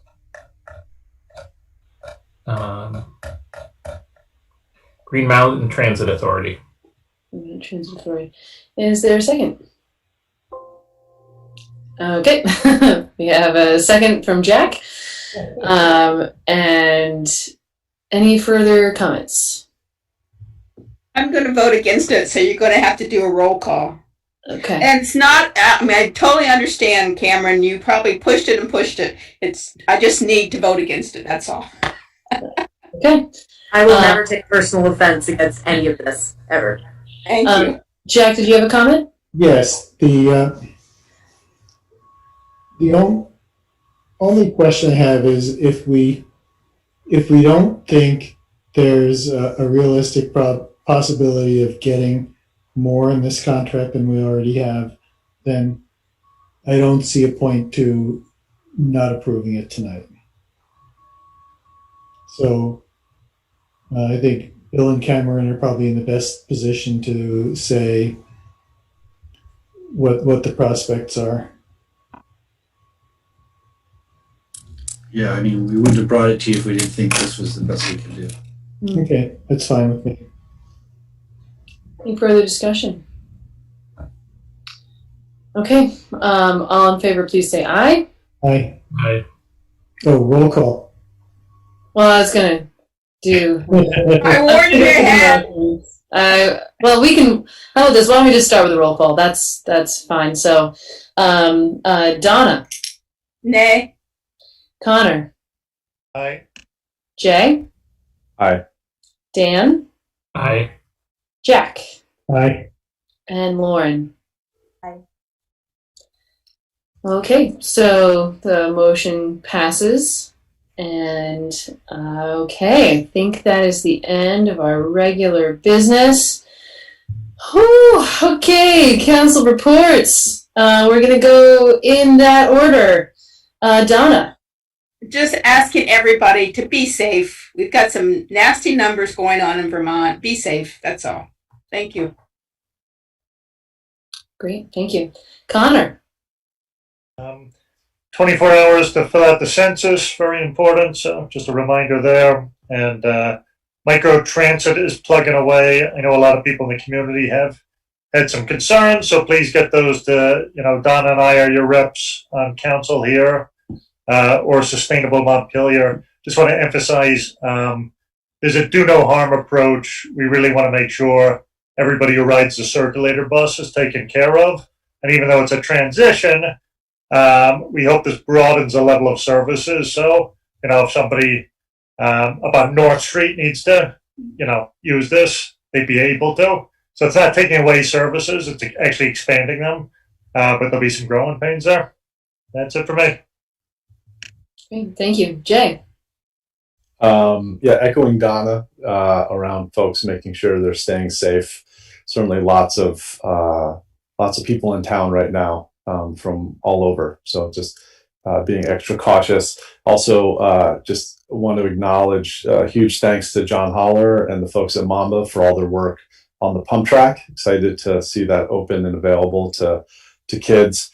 And then also, it's come up. It's been alluded to here and there, but a huge thanks to everybody involved in Montpelier Live for seeing through all the wayfinding signs. It's been great to see those finally installed and looking good around town. So thanks. Great. Dan. Not much other than to say voting is open, and if you haven't made a plan to vote, everyone should be doing that plan and voting. And I'm sure John will give us an update on that, but vote. It can't be said enough. I agree. Jack. this is short notice, but for people who've been interested in the issue of policing, there is an online event tomorrow, 5 o'clock to 6:30 p.m. Alternatives to Policing in Vermont Schools: How to Organize for Safer Schools in Your Community, hosted by half dozen or so nonprofit organizations, including the Human Rights Commission and Vermont Legal Aid. And if people want to see how they can log on to that and register for it, it's on the Vermont Legal Aid Facebook page. I also shared it on my own Facebook page. I'll be in another meeting, so I won't be able to be there, but there are, I think, most, if not all, of the organizations sponsoring this have come out in favor of removing school resource officers. So people who want to get some information about that side of the debate, this might be a good place to go. And that's all I've got. Okay. Lauren, thank you. I'll pass. Okay, and all the things I was going to say, you all have already said it, so I'm also going to pass. And so that leads us to John. John Odom. Here, sorry, I always hit the wrong buttons. I actually feel like I have a ton to tell you all, but it's awfully late, so I won't. But I mean, unless you really want to hear details, it's nothing that can't wait. But I would just remind anyone who's listening that you should have received a ballot by now. If you haven't, please contact us. I'm sure there's a very good reason, but one way or the other, we'll get it to you. Okay, great, thank you. Voting is robust. Oh, good. As one would hope. Bill. I can't imagine what we would have that would be a value added at 1119. So pass. This is the latest meeting we've had in a long time, and I'm sorry, team. Thank you for hanging in there. I'm trying to not make this normal. Okay, I think that concludes all of our business. Thank you, everyone. Have an excellent evening. Without objection, I'm going to consider this meeting adjourned. Okay. Thanks, Good to see you guys. Good to see you. See you next time. Next